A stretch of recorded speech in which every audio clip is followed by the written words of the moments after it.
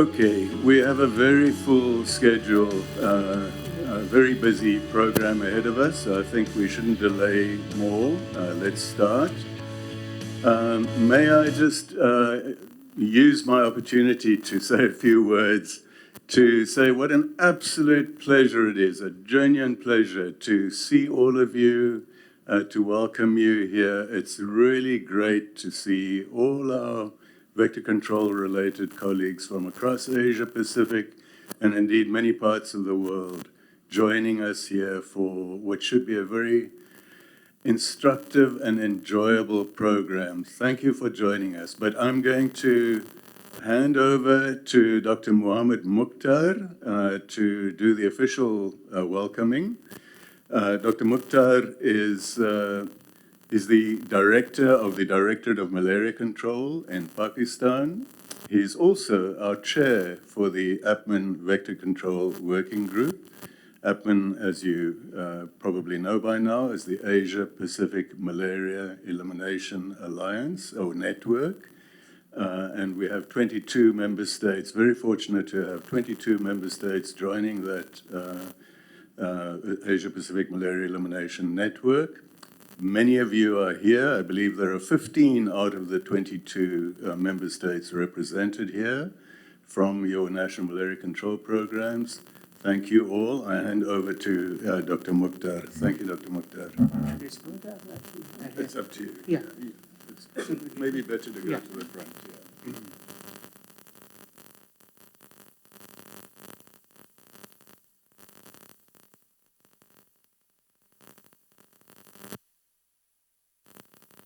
While Dr. Mukhtar is getting ready, may I remind everyone, please, that in front of you on the table, there's a media consent form, and that is simply to ask you to sign consent that any photographs that are taken here during plenary or with you holding intelligent conversation with your colleagues and so on, that you agree to us using those pictures in blog posts or reports and so on. So we'd be very grateful if you could sign in agreement to us using those pictures. Thank you so much. Hi, everyone. Respected National Malaria, are you hearing me very well? Yeah, thank you very much. Respected National Malaria Program managers, dear colleagues from the private industry, and distinguished ladies and gentlemen, very good morning. I'm Mohammed Mukhtar. I'm Director, National Malaria Control Program and Chair of this APMEN Vector Control Working Group. It's my great honor and pleasure to say you welcome all of you on this APMEN Vector Control Working Group annual conference here in beautiful city of Bangkok. I also extend my warm welcome to our colleagues from the private industry who has been a very strong helping hand of the National Malaria Control Program to achieve their national goals of eliminations. As Dr. Liu rightly mentioned that APMEN has 3 working groups, Surveillance and Response, VIVEX Working Group, and APMEN Vector Control Working Group, for which we are here. And these working groups are providing their level best technical assistance and support to the national programs to achieve their goals of malaria elimination from this region. We know that there are some very burning issues and challenging in these regions, which include the development of resistance against insecticide, climate change, weak capacity in the vector control and entomological surveillance. But we are here to discuss the ways how we can handle these challenges. During this meeting, I'm very much sure that we will have a very strong and productive discussions on challenges which are hampering our efforts to achieve the elimination goals, and also our strengths and capacities, how we can achieve the goal of the elimination, not from this region, but also globally. Now, I officially announce the official opening of this very important event here in Bangkok, the annual conference of APMEN Vector Control Working Group. I'm very much confident that we will have a very productive discussion over here, and I will request you that we should have a very active participation and provide our level best contribution to share our very highly valued experience with each other. So I wish you a very successful conference over here. Thank you, all of you. Now, I would like to introduce Dr. Amita Chabif, Executive Vice President of Advocacy and Program in the Asia Pacific Leader Malaria Alliance. Thank you, Amita, for your wonderful time over here to address our esteemed colleagues of vector control experts over here, and also many other colleagues across the world. Thank you very much, Dr. Amita. Over to Dr. Amita. Thank you so much, Dr. Mukhtar. Good morning, everybody. It's so good to be back in Bangkok among friends and colleagues, and really excited to spend the next couple of days here with all of you. It's been a while since we met in person, so this is very special. And I wanted to thank Dr. Mukhtar and Dr. Leo for having me. It's been an absolute pleasure, to have the Malaria Consortium host the APMEN Vector Control Working Group over the last couple of years. It's been a close partnership, and it's been a joy to see the way that partnership has evolved and how we've been able to take the working group forward, really keeping the needs of countries front and center. So today I want to spend a few minutes sharing some reflections on what I think is going to be truly critical for the malaria elimination plans of the region. The first, as Dr. Mukhtar referred in his opening remarks, is really around climate change and malaria. This year, the WHO's World Malaria Report is going to get released in a few weeks in Dubai on the health day of the COP28. As you know, this is one of the most critical and largest global conferences on climate crisis that brings together world leaders to discuss potential solutions. And the fact that on the health day, we're going to release the World Malaria Report is an important milestone.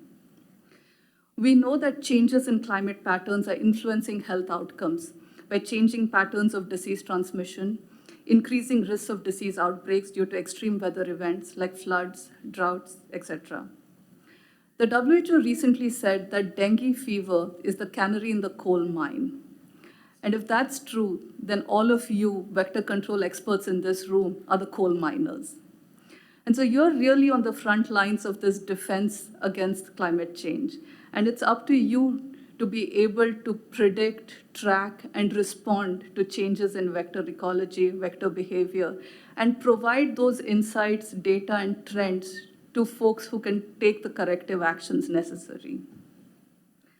You're going to be able to play a very important role. And in that context, I think vector surveillance is really important. It's been a core focus of this working group for several years now. We run a flagship program that several people in this room have been a part of, and we need to continue to invest resources in strengthening capacities of younger generations of entomologists who will be the first line of defense against the climate crisis. The second point I want to make is really around integrated approaches to disease elimination. I think if there's one place where integration comes together naturally, organically, it is in vector control. Most of you already sit within national vector-borne disease control programs in your respective ministries of health. And against a backdrop of declining financial resources for malaria elimination, it's going to be all the more important to identify cost-effective and efficient ways to address disease elimination. And this is where integrated vector management plays an important role. We need to be able to do more with less and leverage opportunities to build on existing surveillance systems, leverage existing community engagement approaches, capacity strengthening in a manner that addresses malaria as well as other vector-borne diseases. And this, I think, will stand all of you and your programs in good stead in the years to come. And finally, my last point is really around self-advocacy.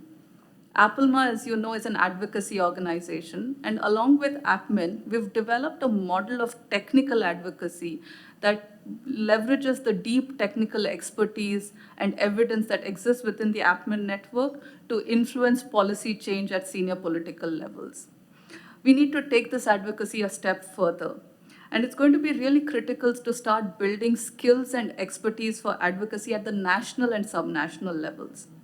I think all of you are already advocates in the manner in which you write your Global Fund proposals, the way you engage with partners like WHO, RBM for technical support. But now we just need to shift the lens a bit and think about domestic advocacy. How do you work with your national stakeholders to advocate for research into new tools, advocate for resource mobilization, studies to try and test new technologies, for instance? We're very fortunate that we have Dr. Mukhtar here, who really is the best case study, I think, for how to be a national champion and how to advocate for malaria programs nationally and globally. He's a strong voice for elimination in the region, and I think we can all learn a lot from him.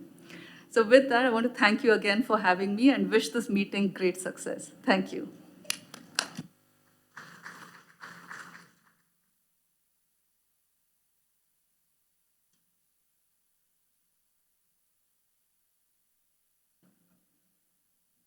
So thank you, Dr. Mehta, for wonderful remarks. And now I would like to invite Dr. Leo Barak for update about the APMEN active vector control working group activities during 2020-23. Over to Dr. Leo.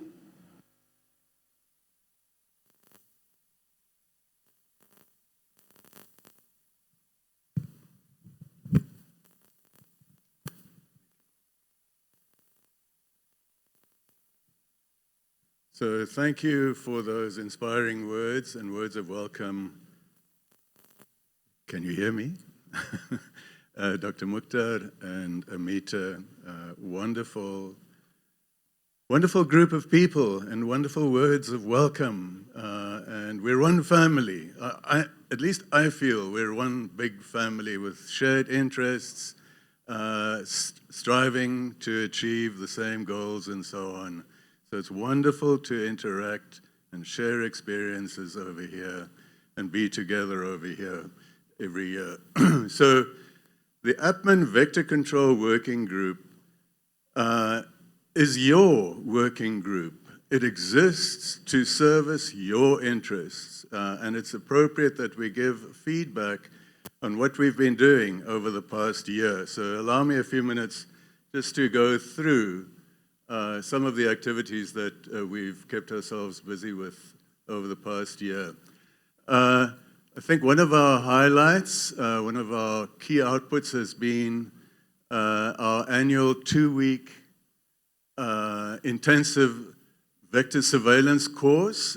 We've been holding one just about every year. First one was in 2018 in Kuala Lumpur, then 2019 in Kasetsart here in Bangkok.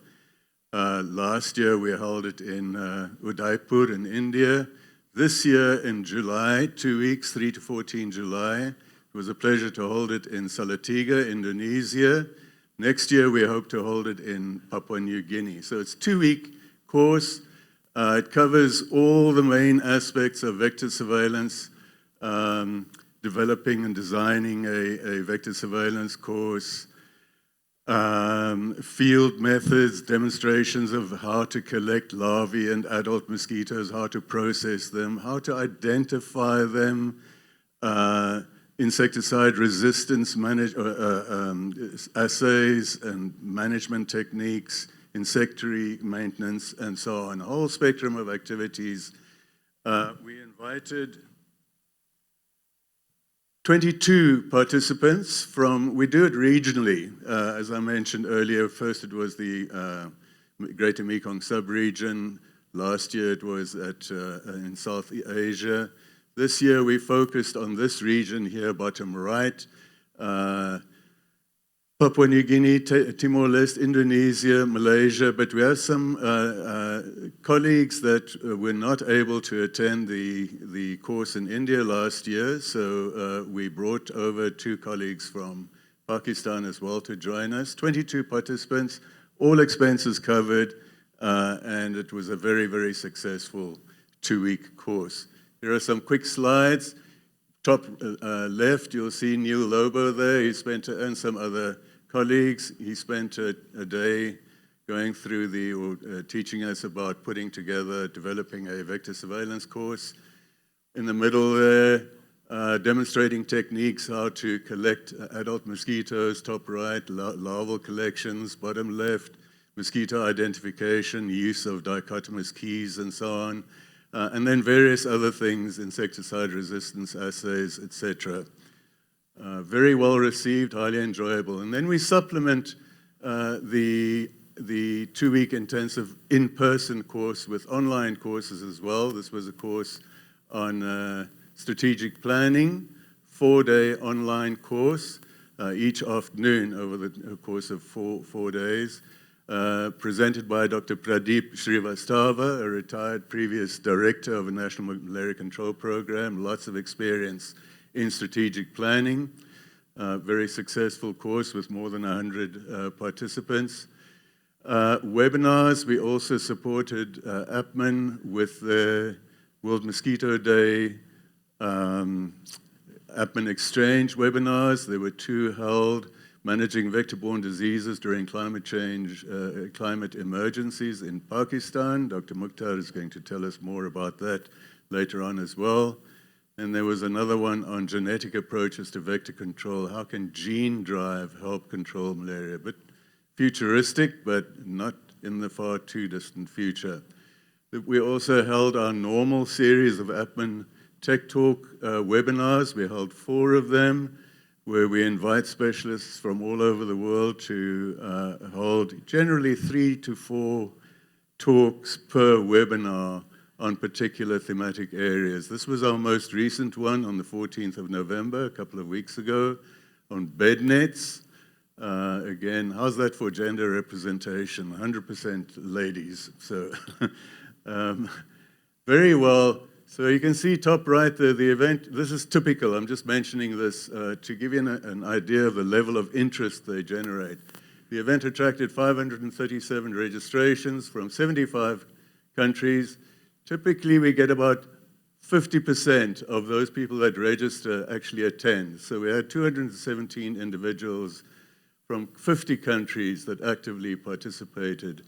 And then very high levels of satisfaction. We hold a post-webinar poll where people have a multiple choice selection of how satisfied they were with the webinar. Very high levels of satisfaction. So, oopsie, somebody try and sort this out. Looks as though the presentation is almost as nervous as I am. Anyway, let me contextualize this part of the presentation, please. So, just to remind us that ever since it was discovered in 1898, well over 100 years ago, that Anopheles mosquitoes are responsible for transmission of malaria. Ever since that time, and even before then, vector control has been our primary strategy for malaria control. Started off in the early years, early 1900s, with larval source management, house screening, and so on. Second World War era, we moved to DDT spraying, etc.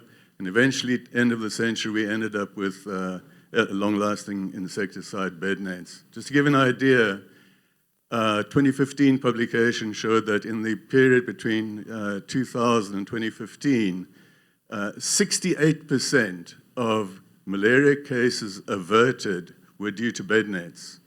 68% of malaria prevention was due to bed nets.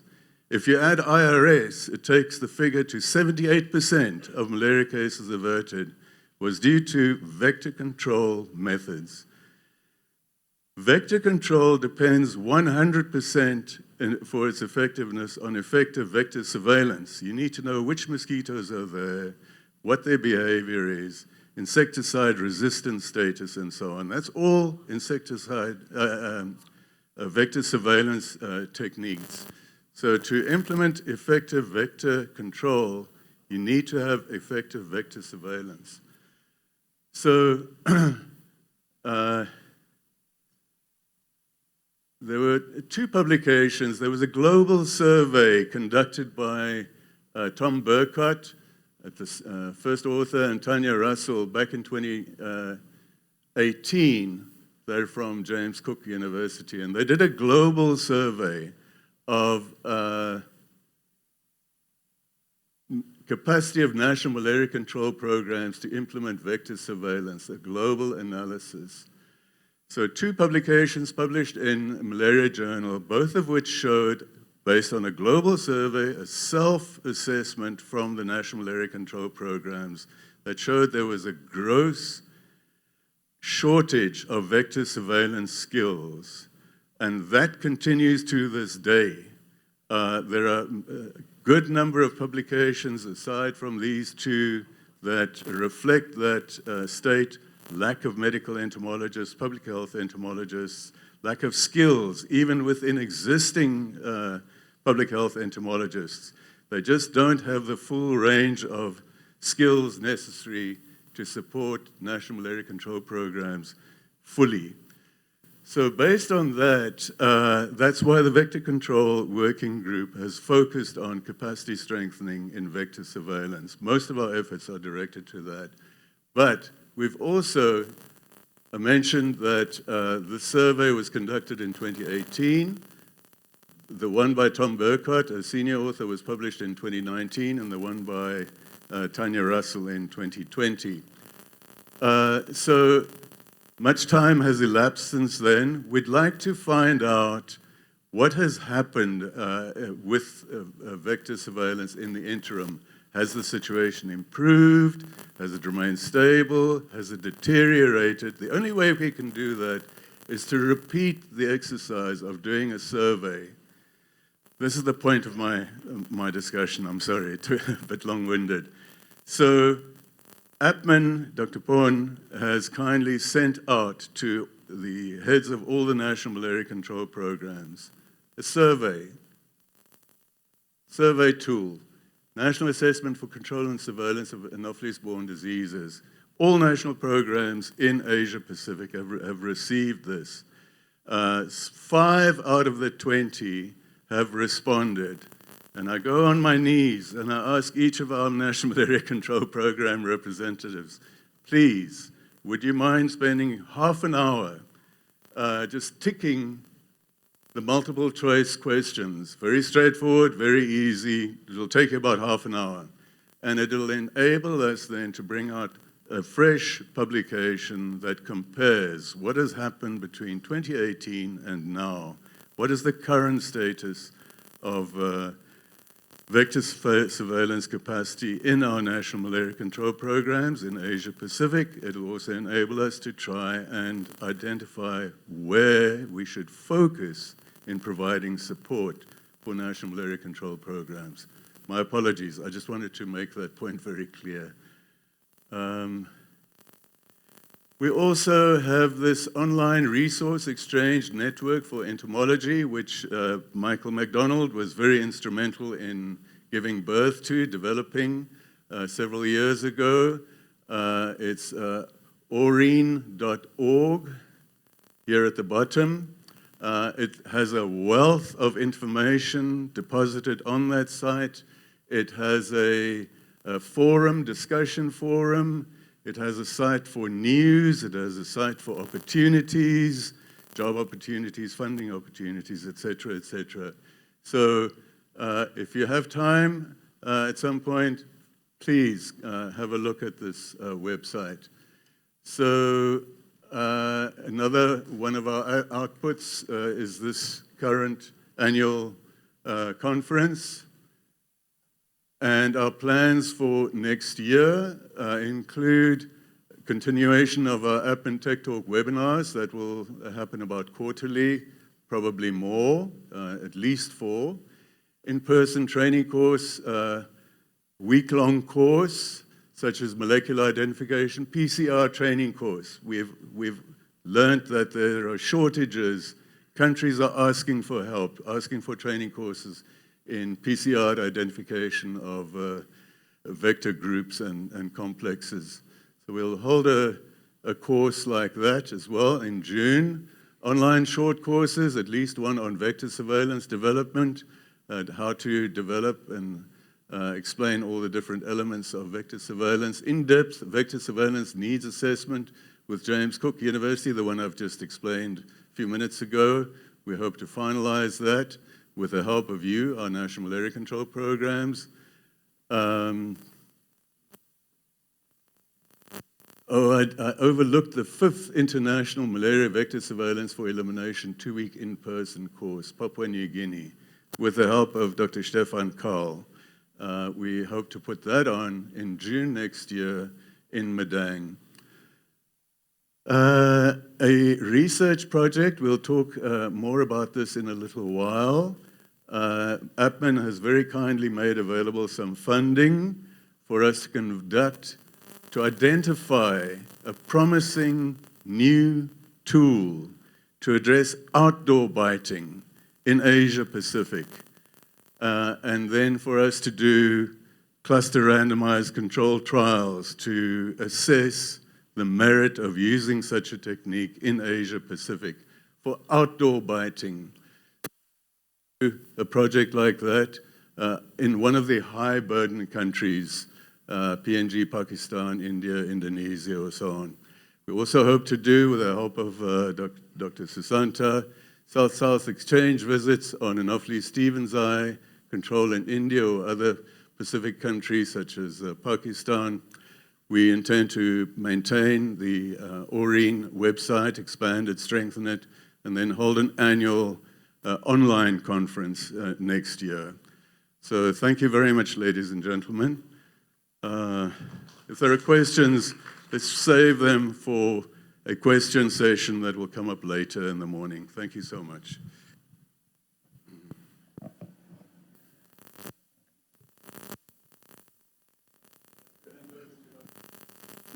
Yeah.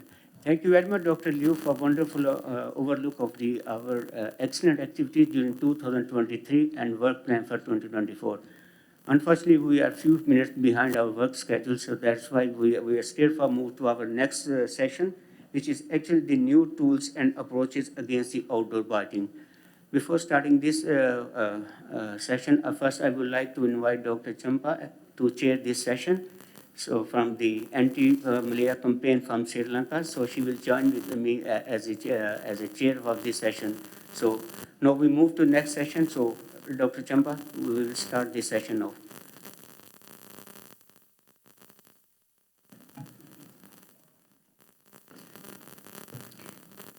Thank you, Dr. Mukta. Good morning to everyone. I'm Dr. Champa Lutvira, Director Anti-Malaria Campaign, Sri Lanka. So I think today is a very special day, today and tomorrow for us. Actually, we must thankful to APMEN to conduct this kind of gathering to improve our knowledge, and we can learn a lot and we can gather many more information for our day-to-day activities as well. So, I would like to invite Dr. Kevin Kobylinski, Senior Scientist at Mahidol, Oxford Research Unit, from, sorry.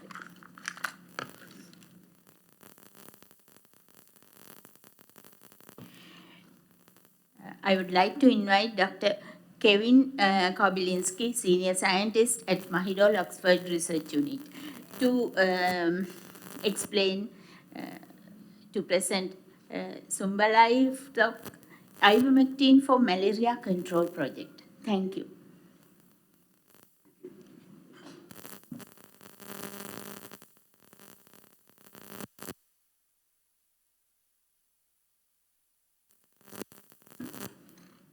It is an online presentation, recorded presentation.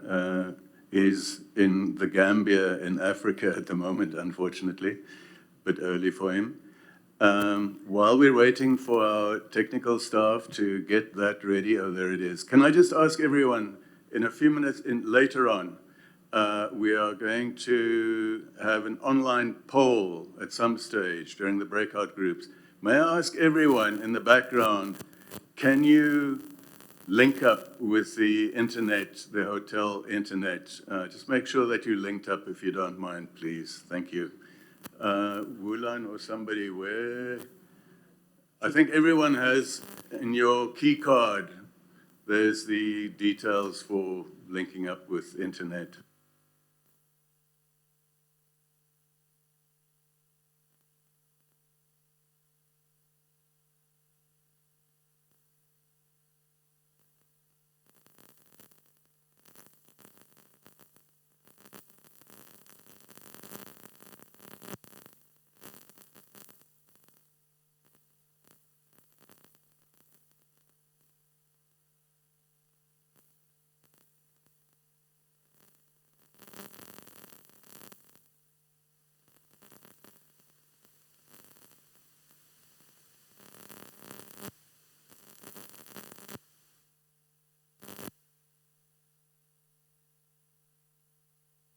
400 million human treatments are administered by mass drug administration, and billions of livestock are treated every year. The ivermectin targets the glutamate.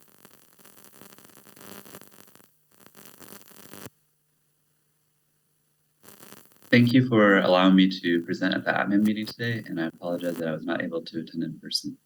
I'll be talking about the Sumba Livestock Ivermectin for Malaria Control Project. So ivermectin treated humans or livestock are lethal to Anopheles mosquitoes when they blood feed on the treated host, and these two portraits illustrate this concept quite nicely. Systemic ivermectin targets the Anopheles vector regardless of feeding location or time. This is even more important in Southeast Asia because a lot of the vectors do not enter the home to feed, and so this renders insecticide-treated bed nets and indoor residual spraying less effective. Annually, over 400 million human treatments are administered by mass drug administration, and billions of livestock are treated every year. The ivermectin targets the glutamate-gated chloride ion channel, causing flaccid paralysis of the arthropod musculature, leading to death. This is a novel mode of action from the insecticides used for bed nets or indoor residual spraying. The Anopheles found in Africa are susceptible to ivermectin at human and animal-relevant concentrations, as are the Anopheles found in the Americas, South Pacific, Asia, and the greater Mekong subregion. And there have been several studies that have investigated the impact of ivermectin treatment in cattle on the longevity of Anopheles that feed on those cattle. This has occurred in Africa, in Central America, in West Asia, and also in the greater Mekong subregion. And basically, these studies found that standard injectable oral ivermectin in cattle makes the cattle lethal to blood-feeding Anopheles for a range of 2 to 3 weeks post-treatment. In humans, ingesting an oral formulation of ivermectin, we see a rapid increase and then also a rapid decrease, which crosses the line that kills 95% of Anopheles dirus, which is about 9 nanograms per milliliter. So any concentration above 9 nanograms per milliliter, we would assume should be substantially lethal to almost all blood-feeding Anopheles, because Anopheles dirus is one of the most ivermectin-tolerant species that we found worldwide. In cattle, the ivermectin is typically injected into the animal, and this leads to a longer duration of effect above the LC95. And there are several long-lasting formulations that are now commercially available in South America that have even more sustained ivermectin blood level concentrations that would be above the LC95, in some cases up to 19, 29, 44 days post-treatment. So the results that I discussed previously were all done with standard ivermectin, and there actually has been no evaluation of any of these commercial long-lasting ivermectin formulations against Anopheles. So we contacted the company, Biogenesis Bago, based in Brazil, and they were kind enough to provide us with their long-lasting Ivergen Platinum formulation. So the SLIM study evaluated the impact of ivermectin on wild Anopheles found on Sumba Island. Sumba has the second most malaria attack rates in Indonesia after Papua. And in Southwest Sumba is where we have a very high diversity of Anopheles species and intense malaria transmission. We evaluated both standard ivermectin and long-lasting ivermectin in cattle and in buffalo. And this represents the first time to assess mosquito lethal effect of ivermectin in Southeast Asian buffalo. This is important because this species can be much more common in some regions compared to cattle. It was also the first time to assess the mosquito lethal effect of a commercial long-lasting ivermectin formulation anywhere in the world. It was the first time to assess ivermectin pharmacokinetics in Southeast Asian cattle or buffalo. This is important because cattle can display a range of pharmacokinetic differences across breeds, and it's never been evaluated properly in buffalo before. And it's also the first time to assess long-lasting ivermectin in Southeast Asia, and for sure the first time one of these products has been imported into Indonesia. So we spent quite a bit of time looking for the ideal study villages. This entailed assessing the anopheles present in the area and also making sure that we had enough of the animals that we wanted to use. We also spent a lot of time discussing the study with the local people to both explain what it is that we wanted to achieve and also to understand their perspectives of our control intervention. So in each study site, we had 6 animals. We had 3 cow and 3 buffalo. One of each served as either an untreated control, injected with standard ivermectin, or with long-lasting ivermectin. We then placed those animals underneath net traps where the mosquitoes were allowed the ability to fly underneath the trap and enter to blood feed. But then once blood fed, they usually tended to rest on the walls of the net trap. So the animals were exposed from 6 p.m. to 6 a.m. And we went into each net trap once per hour and collected as many of the blood-fed anopheles as we could. The mosquitoes were then transported back to our insectary, where their mortality was observed daily up to 10 days. And any mosquitoes that were alive at 10 days were frozen. And then all of the mosquitoes were identified morphologically. We also collected blood samples from the cattle and buffalo every morning after the night of exposure, but we haven't had the opportunity to evaluate the ivermectin concentrations yet, so that data cannot be presented. We caught nearly 70,000 anopheles specimens across 5 study sites, and we collected a wide diversity of species across those sites. So we think we have enough specimens to assess Anopheles aconitis, Annularis, barbarostris, Kochi, maculatus, subpictus, and Diacus, tessellatus, and vagus. This calendar across the bottom of the screen illustrates when the animals were exposed to the mosquitoes. So this occurred every 4 days through day 23. And then that was about the time that we thought standard ivermectin would wear off. And then we exposed them every 8 days to capture the effects of the long-lasting ivermectin. The animals were also exposed to mosquitoes on several occasions up to 12 days before the injections occurred. And so this was considered pre-dose and is the baseline that we control our data, our results against. So cattle injected with standard ivermectin is what this first panel represents. And you can see this dark blue line here. And over 10 days post-capture, the survival of the mosquitoes decreases. And then we can see clearly that mosquitoes caught up to 16 days post-treatment had reduced survival compared to pre-dose. And so this is what we expected based on the literature. What was really exciting about this study is that the long-lasting formulation in cattle had a really dramatic effect, significantly reducing Anopheles survival up to 72 days post-treatment. In buffalo, we had somewhat reduced effects with standard ivermectin, reducing survival up to 8 days post-treatment, and long-lasting ivermectin reducing survival up to 56 days post-treatment. So conclusions are that cattle treated with Ivomec and Ivergen Platinum were lethal to Anopheles up to 16 and 72 days post-treatment. And buffalo treated with the same formulations were lethal up to 8 and 56 days post-treatment, respectively. Buffalo appear to be less ideal hosts for ivermectin dispersion. This is likely due to pharmacokinetic differences between buffalo and cattle, and we'll have a better picture of this once we can assess the ivermectin concentrations from the blood. So it appears that the long-lasting formulation is more ideal if buffalo are the dominant livestock in the area.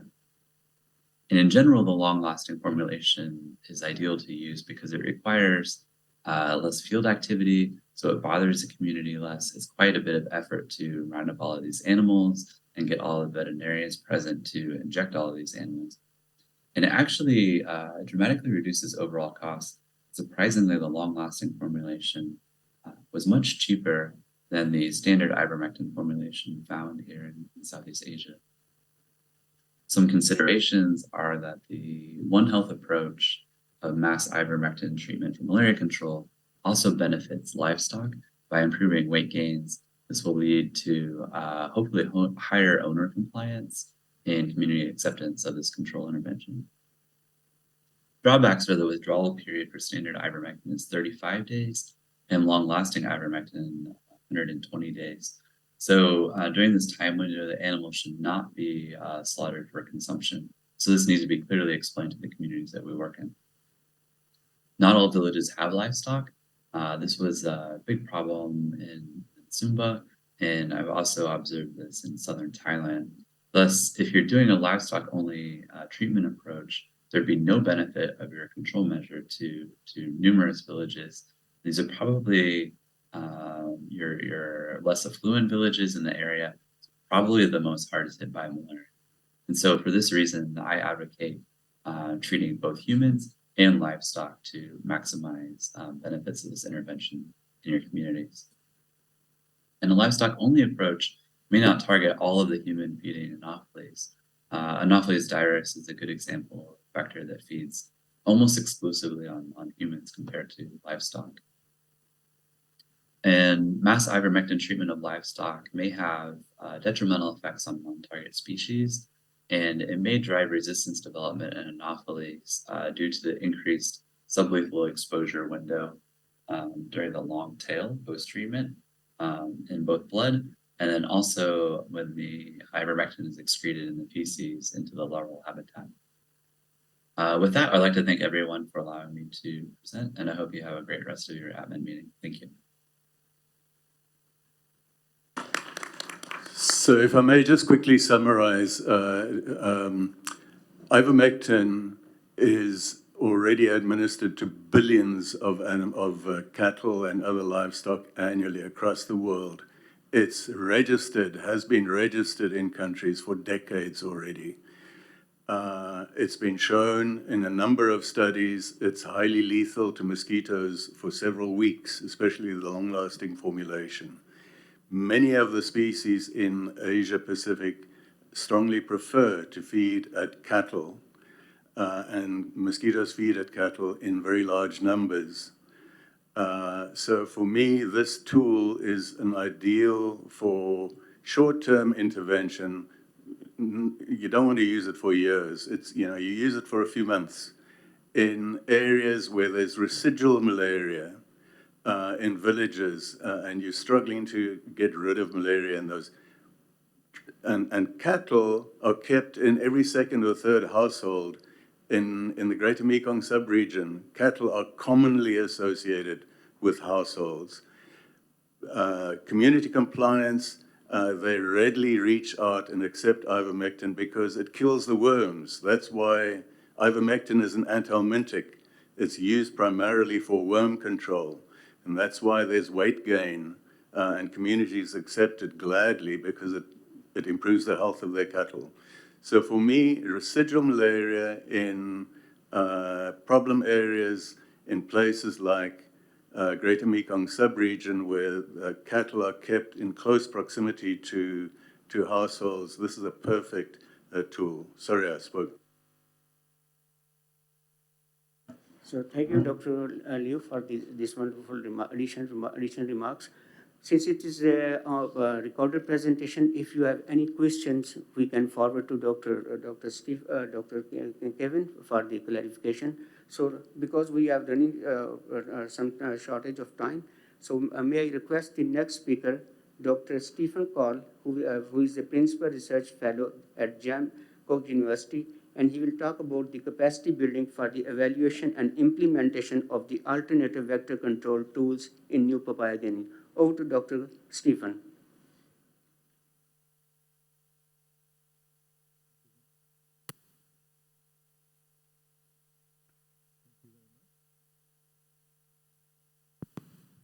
Maybe now? Okay. Just had to press the button.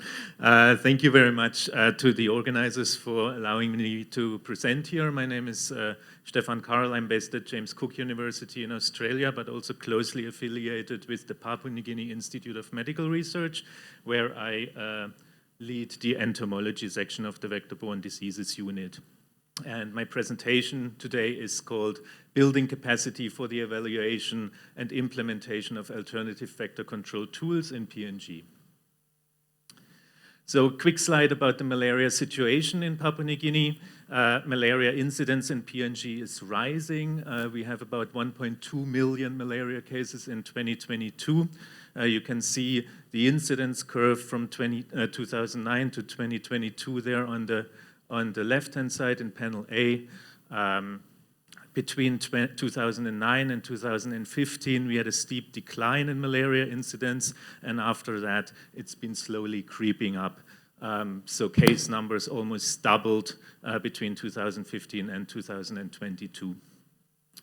The only vector control tool distributed in PNG are long-lasting insecticidal nets, and when you look at the impact that these nets have in this time period between 2015 and 2022, that's in panel B here on the left-hand side, you can see that there is basically only a transient impact on malaria incidence. This comes from the National Health Information System data, where we basically accumulate the data from all 85 malaria endemic districts in PNG, over 300 different bednet distributions, and this is the average incidence surrounding these bednet distributions. So you can see a transient impact, and 3 years after each distribution, we're basically back at where we started from. So more effective vector control interventions are needed. A second introductory slide here, maybe, I called that one, is early biting a problem for malaria vector control in PNG. And if we just look at the graph here, showing the proportion of people protected by bed nets over the course of the night, in relation to the biting profiles of some of the important mosquito species, we can see that in particular in these coastal settings where Anopheles varroati is predominant, we have this protective gap, in particular early in the evening, where mosquitoes are biting and people are not yet protected. So alternative vector mitigation strategies would be very useful in the PNG setting, but there's very little funding or capacity to implement them. So we have something called the NatNat project. NatNat is the word for mosquito in Tok Pisin. That is the lingua franca in PNG, so the language that many people have in common there. So it's a consortium project funded by the Innovative Vector Control Consortium, and all of these partners here are involved. The NatNat project has 4 main aims. The first one is to strengthen laboratory, semi-field, and field capacity to test new vector control tools in PNG, to conduct field evaluations of new VCTs, residual spraying, spatial emanators, and larviciding. We investigate the acceptability of these new vector control tools, and we're also trying to build a national malaria control program-led vector control stakeholder network to leverage multi-sectorial resources for improved vector control in the country. Okay, maybe one slide about the strengthening of laboratory capacity, semi-field and field capacity to test new vector control tools in PNG. So we've built a new facility under the NatNat project called the Belna NatNat Center. So you can see the recurrence of the word NatNat here.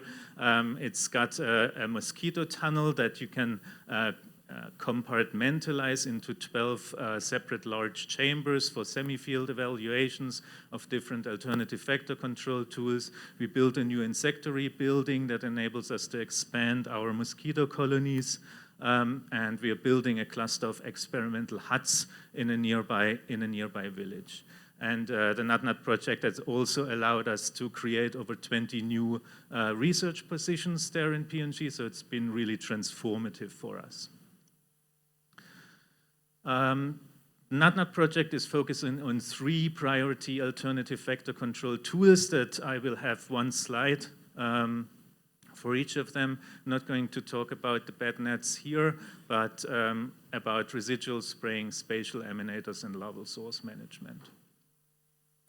So this is my residual spraying slide. I'm calling it residual spraying and not indoor residual spraying, because in these trials we also sprayed protected outdoor surfaces and not only the indoor surfaces. So verandas, underneath houses and things like that were included in the spraying effort here.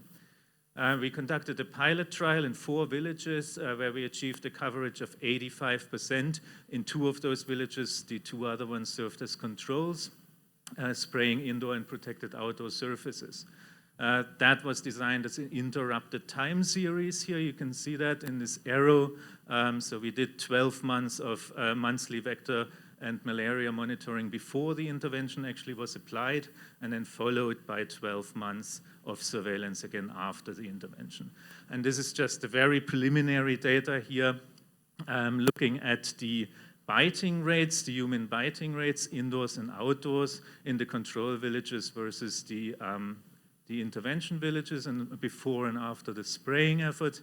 And you can see that in the indoor, the indoor biting was basically reduced 3-fold before and after.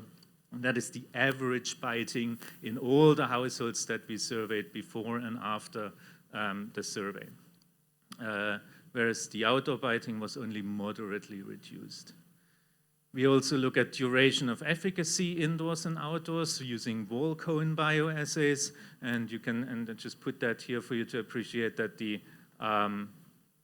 duration of efficacy on the outdoor walls is shorter than on the indoor walls, probably due to partial exposure to weather elements, UV radiation, rain, etc. Residual spraying is a costly exercise. You can here see the team that we assembled to spray these 2 villages, and also a photograph of Evodia, who is doing the wall cone bioassays here in the bottom. Second slide is about our spatial emanator pilot study. So this study is actually still ongoing. We are maybe in week 6 or 7 at the moment. We are doing that in 2 coastal villages close to Medang, close to our laboratories in Medang, where we placed spatial emanators in 24 houses, and 12 houses are the controls. So we have got 2 treatment arms. In the first treatment arm, spatial emanators are only placed indoors. So based on the number of rooms in a house and the size of these rooms, a determination is made about how many spatial emanators are placed in there. And then we have a second treatment arm where we place the spatial emanators indoors and also again in these protected outdoor areas where people spend their time in the evening. So just looking at the results here, again, there seems to be a good level of protection achieved against indoor biting, over 80% here in the top graph. So the green box and whisker plots here are the control households, the 12 control households, and the red bars, box and whiskers, are the households with the spatial emanators placed indoors. And you can see a big difference between the 2, resulting in this kind of level of protection that is then sort of tapering off in the weeks after deployment, which is no surprise given the spatial emanator product that we've been using here. Since this is supposed to be a bit about outdoor biting, when we look at the outdoor effect, or the effect of the spatial emanator placement on outdoor biting, it is less pronounced. It's actually statistically not significant at the moment, just kind of showing that this kind of approach probably needs more work to show what that actually does against outdoor biting.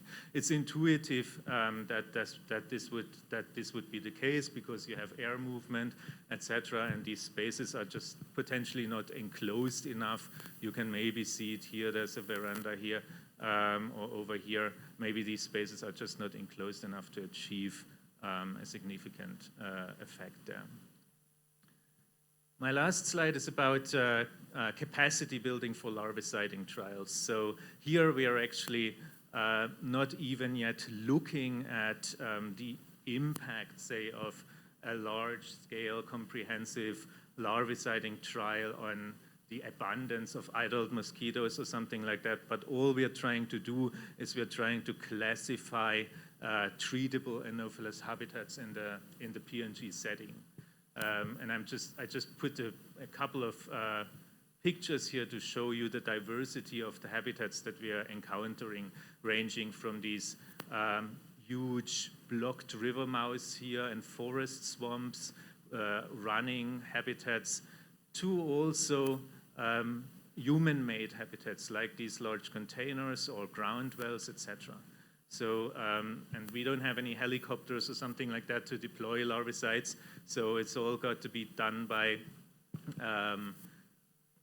people on the ground. So some of these habitats we can consider treatable, and others are not treatable. And we were actually surprised to find that so many of the habitats are actually treatable,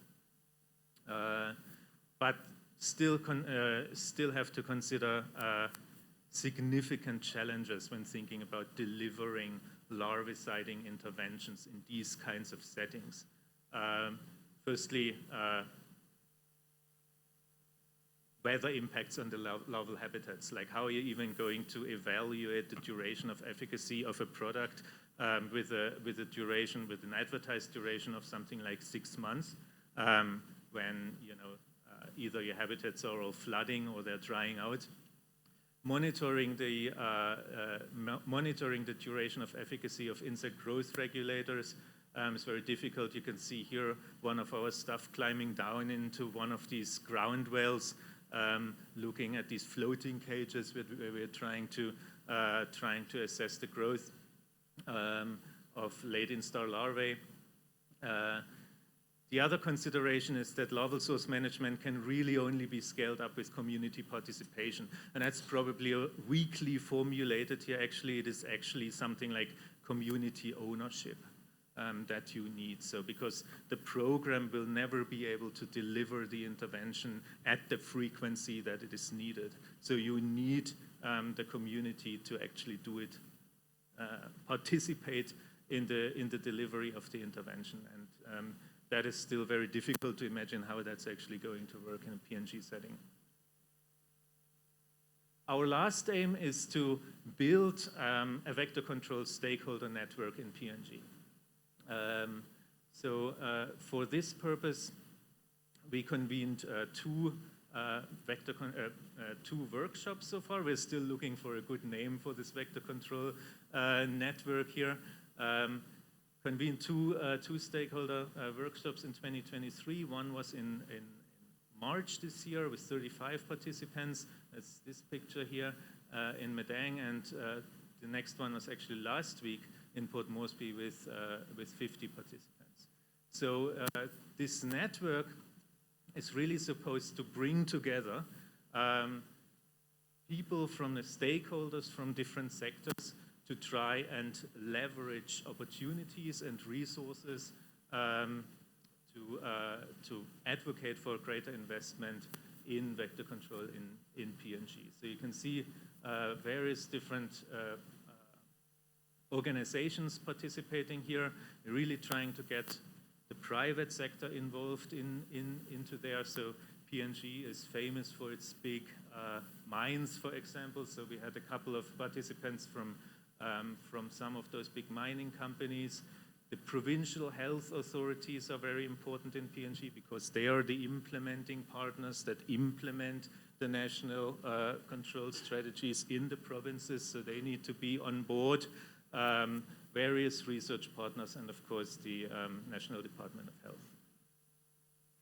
You can see some people in uniform here. So again, the PNG Defense Force was involved. They are doing vector control within their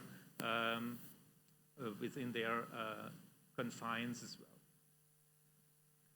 So with this, I would like to thank all the people involved, in particular the NatNat project team. You can see some of them standing here on the stairs of this newly built insectary facility. The IVCC for really enabling us to do this kind of transformative work in PNG, the PNG National Malaria Control Program, and our newly inaugurated vector control network as well.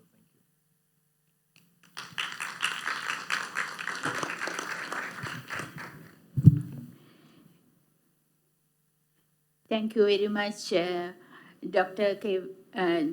Stefan Karl, for your marvelous presentation. Actually, you have shared with us your larval source management and capacity building for evaluation and implementation of alternative vector control methods. Actually speaking, that's eye-opening for us as well. Once again, thank you so much. And I would like to invite for to next presenter, Dr. Christine Fonard. He's a Senior Technical Coordinator, Innovative Vector Control Consortium, IVCC, to present new IRS compounds. Thank you.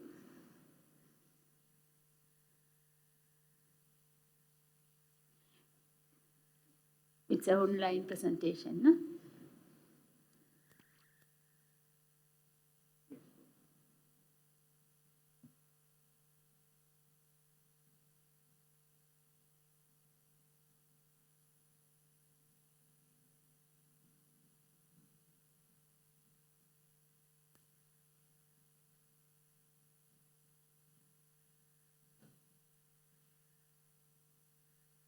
But I'm happy to give you a brief presentation about new compounds that have come to market for IRS in the last few years, as well as looking ahead a bit in terms of products. Good morning. I'm Kristen Fornadell, a Senior Technical Coordinator with IVCC. I'm sorry I couldn't be with you in person today, but I'm happy to give you a brief presentation about new compounds that have come to market for IRS in the last few years, as well as looking ahead a bit in terms of products, forecasting, and new routes to market for IRS. To begin, I wanted to share this table of currently pre-qualified third-generation IRS products. If you consider DDT first-generation IRS and pyrethroids and short-lasting non-pyrethroid insecticides second-generation IRS, third-generation IRS products are non-pyrethroid products lasting for at least 6 months on various surfaces. It is these third-generation products that make up the vast majority of IRS conducted across sub-Saharan Africa today due to resistance and residuality issues. The first third-generation IRS product to come to market was Atelic 300CS, the organophosphate pyrimidphosmethyl, which was recommended by HUPES in 2013. It wasn't until 2017 that a second class of third-generation IRS product containing the neonicotinoid clothianidin was recommended, beginning with SumiShield in 2017 and Fludora Fusion in 2018. Two generic competitors for SumiShield and Fludora were approved in 2021, and the most recent addition to the IRS marketplace, Vectron T500, the metadiamine broflanilide, was recommended in 2023. Many countries embraced SumiShield and Fludora Fusion when they came on the market, as it meant that IRS programs finally had another class of insecticide to rotate with Atelic. As I mentioned on the previous slide, both products contain the neonicotinoid clothianidin, but Fludora Fusion also contains a full-strength dose of deltamethrin, which was included by the manufacturer with the idea that it might protect the clothianidin component from resistance development. And the previously used Atelic is that they came in water-dispersible granules or wettable powders, rather than the bulky bottles that Atelic comes in. One point to note about SumiShield and Fludora Fusion is that mosquitoes exposed to the insecticides exhibit delayed mortality. You can see from the Tanzania and Benin graphs here that mosquito mortality increased all the way up to 168 hours post-exposure, with residual mortality at 120 hours remaining above 80% for 6 to 8 months against wild pyrethroid-resistant mosquitoes. Similarly, experience with fluorofusion has shown 6 to 12 months of residual efficacy when mortality is measured at 72 hours post-exposure. You can see results here from Benin, Senegal, and Ethiopia with residual efficacy of 6, 8, and 12 months, respectively. Adoption of clothianidin products enabled countries to switch back and forth with Italic, but it wasn't until this year, with the introduction of Vectron T500, that for the first time countries will be able to adopt a full 3-product rotation for proactive resistance management. Vectron T500 is a new IRS product containing a broflanilide named tenabental. This IRS product contains the world's first metadiamide active ingredient from IRAC Group 30, which has a different mode of action from existing products, and was developed by Mitsui Chemicals Crop and Life Solutions. And as with clothianidin products, Vectron T500 is also packaged in easy-to-use sachets. Also, as with clothianidin, tenabental produces delayed mortality. Experimental data shown here from Benin highlights the long-lasting nature of the product. With comb bioassays against pyrethroid-resistant mosquitoes, Vectron remained efficacious at 72 hours post-exposure for at least 18 months and produced greater than 50% mortality against free-flying mosquitoes for 9 months. In comparison, Italic produced less than 40% mortality against free-flying mosquitoes after 4 months. It is anticipated that Vectron T500 will be used for the first time at scale in country IRS programs in 2024. So what's next? There are currently 3 IRS products in the PQ pipeline. Immerguard from Immer's Filtration Minerals, whose active ingredient is perlite, a volcanic glass that works physically to pierce a mosquito and dehydrate it. Solando from BASF, a chlorphenapyr-based IRS, and Sovrenta from Syngenta, which contains isocycloserum, which is in the same IRAC class as tenabental. With the new IRS products that have recently come to market, as well as the ones yet in the PQ pipeline, one would think we'd have a fairly healthy IRS marketplace. And indeed, after the start of IBC's IRS market shaping intervention, the Next Generation IRS project in 2016, demand for third-generation IRS products, first Italic, represented here in yellow, followed by clothianidin products in blue, increased significantly and stayed fairly stable through 2022. The dip you see in 2021 was due to COVID. However, there was an approximately 25% market drop in IRS procurement volume between 2022 and 2023, and this decreasing trend is expected to continue through 2026, even with the introduction of Vectron T500 and potential other new IRS compounds represented here in green. This decreasing trend is due to higher LLIN prices and distribution costs impacting overall vector control budgets, which leads to decreased support from IRS from donors. On the other hand, there is an increasing trend of national or institutional public-private partnership for IRS procurement, but it is yet unknown how much that will increase demand in the medium term.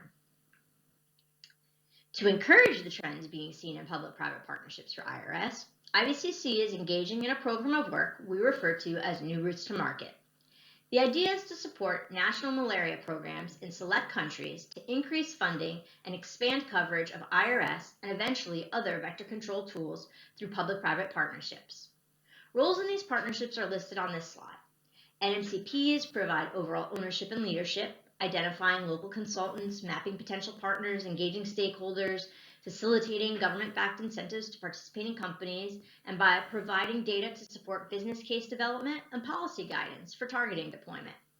IVCC supports business case development, provides technical assistance and sharing of experiences and lessons learned, and helps to mobilize regional support. The private sector then conducts implementation and/or provides funding for IRS expansion, and hopefully expansion of other vector control interventions. IVCC is also exploring the opportunity for complementary consumer markets in select countries in Africa and Asia, which we also hope would expand the marketplace. Lastly, I want to share with you some of our progress to date on New Routes to Market for IRS. In Ghana, Benso Oil Palm Plantation protected 3,805 people with self-funded IRS, leading to 11.5% fewer outpatient cases of malaria. And KillPest, a local pest control operator, was contracted by the NMEP to spray 2 priority districts with over 200,000 people using domestic funding. IVCC also linked KillPest with PMI Evolve for guidance on standard operating procedures, training, etc. In Nigeria, there is a completed funding proposal for the BUA Foundation to protect students in secondary and tertiary institutions in Kano State with IRS, and a commitment from Wilmer International to protect its 2,000 employees and their Calero estate with IRS in 2024.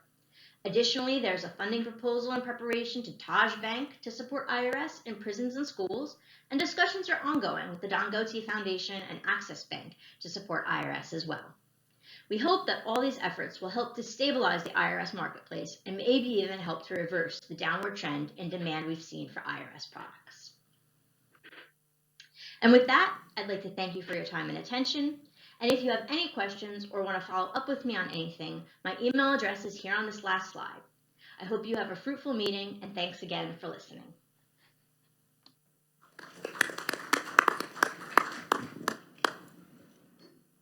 Thank you, Dr. Christine, for a wonderful talk on the new IRS compound.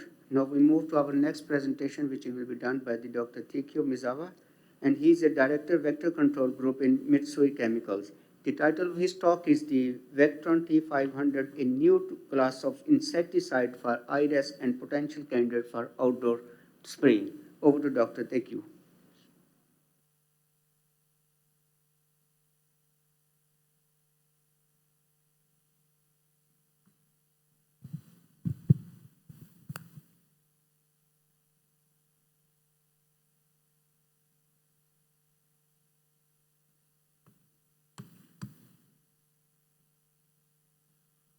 Well,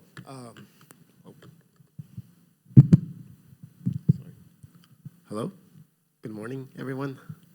Well, my name is Takeo Maizawa from Mitsui Chemicals Crop Life Solutions. And well, sorry, I click, okay, sorry.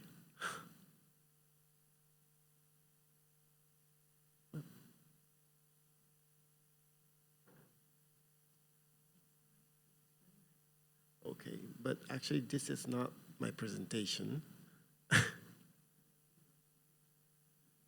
He has done his job. Well, first of all, thank you very much for the invitation and this opportunity to make my presentation here and to introduce Vectron T500. No.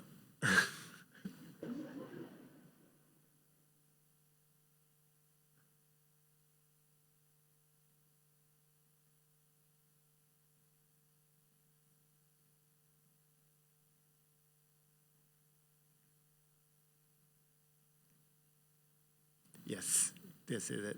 Thank you very much.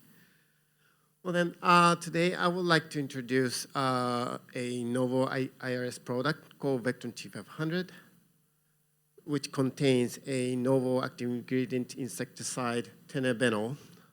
Actually, this product is made specially for IRS, but today I also would like to touch a little bit about outdoor, possibility to outdoor use as well. Well, first of all, tenebenol, the active ingredient, has a variety of efficacy against a variety of insects, non-agrochemical use, agricultural use, especially like cockroaches or termites or houseflies.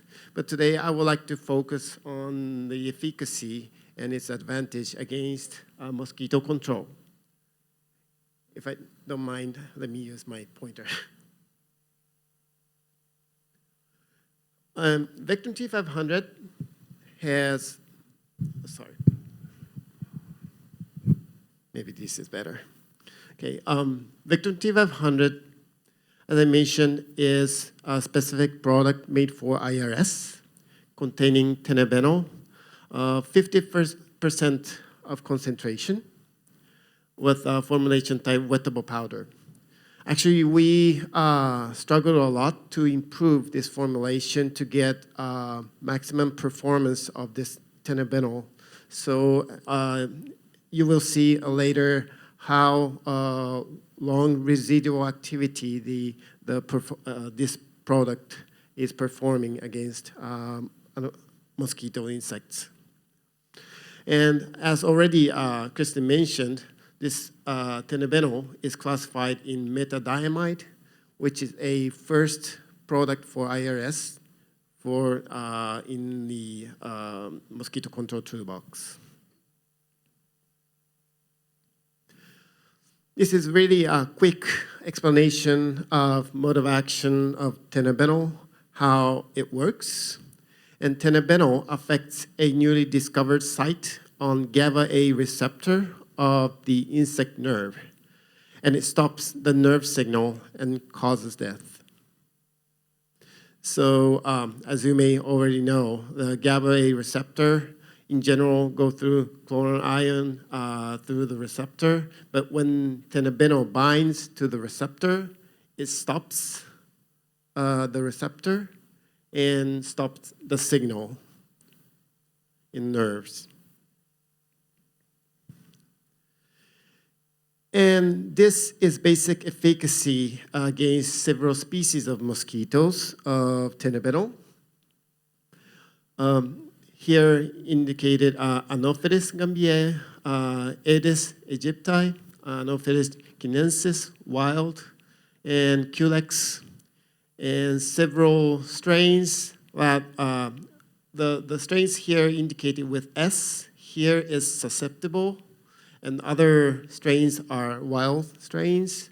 And we identified that tenabenol works with certain level of dosage against all these species of mosquitoes, including a susceptible and resistant strain.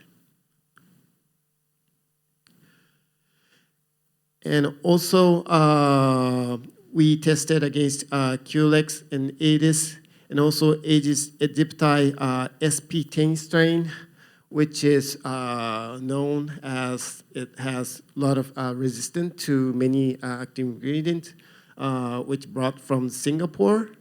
And here we could see that tenabenol works almost same level to Culex or other Aedes with same dosage, even in species that has relatively resistant to permethrin.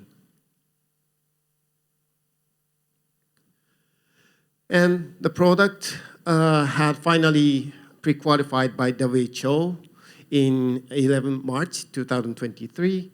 So the product is already available to market. And also, the product also included in the WHO recommendation as well, and not only PQ list. And this is a summary of features of Victrin T500. The first point I already mentioned, but the product has a different mode of action from the existing product in the toolbox. And Victrin T500 really compatible in a variety of type of surface, wall surface. And later I will see by efficacy trial result, but it shows very stable efficacy on all types of wall that we tested. And also the product has low vapor pressure that contributes to long residual activity. And product disperses readily and uniformly in water, so it allows even suspensibility. And the product is odorless and stainless, so I think it's very important for community adherence. Low toxicity, low mammalian acute toxicity, safe to residents and spray team. And also the product is 50-gram sachet, so it's quite light and small, so easy to handle and add to spray tank. This is just to show how the product doesn't remain stained on the wall. This is mud surface. We applied Victrin T500 on right side and control and left side. Maybe it's really hard to distinguish which is which. And this is another example on concrete surface.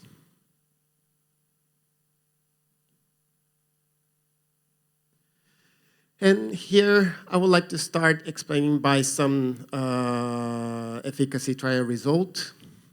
This is result by lab trial against Kisumu strain. And this is a trial on several types of walls, mud, concrete, and wood, and tile, with Vectron T500 comparing positive control and negative control. And we tested up to 6 months. And as we can see, some products performs, for example, product 2 performs very well on wood, tile, and concrete, but not in mud wall. But Vectron T500 maintains very stable efficacy, including mud walls.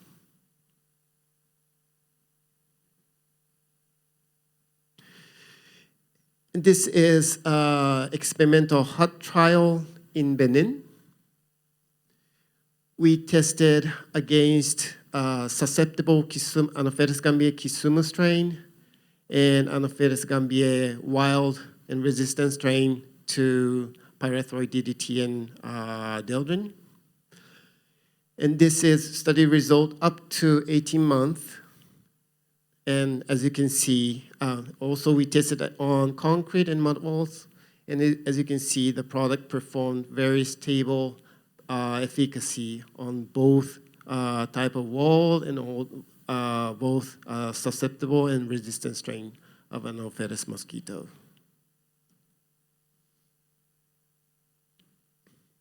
And this is a large-scale community trial.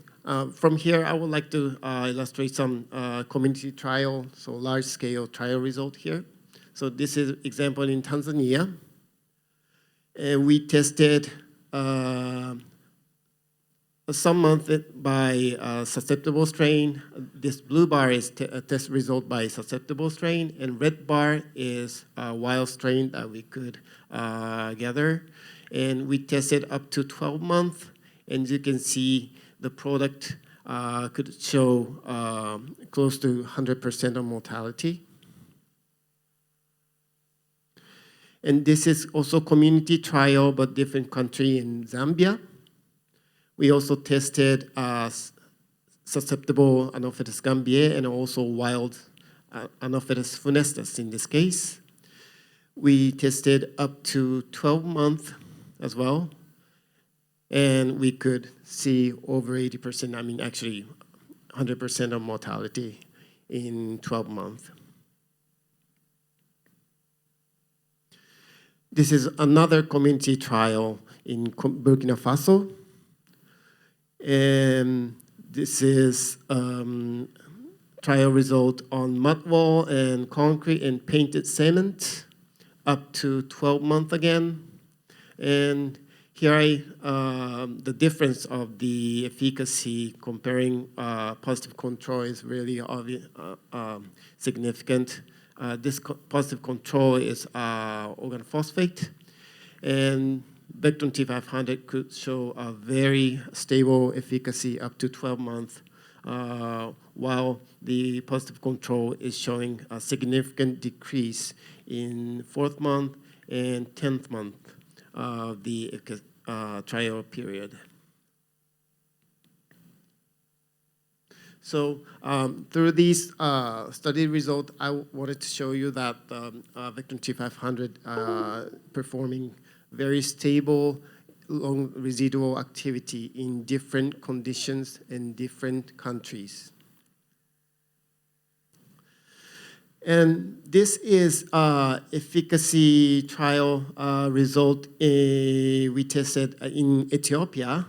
And I just wanted to highlight that Vectron T500 also works on Anopheles staphylococcus in lower dosage to higher dose, very stable, similar to Anopheles gambiae and Anopheles arabiensis.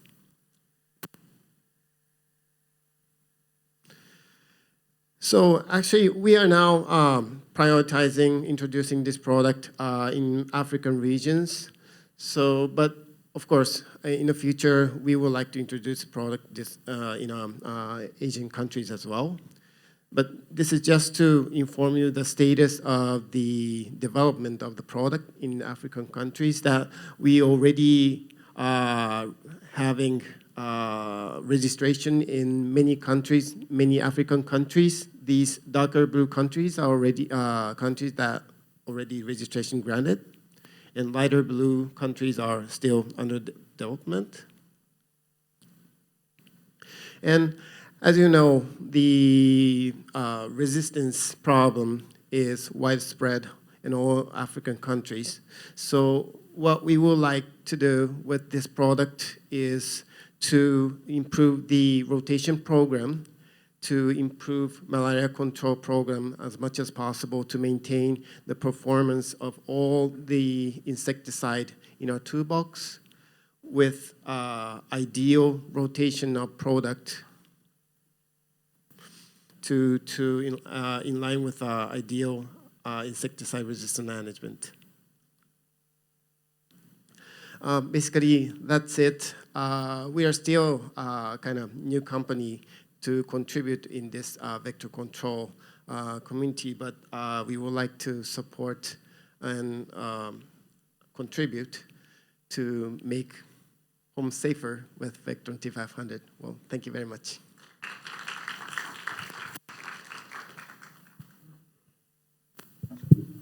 Thank you, Dr. Thank you for a very nice presentation. I think such product is really maintaining our hope to, for sustainable management of the vector-borne disease in the region. Thank you very much for this nice presentation. I would like to make a small announcement that very shortly, maybe today or day after tomorrow, that all the presentation will be on the website of the APMEN Vector Control Working Group. So you can download this presentation from this website. Now we move to next presentation. So you, Dr. Champa, you would like to announce the next presentation? Yeah, otherwise I will. Thank you.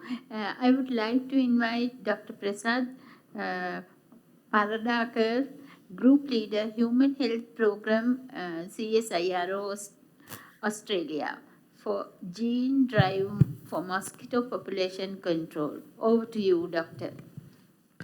Thank you, and good morning. Thanks for the opportunity to present here on this new technology. And I'm going to talk about, just give a brief overview of this technology as well. So I guess the first slide is probably not needed for this audience because the reason why we are here is obvious. There's been an increase in vector-borne diseases in general. Climate change obviously is the big issue, but also urbanization and increased travel, which increases the disease spread. But also there is not as many specific therapeutics available for a lot of these diseases, and vaccination is limited. And the focus for a lot of public health bodies has been on vector control, and with increased insecticide resistance, it's really important that we explore other tools, novel tools, and this session is really showing the importance of that. So I'm going to talk about more on focus on genetic technologies, and use of genetic technologies in vector control is not really new. It's been used for several decades now. The most important and prevalent method is the sterile insect technology, where you expose various vectors to radiation and X-ray to make them sterile and release them to reduce the population.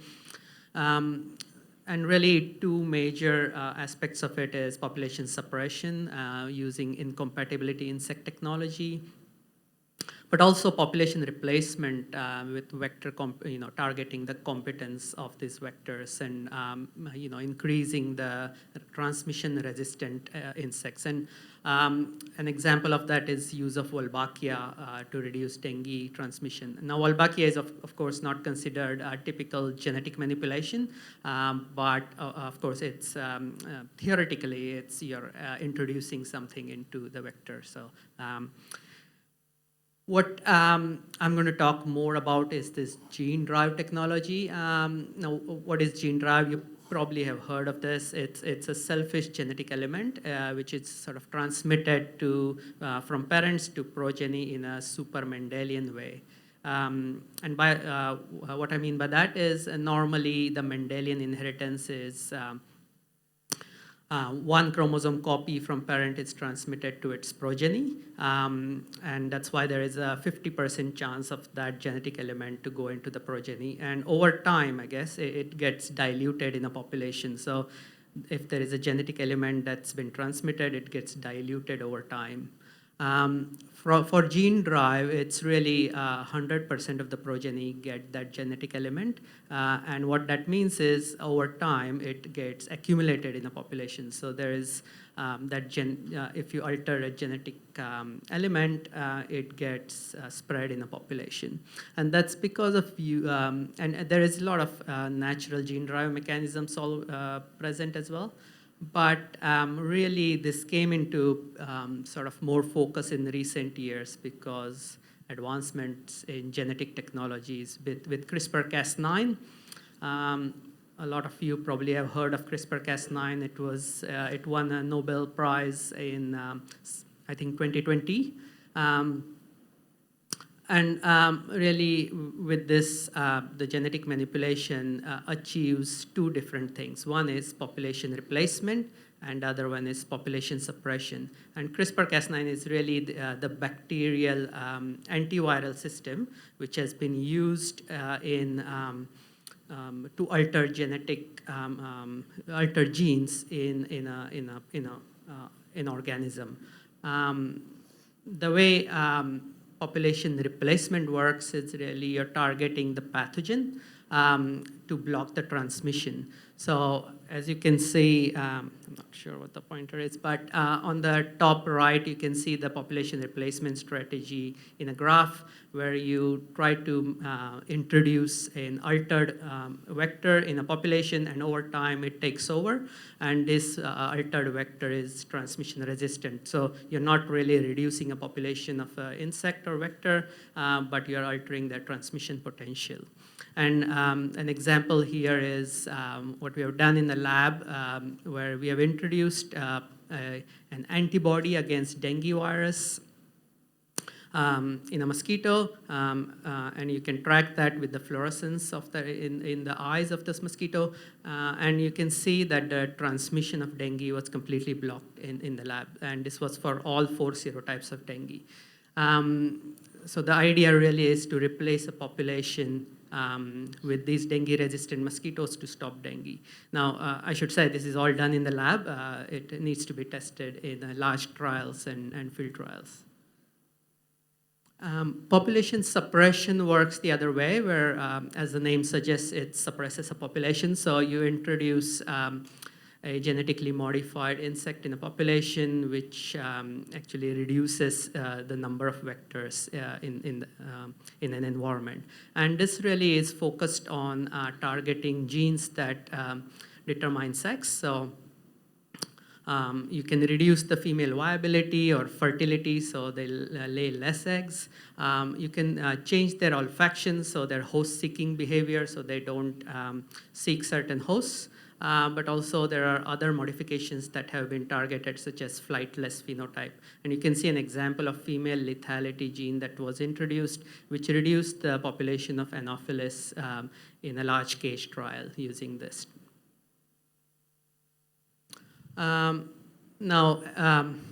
As I said, this genetic technology, gene drive technology, is really self-sustaining. So you only need to release a few of the vectors to manipulate a large population. So there's a lot of limitations and sometimes concerns around it. The main one is the containment of gene drive. So if you release a genetically modified mosquito with the gene drive into population, it can spread in a population and change that population. There is no boundaries around it. There is no, mosquitoes, or as you guys know, there's no borders which mosquitoes follow. So there's one of the concern is that it can spread really well, and maybe sometimes too well. So there's a lot of research that's been done in the lab to block this spread. So one of the approach is that split gene drive. And that's really introducing a dependency in this gene drive. So once you take that dependency out, the gene drive falls, and the normal population can return depending on the population genetics of the mosquito. The other aspect is trying to introduce specificity and sensitivity in the gene drive. And it's really target dependent. Some of the target genes are really easy to manipulate and don't have any large fitness aspects to the host as well. But sometimes you can have some genes are really difficult to manipulate and they have a large fitness cost and very difficult to introduce in a population. There was a study done some years back in a large cage trial which showed it takes about 7 to 15 generations to introduce a genetic modification into a population and really drive the population down. And this I consider as one of the really important slides. The gene drive technology has been really used in the lab and in the large case trials, not yet in the field. And a lot of consideration need to be taken before it can be used and tested in the field. And one of the main one, as was mentioned, is really that public engagement and a social license to operate in the community. You really want the people to accept this technology because it will be in their backyard and their homes. So that's really an important thing to follow.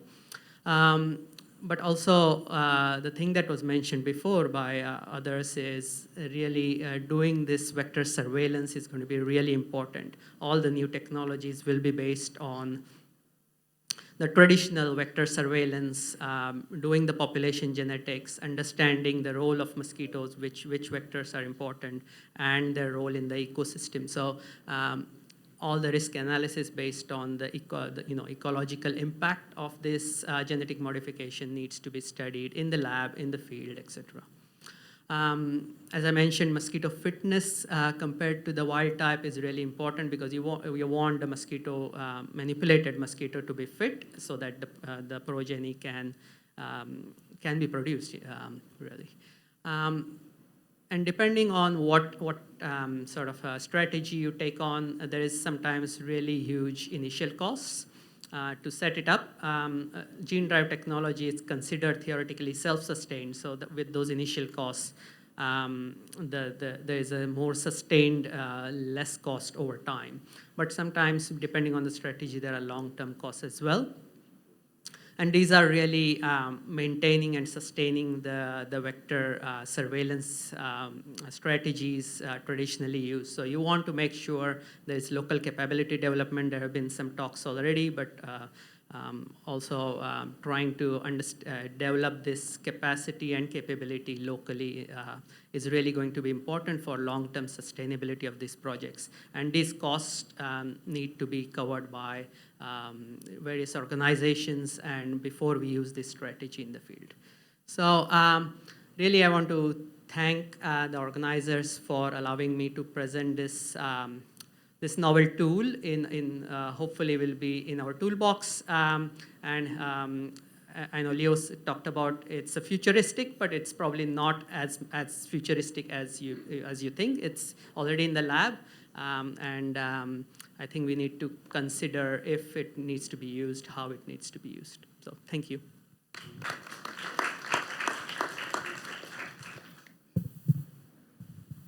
Thank you, Dr. Prasad, for a very nice presentation, and definitely is a hope for us that we are using these genetically modified mosquitoes, new techniques, which is actually not the controlling mosquito, but it's actually replacement of this of the population. So thank you very much for the nice presentation. Unfortunately, we have some change in our schedule because we are running behind the time. So first, we are going to have a tea break, and then after tea break, we will resume our next speaker. Because tea is ready, and there is an announcement from the hotel management that tea is ready.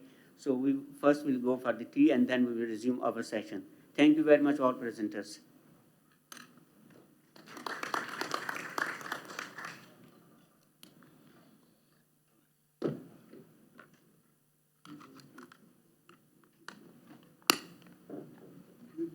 Indiana University School of the Medicine. His talk is the alternative targeted sugar bait for the integrated vector management. And I think this is also recorded presentation. So we're over to Dr. Mauli's presentation. Thank you. Hi, I'm Molly Duman-Shield. Thanks for the opportunity to join you virtually to tell you about our RNAi yeast, which we're hoping to make a second generation attractive targeted sugar bait, or ATSB. If you have questions, please feel free to email me at mshield@nd.edu. Attractive targeted sugar baits have gained a lot of attention in recent years as a new mosquito control intervention, and they capitalize on the natural sugar feeding behavior of mosquitoes, which take a sugar meal, and even female mosquitoes do this.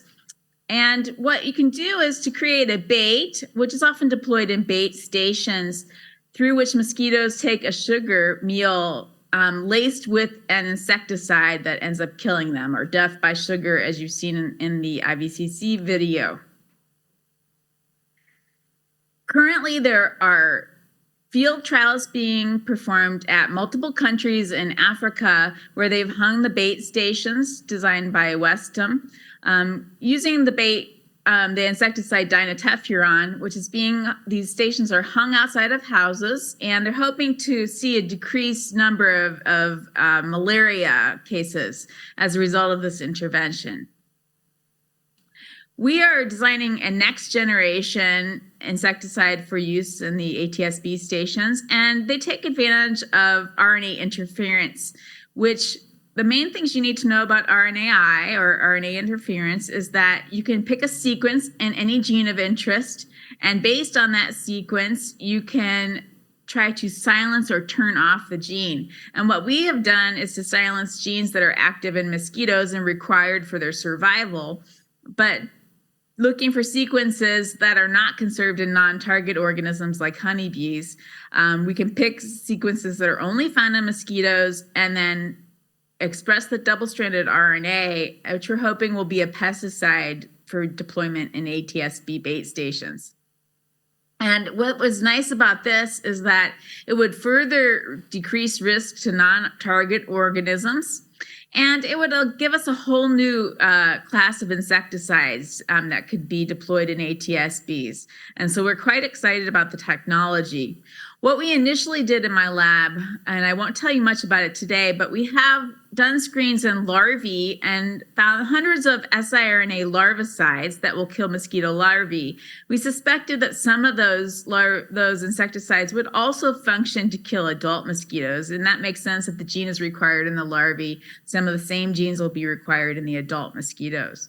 And so we rescreened these siRNAs in adult mosquitoes and found that a number of them would behave as insecticides in adults too. We picked 5. The reason we chose 5 to continue in our long-term studies were that they killed both larvae and adults, and because of the target sequence was conserved in Aedes, Anopheles, and Culex mosquitoes, but not in non-target organisms, they would selectively kill mosquitoes. We needed a way to deploy the RNA insecticides and to make lots of the RNA, and we turned to the yeast system, which has many great attributes. A couple of them that I will emphasize here is that we can produce lots of double-stranded RNA and then heat kill or inactivate the yeast and dry it down so that it's a dead microbial. This is very cost-effective. The mosquitoes, both larvae and adults, love the yeast, which they will consume. Yeast is a genetic model organism, so we can make lots of different insecticides targeting many different genes. And because it's been so well studied in the food industry, it can be packaged and shipped in many different formulations, and its production is scalable. And so we're very excited to integrate that yeast into ongoing mosquito control measures. And we've tried to take ways that we can seamlessly integrate it, as you'll see here today. So we, again, had all these siRNAs from the screen. Based on the sequence, we could express double-stranded RNA in the yeast, and that would give us these 5 top yeast insecticides killing larvae and adults, Aedes, Anopheles, and Culex, but not non-target organisms. We could take the yeast, culture it in the lab, heat kill it. We could then found that we could actually dry it down, either using lyophilization or spray drying, and give us a yeast powder. And then for the ATSB studies, we found that we could take that powder and suspend it into a sucrose solution, which the mosquitoes then consumed and died. So if these are our top 5 yeast insecticides, as you can see, if we test these in Aedes aegypti or in Anopheles gambiae, by feeding them the sugar bait containing the yeast, we got high levels of killing with our top 5 insecticides. That's again because the target site, every time you see a plus, is perfectly conserved in all of these different Anopheles mosquitoes, as well as Aedes and Culex mosquitoes. Now I'll turn our attention to number 463. As you can see, it gives very high killing rates in Anopheles gambiae and Aedes aegypti. It actually targets the mosquito shaker gene, which is a potassium channel. And we've published on this before.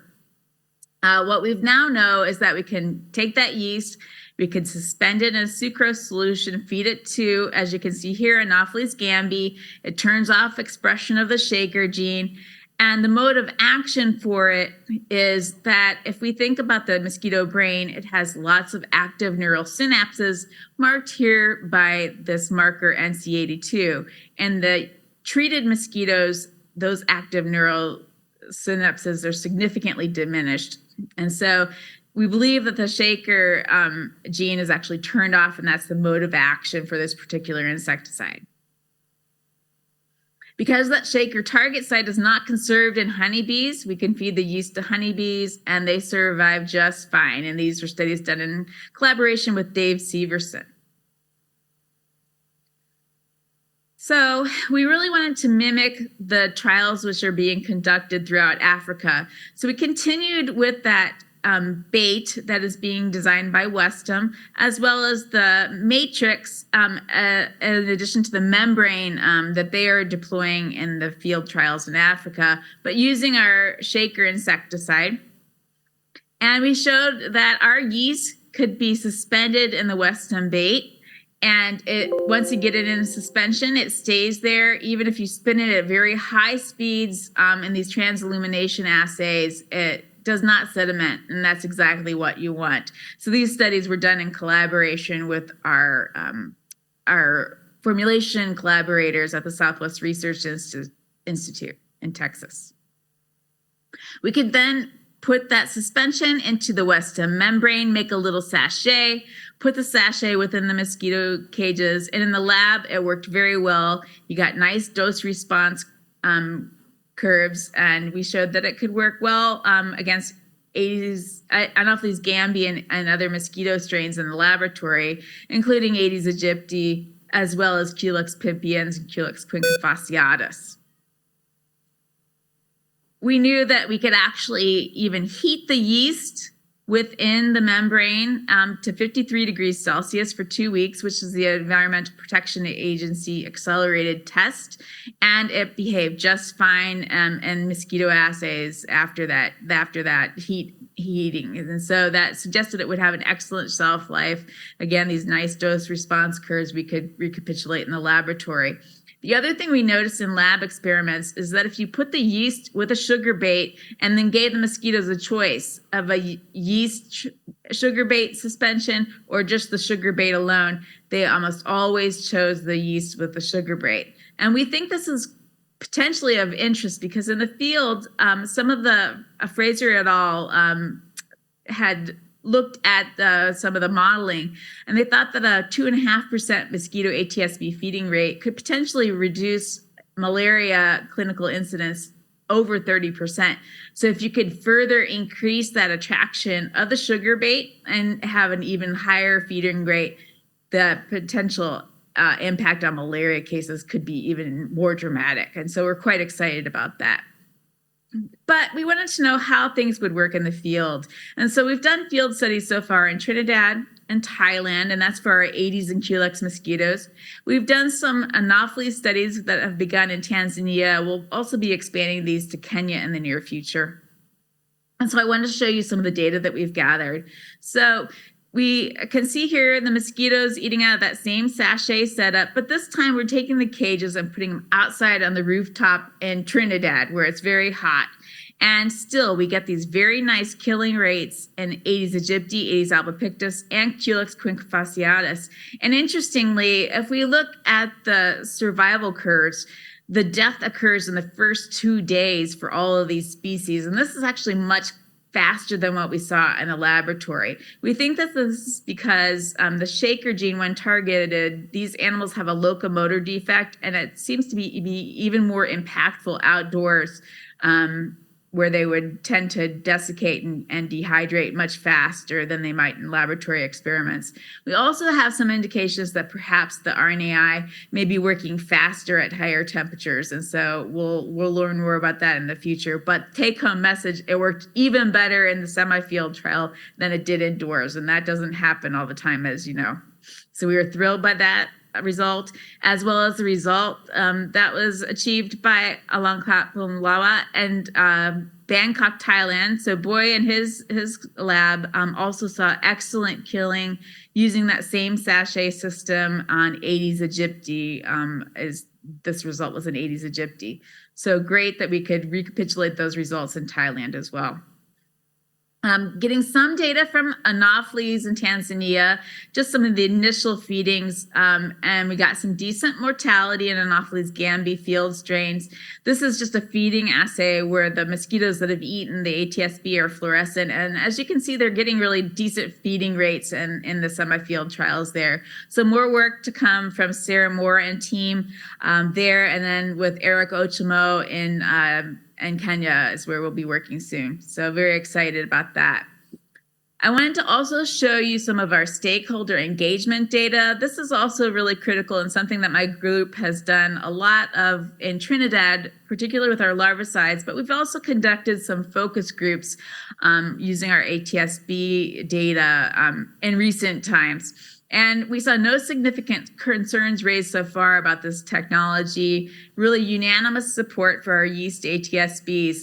Many of the people that we talked to in our focus groups were like, hey, can you bring some out to my house? I want to try it on my property. So people were really excited, and we have a good foundation for doing larger scale field tests. We got a couple people that asked whether these would attract ants, and so we're taking that consideration seriously. We haven't really seen it in the semi-field trials. We'll continue to look for it as we do field studies. And actually, we made a yeast that will kill ants too. So potential for partnering the two together in the long term if there's interest. One of the other areas where we have really pushed is to make a commercial-ready yeast strain and that would be capable of making industrial scale yeast fermentations. Lab strains aren't really good for that. They're not robust enough. So we collaborated with Nimitra Egg Bio, have a paper in press, to make a strain that is working well in our scaled pilot fermentations. And now we can make enough yeast to really do larger scale field trials. This is just to show you that in two different types of media, HCD and DFM media, the yeast fermentation went very well. And if we look at the relative expression of RNA produced during the scaled fermentation, it was looking great too. It was a high level of RNA production as well as good yeast growth, and that's exactly what you want. So we're thrilled by those results. So in summary, I showed you lab assays where we've achieved good killing with yeast ATSBs. We've done semi-field trials successfully in Trinidad, Thailand, and initiated some studies at various places in Africa as well. We've done small-scale field trials with our yeast larvicides. I didn't talk about that today, but we want to do that next with the ATSBs.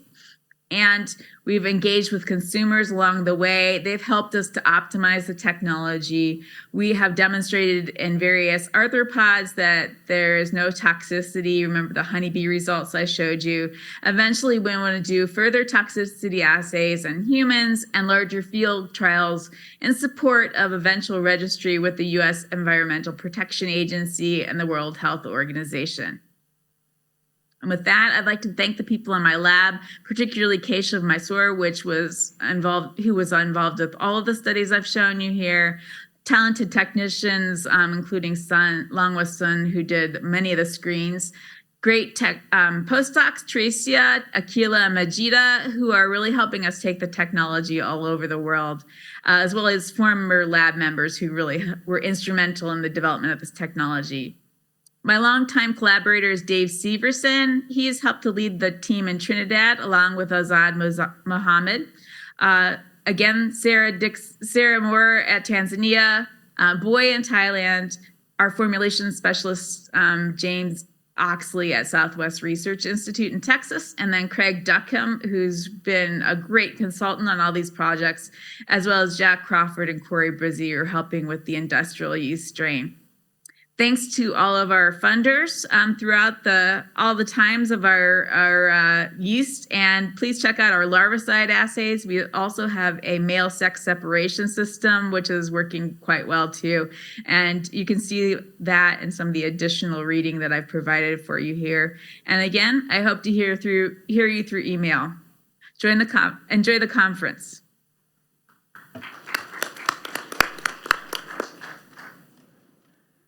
Thank you, Dr. Molly, for a nice presentation. Now we have completed our first session presentation. Definitely you have some questions.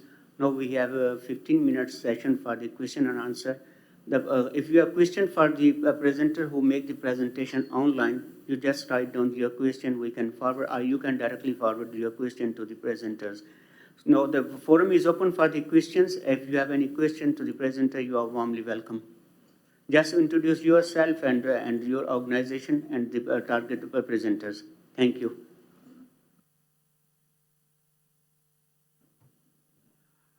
Hello, I'm Sushanto from ICMR India. One good news that ICMR has just given a circular in the website to test new vector control tools after a long gap with a lot of input from entomologists in the country. So in India, any innovative tools, including insecticide, all alternate, vector control innovations, including light traps, including all these devices. So they have launched for the testing, because anywhere you go, they say that have you evaluated your device or technology? This is very important, this thing. So. And then, it's very good that RNAi, attractive sugar is very important, because something we have to think, alternate strategies. And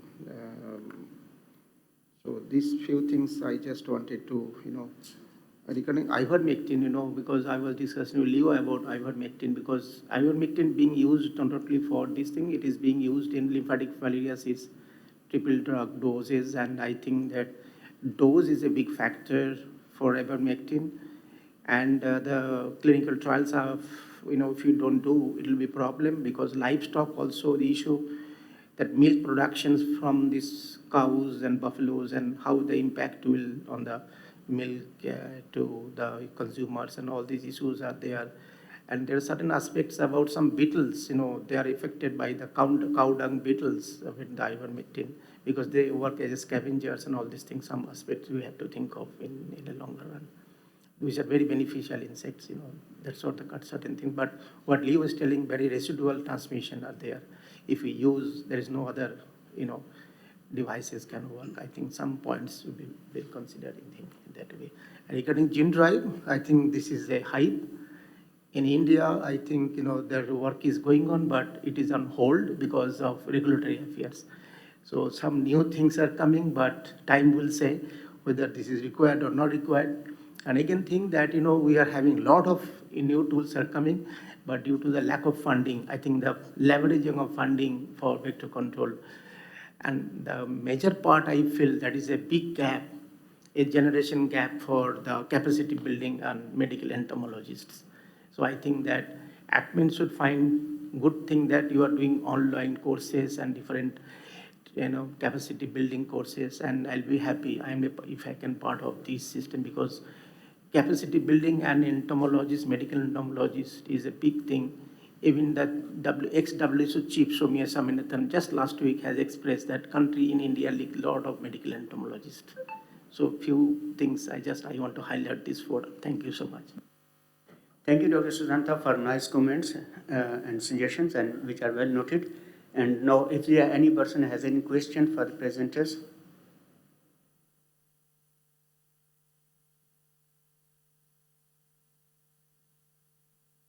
Dr. do you want to say something? Thank you. Sorry, we have a number of questions from online participants.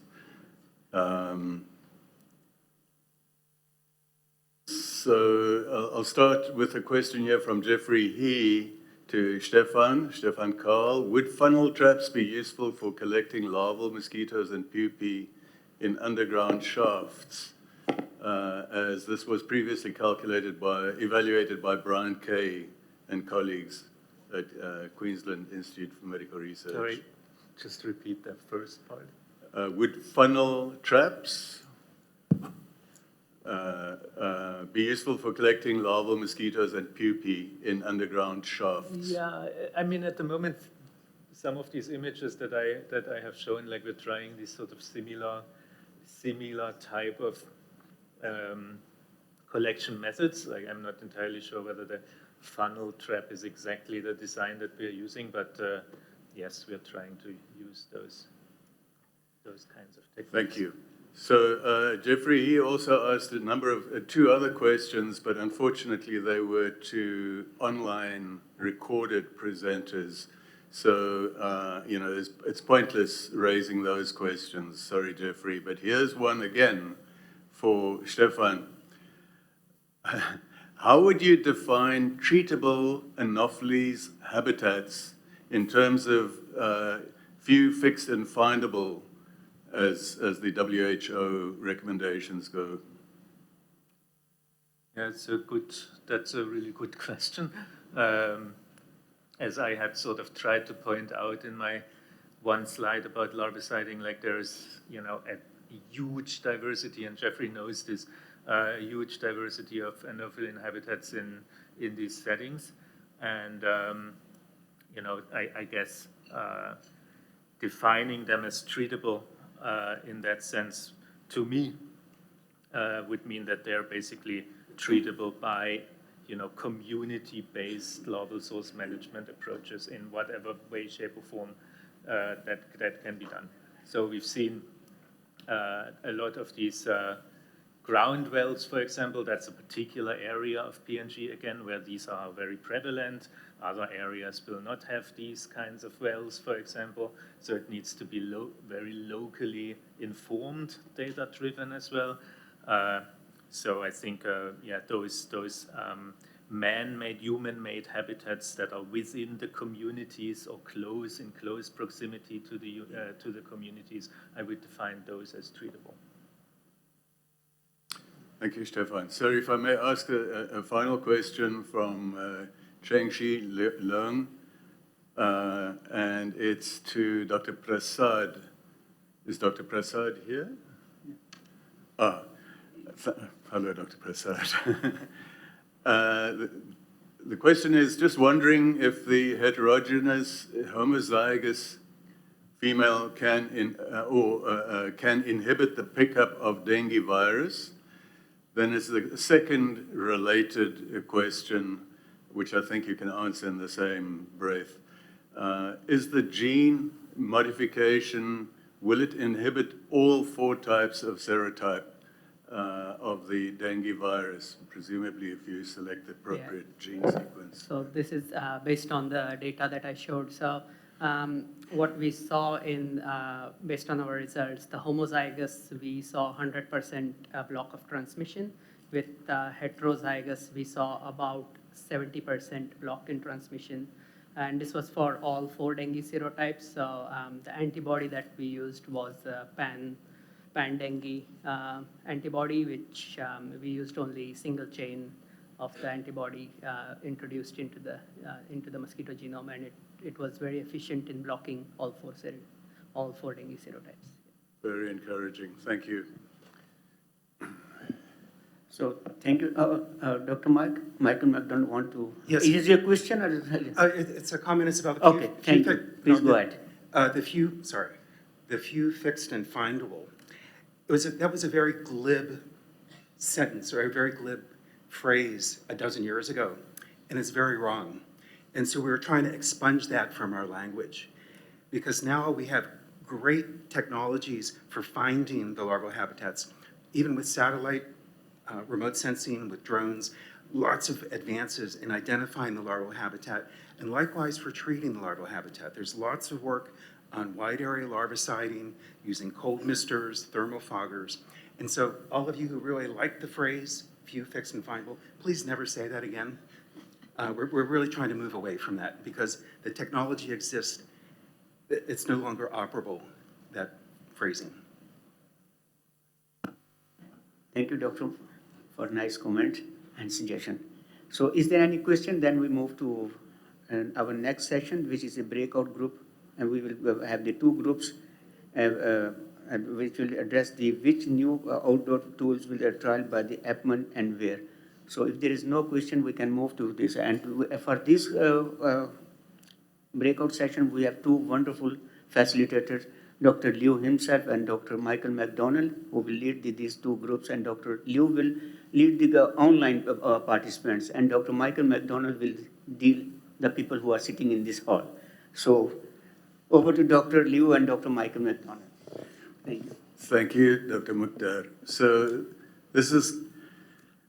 we're asking your help. I mentioned during my report back presentation earlier on that APMEN has very kindly made available a sum of money to be used next year to do a trial on to combat outdoor biting mosquitoes. And outdoor biting mosquitoes are a serious problem here in Asia, also in Africa, and contribute very significantly to residual malaria. So there are new tools, as we've seen, ATSBs, ivermectin, etc. So we'd like to, at your recommendation, select one, not for experimental laboratory trials, but for actual field-based cluster randomized controlled trials with epidemiological endpoints. How does that intervention impact on actual malaria reduction? So, and we'd like to ask your opinion. Which tool should we select and do trials on next year? So we're going to do it it's the in-person group here, which Michael McDonald has kindly agreed to facilitate, moderate. I'll go and sit in another room and help and solicit the help of our online participants. There are basically three questions for this particular question. First of all, okay, so I'm going to ask either Popo or Wulan to show you the Slido web-based tool, how to use it. All right, yeah, maybe we should do that. Either Wulan or Popo, just talk to us how to do this.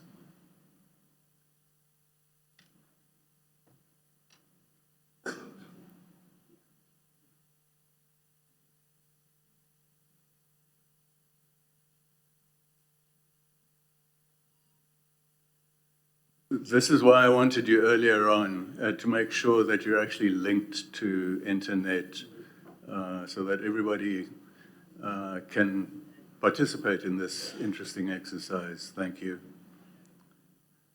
I think that the Slido 2 is quite easy. You can just have to connect your internet first on your mobile or maybe on the laptop, and you can go to the slido.com if you are using on the laptop and put it the code number for the online survey. Or you can also scan the QR code, and on the mobile you can answer the responses. And Popo, do you want to, is it possible to show what it looks like, the actual, not, all right. So as Popo indicated, it's actually, even I can do it. And I promise you, if I can do it, you can do it for sure. It's basically, first of all, it's going to ask, which country are you from? Just to give us an idea of the geographic distribution of the responses. that we're not getting a very skewed response, but that the general area of Asia Pacific is reasonably covered. It'll give a list of all the countries with a little circle alongside each country, all alphabetically arranged, I think. And you just click in the circle of whichever country you're from. Then you can scroll down to question number 2, which is, which tool would you suggest is most practical for a small-scale trial?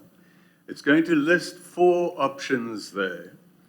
Livestock-administered ivermectin, attractive targeted sugar baits, ATSBs, outdoor spraying, or spatial repellent.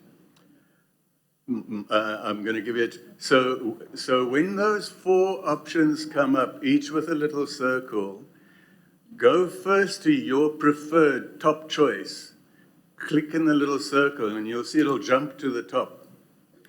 Then you go to the other 3 and you click on your second choice and you'll see, boom, it jumps to number 2 slot. Then you click on one more, your third choice, and it'll jump to number 3 spot. So your 4 choices are then ranked. And that's what, and it's the tool brings together, collates all the answers, and it will show us the collective response, which we will give in plenary feedback. Michael, you wanted to make a comment, please?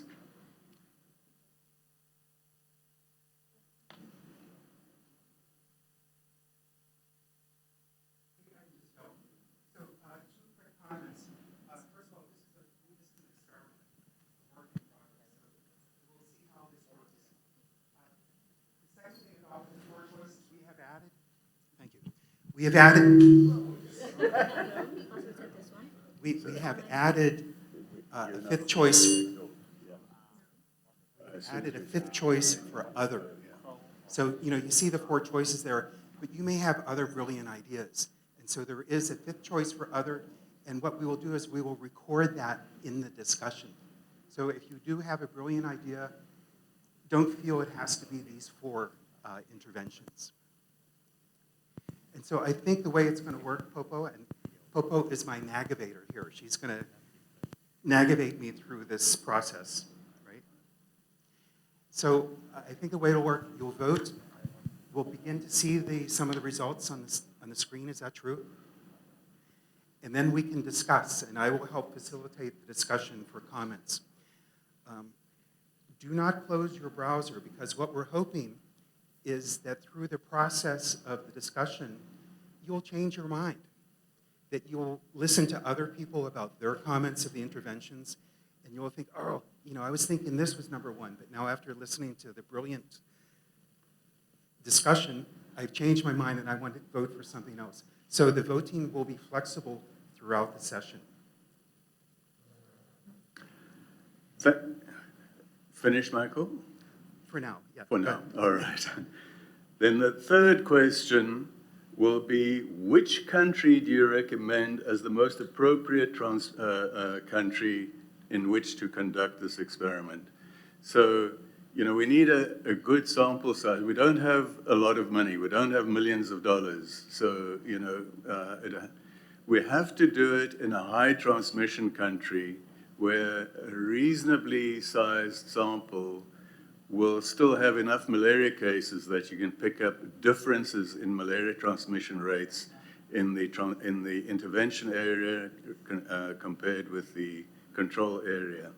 So, I think in Asia Pacific, that means Papua New Guinea, India, Indonesia, and maybe parts of Pakistan as well. But you can nominate other countries as well in plenary discussion if you feel there are other particular areas that would be applicable or appropriate to conduct these trials. So thank you so much. Michael, over to you for the in-person group. Okay. Yeah. I'm sorry, I missed that. The poll is gone. Yeah, poll is gone. Yeah, it's come back. It's come back. Oh, okay. You can ask your question earlier. Yeah. Our nagavator, Popo. do they have to press send, or how does, I mean, oh. Oh my gosh. I told you this is an experiment. Again, he's gone. Okay. So is it working at all or not? Yeah. Okay, maybe are you working on the technology to see if we can get it?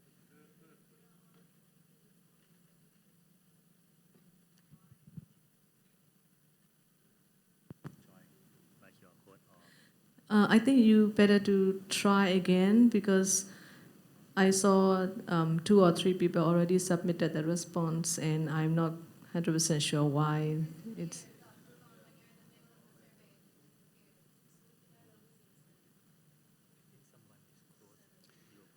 Well, plan B is we No. talk about it.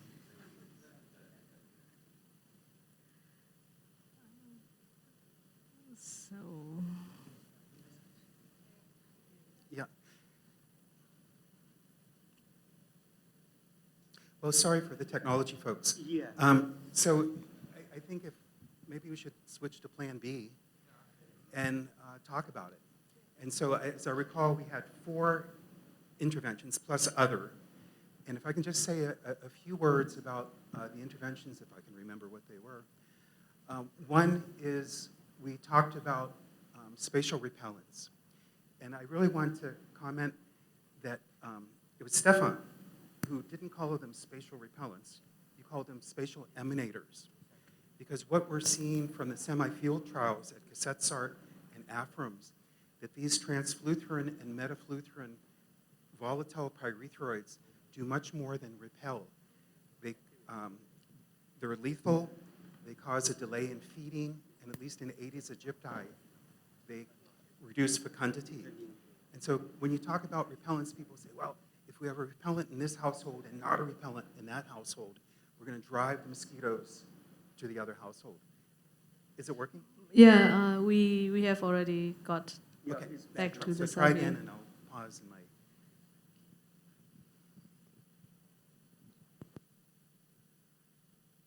So people are responding. So as you're doing this, just to continue a little bit, and so what we're seeing with these repellents, quote, we call them spatial emanators, that there is a community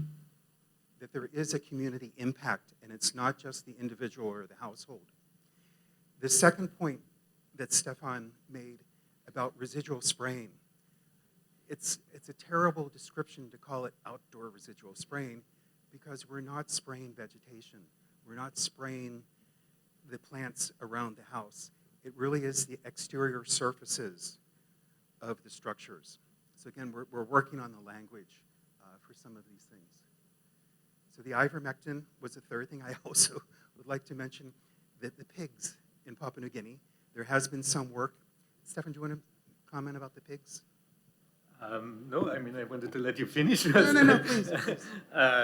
No, that's true. I was thinking exactly the same thing. Like, it would be very nice to get sort of, more information about pharmacokinetics in pigs for ivermectin. I don't know that data, for example, exists yet, etc. The other thing to be that I'm slightly aware of in the PNG setting is that it's all smallholder farming, right? It's not going to be herds of pigs or cattle or something like that you have. So delivery is again going to be, quite a consideration there.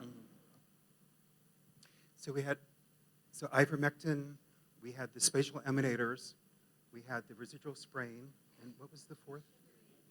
Oh, sugar baits. And so again, Molly gave a very nice presentation on sugar baits, and there are 2 issues here to consider. One is the toxicant, and she had a very nice thing on the RNAi and how it's very specific to the mosquito because there's a lot of issues with pollinators and ATSBs. But the other really important issue is the attractant. The West Ham product that they're using in India, it's a date formulation from Israel. I don't know if the Thai mosquitoes like dates. But at India, and Professor Ghosh, you can talk about this, India is looking at guava juice formulations, at mango, orange juice. But so there's also work on, for your particular species in your particular context, what attracts her? And so there are a lot of smaller issues, or not smaller issues, but there are other issues within each of these topics to consider. It's not just one sugar bait that we think will be attractive to all the mosquitoes of the world.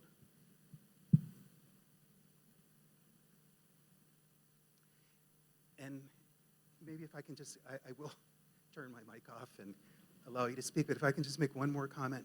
From what I understand with this process, we're not at the stage where we're talking about study design. We're not talking about sample sizes or outcomes. And frankly, as we've seen in many of our projects, especially in the GMS, we can't get epidemiological endpoints. The prevalence is too low. And so we are relying on entomological endpoints to power or other study designs. So I know Leo had said RCTs with epidemiological endpoints, and I'm personally not so sure that's feasible. Dr. Mike, you can use the mic closer to the Okay. mic. I'm not so sure that RCTs with epidemiological endpoints, and we don't have to decide that now, but I'm not so sure that that's feasible in all of these conditions. So again, let me stop talking, or reduce my talking, and are there any other comments as we're waiting for the votes to come up on well, this is just the country. Could you put to the interventions? I think that would be more interesting for people to see. Okay, so here we go. So who wants to defend? Who are the champions for some of these interventions? But please. Oh, and Popo, how much time do we have? So it's 11:24 now. When do we end? Anyway, so please, champions for why you think your intervention should be the winner.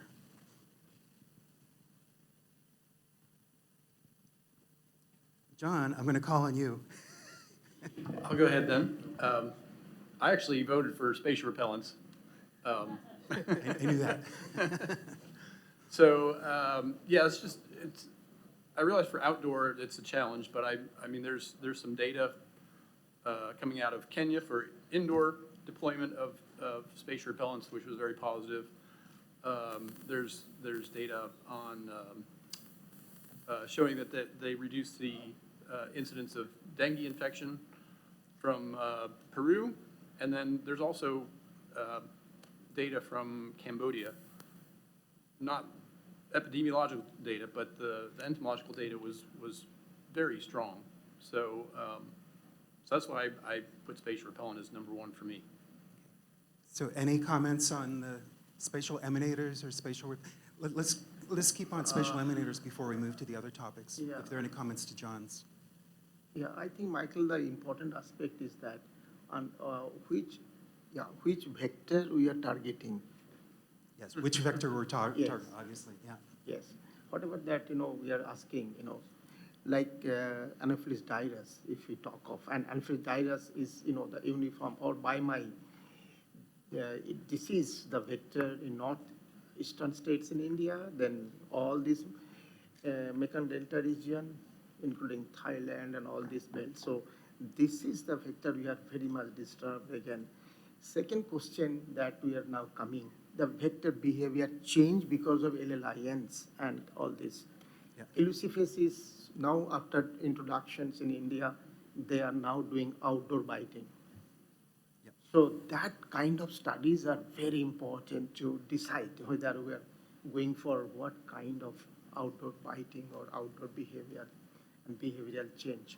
Yeah. I think I request all this, those are working in this forum, that vector bionomics is very, very important. And recently we have published a paper, what is called landscape surveillance, landscape spatial surveillance. You can read that article, plus laminated topical disease we have done for dengue. If you do landscape, larval ecology or surveillance, you will find out that where exactly the problem is, and then we can target. It will be very cost effective, not as a blanket thing that you will talk of. So technologies we are having, but we have to use it very judiciously. That is the biggest question. So now and just be assured, your comments are being recorded. So this will all go into the final report. It's not just the final vote, but it will be your comments. So first, Sokni, and then I'll come to you. But yes, Michael, another aspect is that... Okay, can we move to Sokni, and then we'll come back to you? No, about this ivermectin, whether ivermectin has got any other additional benefit to other insects like ticks. So tick-borne diseases, I think the most, benefited out of this ivermectin. I don't know whether anybody has observed about additional impact of ivermectin. Very good. So, Sokni? So, just to make sure that all the new tool here is not replace the bad net. For me, it's just like the bad net, and this one is just complementary new vector. And also, I vote for the special repellent, like John he said, because for my thinking, it's just like it's on the GMS, because I don't know the other country. The GMS for the special repellent is not only tangled for the malaria vector. I think now, because of the economic development, some part of the transition for malaria and the Aedes vector as well, I think. So some part of special repellent for me, it's just like the most acceptable for and I just hope for the result from my project, what is going on. So it's And just to comment on that, we are talking about mostly malaria here, but some of the work that John is involved with in Peru and Sri Lanka is looking at the impact of this spatial emanator on Aedes. So it's a very interesting aspect of this that the project from University of Notre Dame is looking at, but point well taken.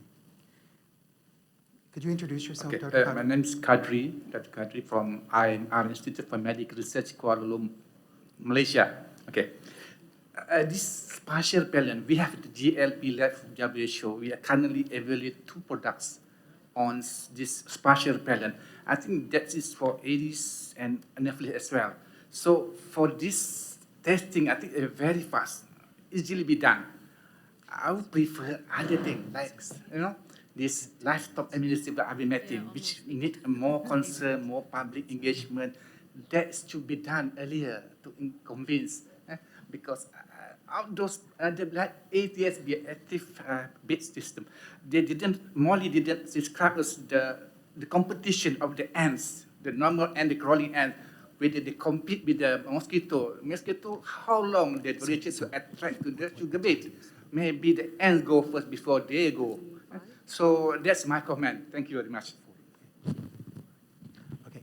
So my navigator here has informed me that we have about 10 minutes. So we'll speak quickly. So please. Do you recommend outdoor spraying for the Aedes aegypti control in the dengue control? The question was about outdoor spraying for Aedes aegypti control? Yeah. I'm going to ask from IMR. Outdoor spraying is done already. Well, for Aedes, I'm talking about the IDEM project. Yes, it's going to be concluded. We're going to have the reports from Dr. Nurul Husna and the teams. So this very effective, but still fluctuate when it go to outdoors. Same as that other specific sprayings presented by previous presenter in the net. So when it comes to outdoor in Malaysia context, I don't know in Thailand and other country, but it's the temperature, the heat of sunlight is so much intense. So they are diverse, the intensity fluctuate, maybe greater, maybe not. So that's the situation, the rainfall. So that will change the data. And if I can just comment on the outdoor spraying in Malaysia for Aedes, it's the IDEM project in Petaling Jaya. And the issue here was, it was the flats, the apartments there. And they couldn't, everyone's out working during the day. So they couldn't get into the flat to spray inside. And so what they're doing as part of the project is to spray the outdoor walls, the stairwells. So it's, quote, outdoor residual spraying, but it's within the apartment complex. So it's that type of spraying of surfaces, hopefully not exposed to the weather. But, and it's the work is still in progress in Petlinjaya. I think, Michael, one thing that Aedes aegypti, mostly domestic and peri-domestic, and albopictus is outdoor breeding. Yeah. And if you have to decide which species is prevalent, okay, I'm going to cut you off because I get guilty of talking about Aedes too much, and we're supposed to stick with. So let's, and we only have a few more minutes. So please, let's have some more comments from those who have not spoken yet, or I will call on you. I have to clarify the outdoor spraying. So in this term, outdoor spraying is spraying in the outdoor surface of the house or hut. Does it include do you include the barrier treatment? A barrier treatment. Our spraying on the outside of the house is not included, right? Just outside of the house, of the wall. It's too much of an issue for pollinators, so we do not do. You're not spraying the vegetation. Yep. Okay. Sure. Thank you. I think we should be, before this question of the outdoor indoor, we should make a very big, clear definition of what is meant by outdoor, what mean by indoor. Indoor means very clear that inside the houses, which is not exposed to the weather condition like sunlight, the things like. For outdoor means not the vegetation which are directly exposed to the sunlight and other climatic conditions, weather conditions like rains. If there is rain, your insects will wash away. So we have to be very careful about the outdoor definition of outdoor. What mean by outdoor surfaces? So this is the question which is raised by some other colleagues, that we should be very careful about the definition of the outdoor. Thank you. So now, I'm afraid we only have a few more minutes, but these were the countries that were suggested, and I'm shocked, actually, that nobody had other. I mean, because I look at Papua Province or Indonesia. I look at the Thai-Myanmar border. I look at there's so many subnational areas with excellent research capability that's not on the board here. So will you go back to your country and tell your minister that you did not vote for your country? No, Mike. Because, Mike, I just have that comment. Because you put there that country, and for the GMS country, they don't want to say, oh, all the GMS to vote for the GMS. So that's why I think we just put like this, but it's not mean that we don't want the GMS country to do that. Okay. But it's just like you put that, so you give the priority already. So we from the GMS, we got the one, okay? Actually, we vote for Malaysia. I vote for Malaysia because this Malaysia, the highest knowledge cases in the world. So that's why I put, but they're not mentioned at all in the system. Okay, no, it's fine, because it will go into the notes. Because no, you're perfectly true, perfectly right. In Sabah, with the issue of Plasmodium knowlesi and Balabacensis, very much like the issue in Cambodia, she's the cousin of Anopheles dirus in Cambodia, with falciparum. So I think there are excellent collaboration possible between Sabah and Cambodia. I mean, for example, I shouldn't press too much, but any other comments about other subnational areas that we haven't captured here?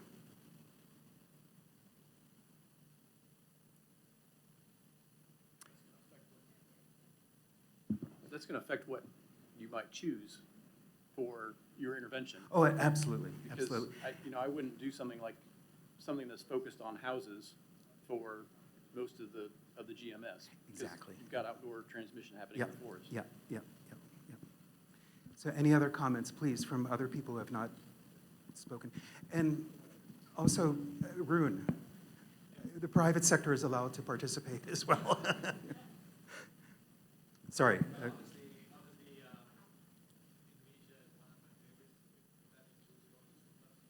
Okay. Yeah. No, in Sumba, that was the origin of the spatial repellent work from the Gates Foundation. So it was, I think, some excellent work there. can somebody make clarity about the IRS? Is it the name of the any country? That third one, Africa, Thailand, IRS. What do you mean by IRS? IRS, I'm not sure. Mulan and Popo, can you? Yeah. I think it might be. I think it might be an error. So I'm afraid we only have a few minutes left. Other comments? I don't think that's Popo or Wulan that wrote that. That's an audience response, Okay. I think. Yeah. So disregard. Okay. But please, any other comments? Please, good. Thank you. I'm just wondering, so about how small the scale of the trial will be. So it is like spatial repellent. We need a lot of cluster to identify. Yeah, we forgot to mention the fine print here. The trial will be. How big? Well, I don't know. Let me. Yeah, so, I mean, it has to be statistically valid. So it has to be extensive enough that you can have cluster randomized units. I'll tell you what we have available, $20,000 at the moment, which is very little, but we're hoping to supplement that. So ATSBs, for example, cost $5 for one sachet, one unit. So I think for 1,200, or for 600 dwellings, 600 dwellings for intervention and 600 dwellings as control, it comes to about $4,800 out of the 20,000.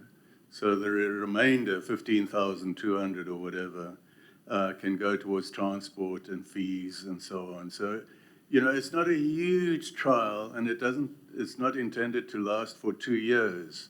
It's, you know, it's a 3-month trial in limited geographic scope. That's why, you know, when you start talking about Plasmodium knowlesi and so on, my hair stands on end and I get very worried, you know, because the case numbers are just too low to be able to pick it up at a small scale, the number of replicates and so on. It has to be a high transmission area for you to be able to get enough malaria cases to be able to confirm whether the intervention was significant or not.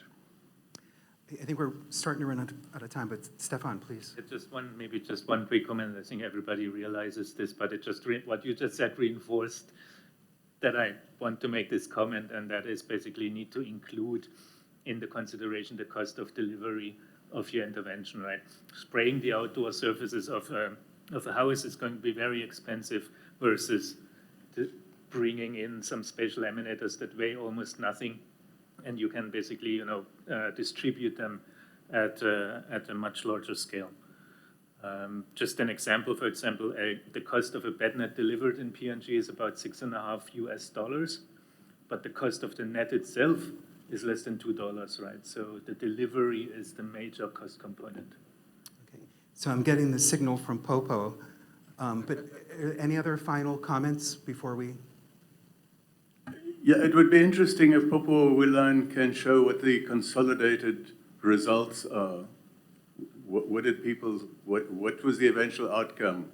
What product was chosen? Which country was selected? And so on. And I think that should be easy to pull up. Yeah.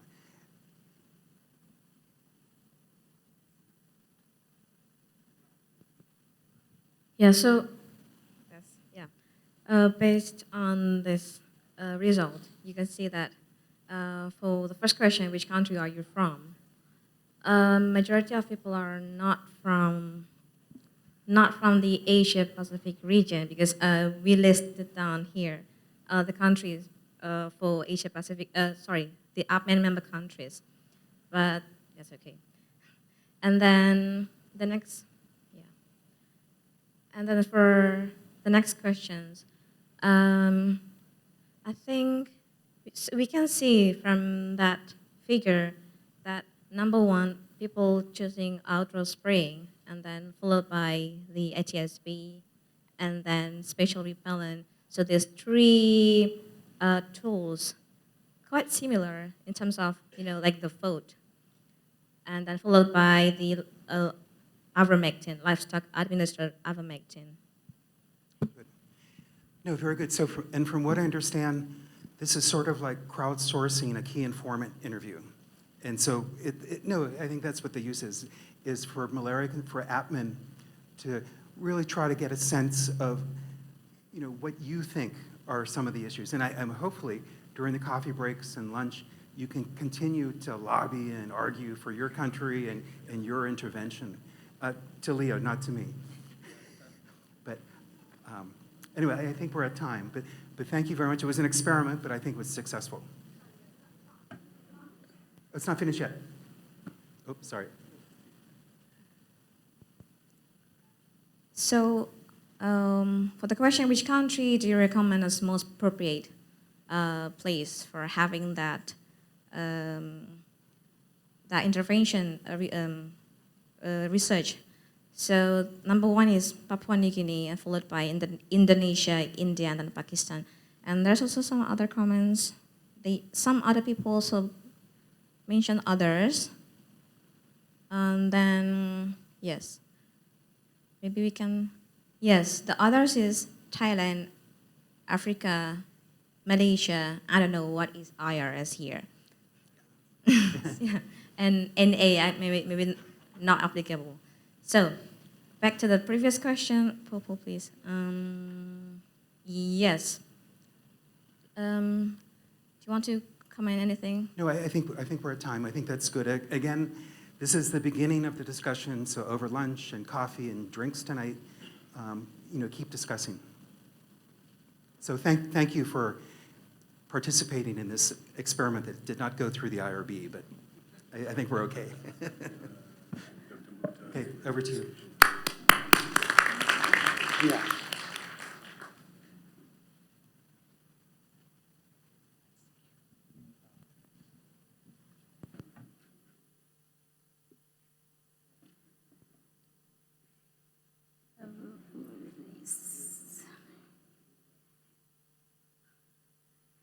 Okay, now we will listen to Dr. Mohammed Mukhtar, Director of the Directorate of Malaria Control, Pakistan. He will deliver to us about current status of malaria in Pakistan with reflection on the floods of 2022 and climate change considerations. Thank you. Over to you, Dr. Mukhtar.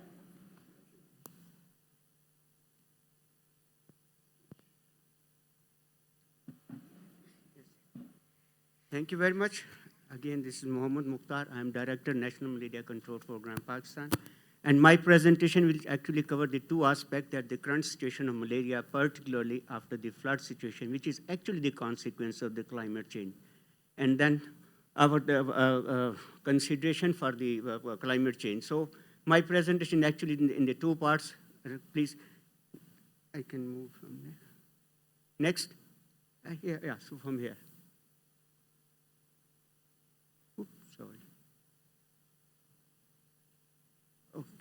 Okay. Yeah, malaria situation in Pakistan.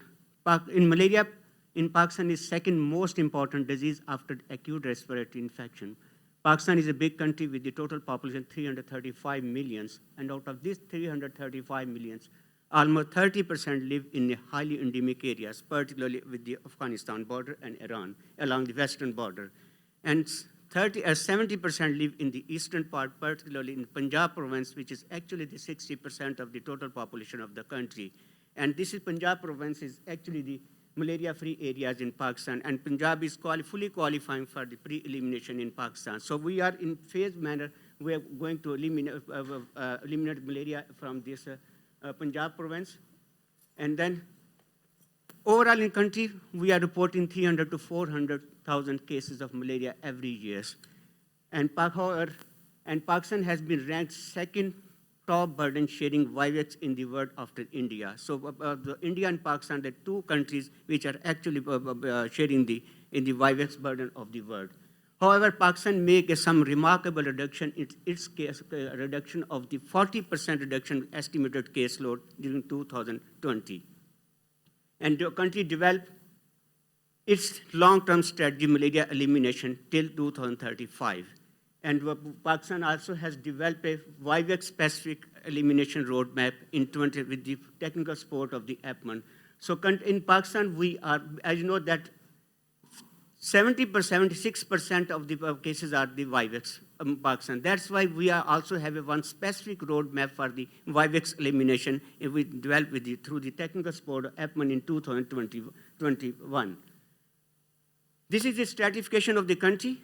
Country has been divided into three stratum. Stratum 1, which is actually highly endemic areas, and mainly with the western border with Afghanistan, Iran. And then here, which I explained, that 30% population live in these 80 districts. These are small districts with the low population. That is why 80 districts, 29% of the population, and which are mainly in this is Balochistan province with the Iran, and then this is the Sindh province with the south of the country.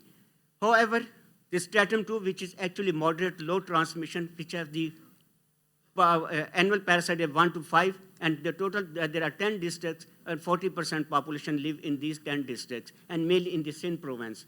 And then stratum 3, which is actually our areas, which are the Punjab province, and there are 47 districts where the 56% population of the country is there, and these are mainly in the Punjab province. So we have the three stratum of the country: highly endemic, moderate, and low endemic. However, this is our goal. We have goal to reduce the 20% of the malaria cases till 2023. But last year, cases are again going 20 times increasing in the country after the flood, which is actually consequences of the climate change.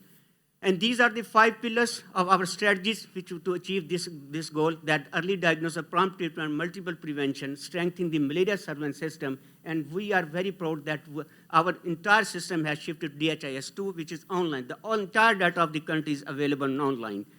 And then our fourth pillar is improve health-seeking behavior, and then finally capacity building of the malaria programs and healthcare providers. Then the climate change. This is the actual topic in Pakistan nowadays. Not in Pakistan, but globally. You know that in Pakistan, during 2021, if you look at the data of the 120 years of the country, if you look at the data of the 2000, there are the sudden rise of temperature in the country. And between 2000 to 2020, Pakistan has been ranked the 5th most affected country through the climate change. And while please note that the Pakistan contribution to greenhouse gases emission is less than 1%, but it's the 5th. So Pakistan is paying the price of the deeds which we never committed. And we have the emission of the less than 1%, but the 5th most affected country in the world. During the last 50 years, annual temperature of the country has increased almost 1 centigrade, which is a huge increase. And the number of heat waves days per year has increased 5 times over the last 30 years. Recent heat waves, which is actually recently, the temperature crosses 50 centigrade in many parts of the country. You can imagine the 50 centigrade in many parts of the country. And 1 centigrade increase in temperature means a lot of increase in the vector population, number of generation per year. So that's why. And we are estimating that at the end of this century, the country temperature will increase 3 to 4 centigrade. It's a huge increase in temperature. Annual rainfall has also been slightly increased over the last 50 years. And this is the answer of all these factors, that if we analyze the 120 years data of the country, look at this, there's a rise of the temperature after 2000. Yes, flood. Last year, we faced a huge flood, massive floods in the country, which is actually consequent climate change. And country received 190% more rains in the country, particularly the 2 provinces which received 340% more rains in the country. As a result, there were massive floods in the country, and which affected 65% of the total country, and almost 30 million people have to shift in temporary shelters. And as a result of the climate change, the floods, almost 1,800 people lost their lives, including 650 children. Due to this flood, yes, there was a sharp rise of the malaria cases after July, particularly in the 2 provinces, Sindh and Balochistan. And in August, we reached the state of emergency for malaria. Because in August, we reported 300,000 cases only during the August, which is actually equal number of the entire year of the country. And the National Malaria Control Program and WHO expected, this is very important statement, that this situation will not remain end during 2022. It will continue for the next 4 or 5 years, and you can see the data. In 2021, we reported 376,000 malaria cases in the country. In 2020, after the flood, this number goes to 3 million. And again, this year, till 31st of October 2020, we have received 2.3 million confirmed malaria cases, and we are expecting 1.1 million cases during the November. So again, same number, even the more number of the cases during the 2023, that we are receiving 3.4 million confirmed malaria cases. These are not suspected malaria cases. So within 2 years, we increased from 375,000 to almost 3 million. And this outbreak, which is still going on, we are not saying that is end of the game. That this outbreak is still going on. It has been ranked heaviest resurgence of malaria in last 50-year history of the country. And you can see the data. This is the area when we see the state of emergency. And if you look during September, October, we reported almost 400,000 malaria cases just in 1 month. And then same. And if we compare the January 2021 with 2022, we have only 10,000 cases. But after the flood, we have 110,000 malaria cases in the country. And the same situation in 2023, that till November 2023, we had 2.6 million confirmed malaria cases in the country.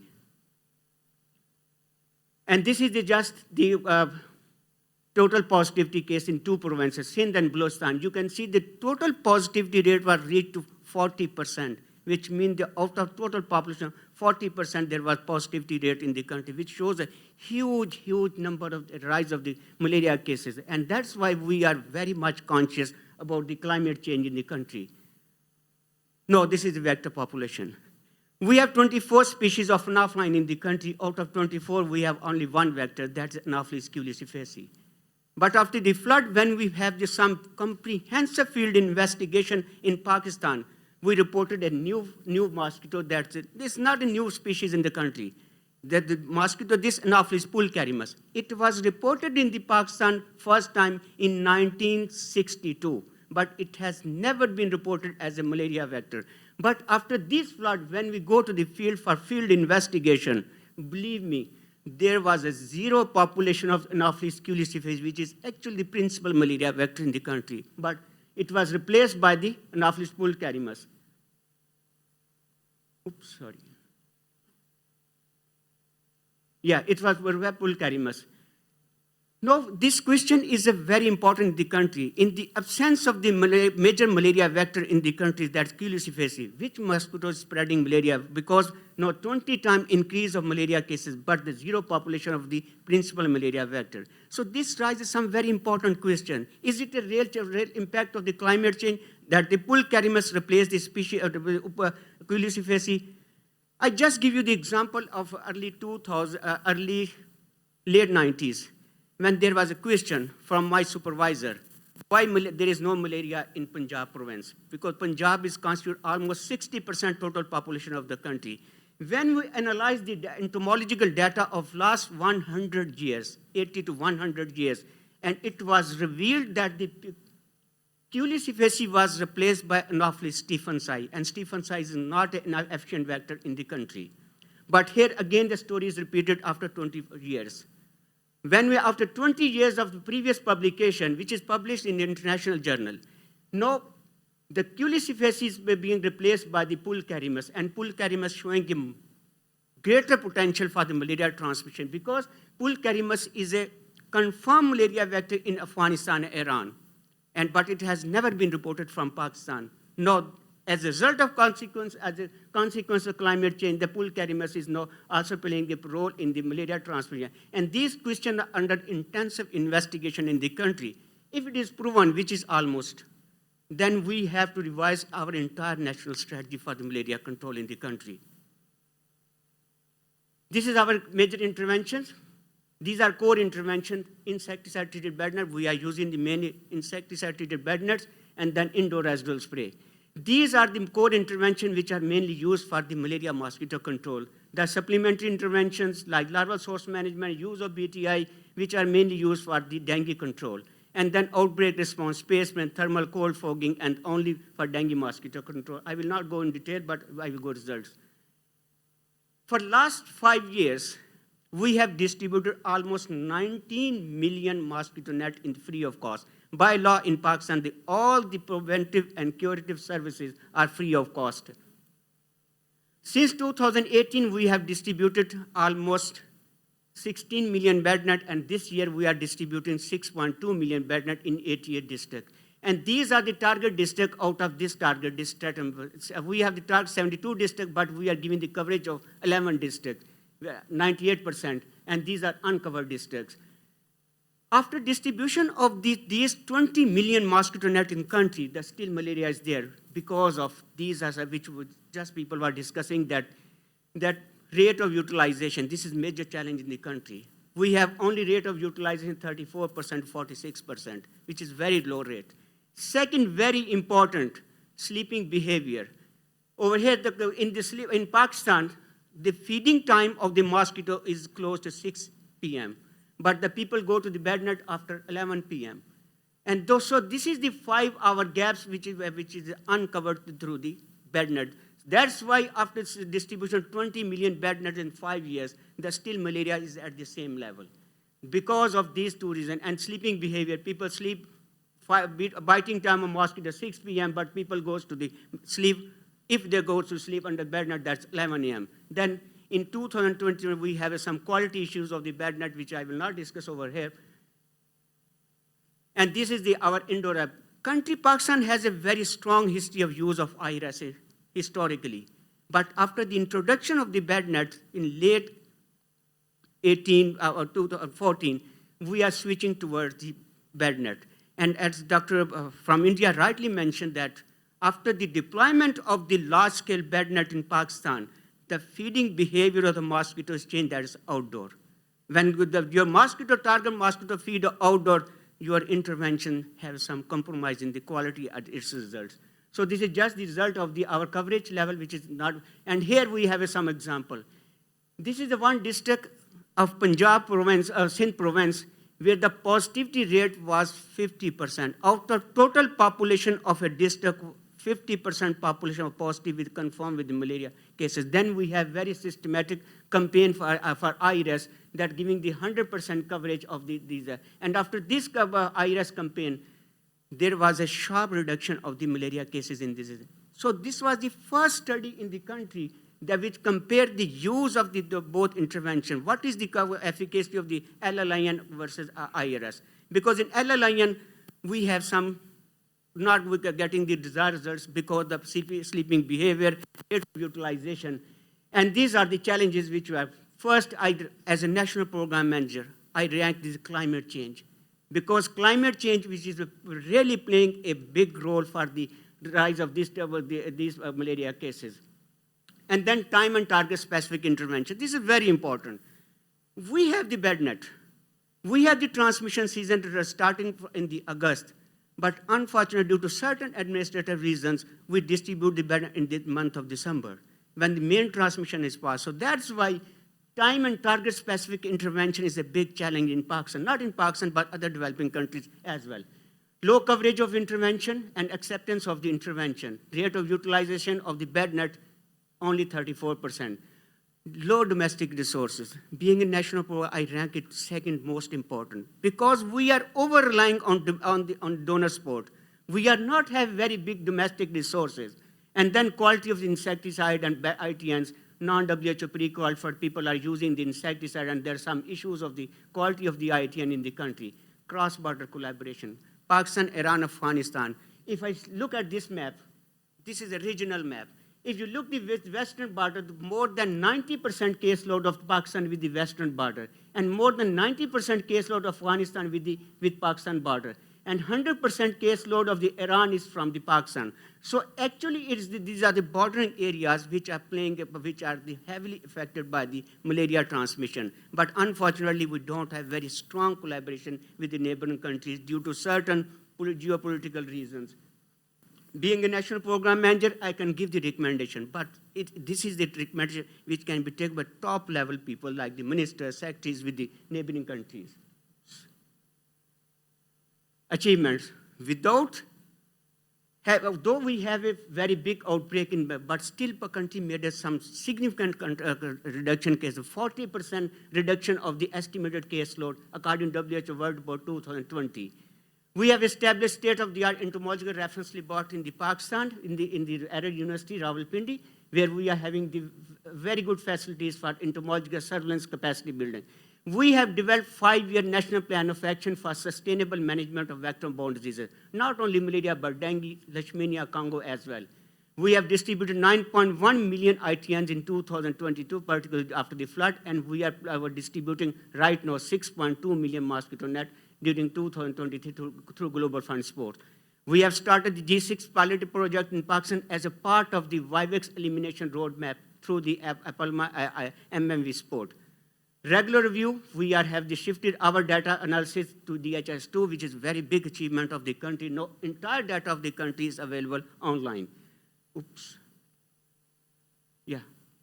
Mass drug dismissal, we have very big campaign last year, particularly in the areas where more than 50% test positivity rate was there. Innovative vector control, we are promoting the BTI in the country, and we have also identified one local species from Pakistan of the BTI, which is from one province, and that is under the evaluation by WHO. And after the evaluation of WHO, when it will be pre-qualified, then the country will promote our local species of BTI, particularly for the control of the dengue. We have now very strong partnership with the UNICEF, MSF, APMEN, APMEN, MMV, particularly after this flood in country. Despite all challenges, country is still committed and confident that we will achieve our elimination roadmap till 2035. Thank you very much.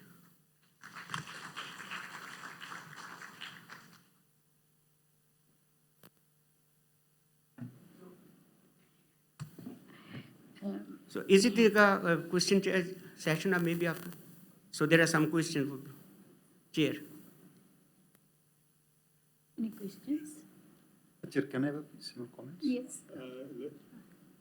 Let's take 1 or 2 questions with short responses, please, Dr. Mukhtar. We're now going into the lunch session.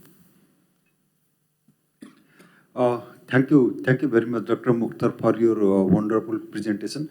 Though the case load is very high, but you are doing the very excellent job in the case reduction. My question is, what are the entomological surveillance activities you are conducting in the Pakistan? Because you have lots of cases, and you told about the National Entomological Reference Laboratory. But I want to know that what are the entomological surveillance activities you are conducting? Because without controlling the vectors, it is almost impossible to eliminate the malaria.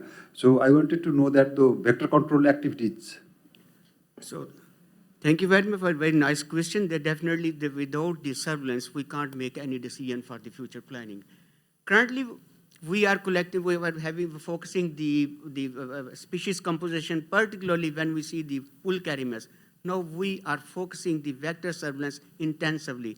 Not only the just collection of the mosquitoes, but also we are planning this year for nationwide survey of resistance monitoring. That if the pulcharimus is there as a vector, what is its resistance level? So mosquito collection as well as the resistance, and resistance monitoring will start this year or early next year as a part of our entomological surveillance system.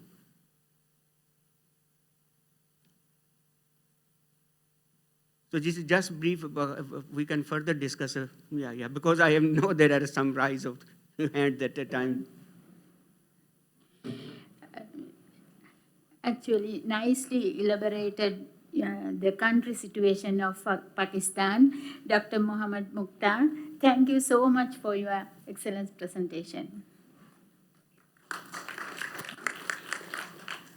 So thank you everyone for your sustained interest, good responses. I think we all deserve a break, so let's break for lunch and we reconvene at 1 o'clock, if you don't mind. Thank you so much. Enjoy lunch.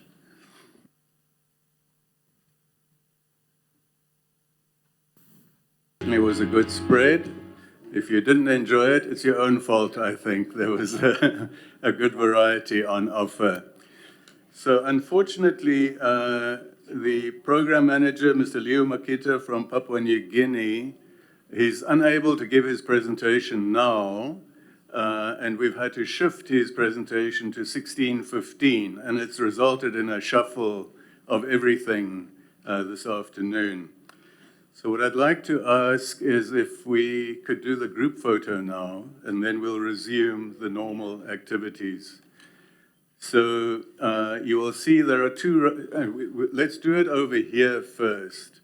So I'm going to ask everyone in a minute, after I've explained, if you don't mind. Let's all move across there, and then there'll be a group photo, which will be distributed eventually to everyone as a wonderful memory of your wonderful participation here.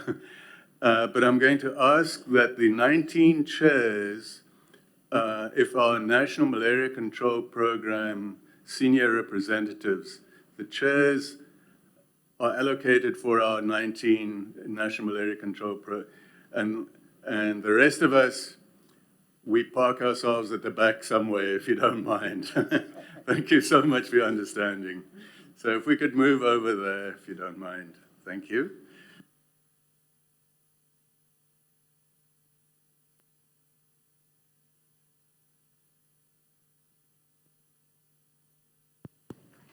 AP ไฟหน้าวิดโอเคขอบคุณครับ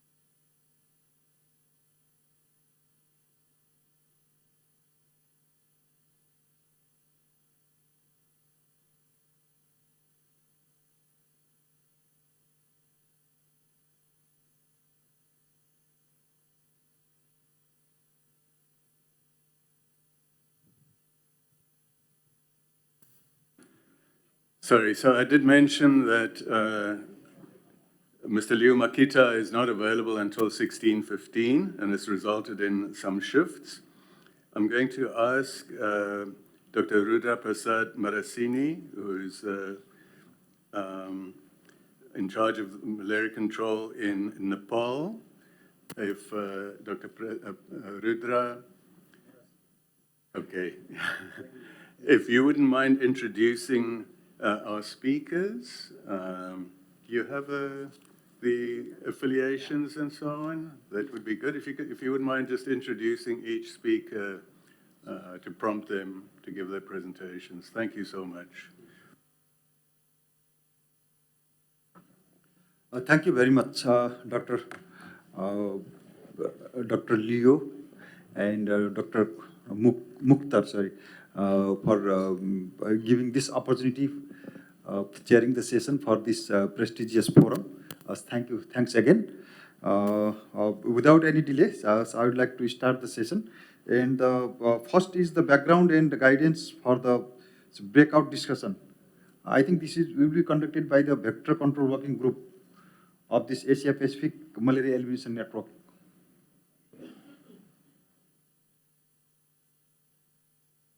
Who is going to?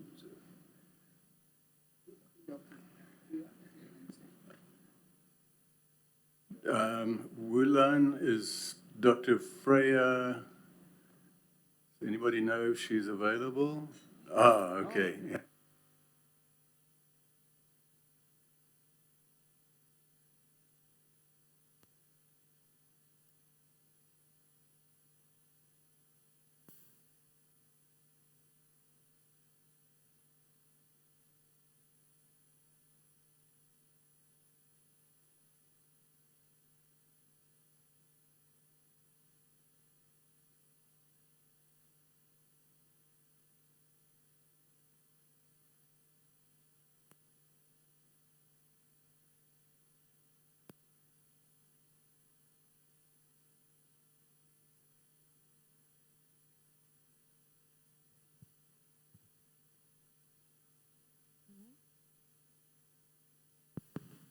Now?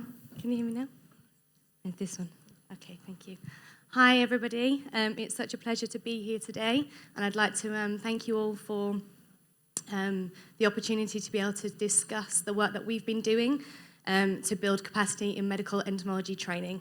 So before I get into the details of what we've been doing, I just want to give you a little bit of background as to who we are. So I work for a company called Arctech Innovation. Now, Arctech originally was Arctech before it was Arctech Innovation, and it was founded by Professor James Logan, who was the head of Department of Disease Control at the London School of Hygiene and Tropical Medicine. So it was founded in 2011, and at the time we were completely owned by the school. We were based in the school as well. But now our team and our research continue to grow and grow. And so eventually we outgrew our space at the London School of Hygiene and Tropical Medicine, and so we had to spin out. And so we spun out to be our own company, and that happened in 2021. So, and that's when we became Arctech Innovation. Now, Arctech Innovation is a for-profit and for-purpose company with a mission to protect people's health through the development of new and innovation solutions to better predict, prevent, and control the spread of infectious diseases globally. Now, our company has three core areas of research. So we have our innovation department, whose research focuses on the development of new and innovative solutions. We have our contract research department, where we run clinical trials for clients and their products. And we have our social impact division, which is where the division that I'm part of. And so I've been part of Arctech now for 5 years. And social impact focuses upon the implementation of these new tools and strategies and research within communities to see actually how they are, if they are effective, and predict what we will need to do next. Now, whilst we have spun out at the London School of Hygiene and Tropical Medicine, we still hold a great relationship with them and do lots of, we have many collaborative research projects together. So this leads me to our first tool in building capacity for medical entomology training. And so whilst we were at the school, we developed, we realised there was a great need for the alignment of medical entomology knowledge. And so we put a proposal together and got funding from the BBSRC, and with that we created the Global Vector Hub.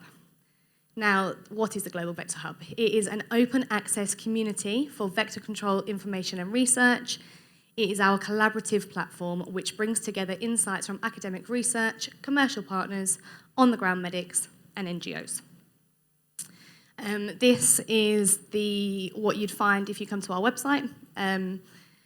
This is a world map. Shame I can't show you in real time, but the world spins round.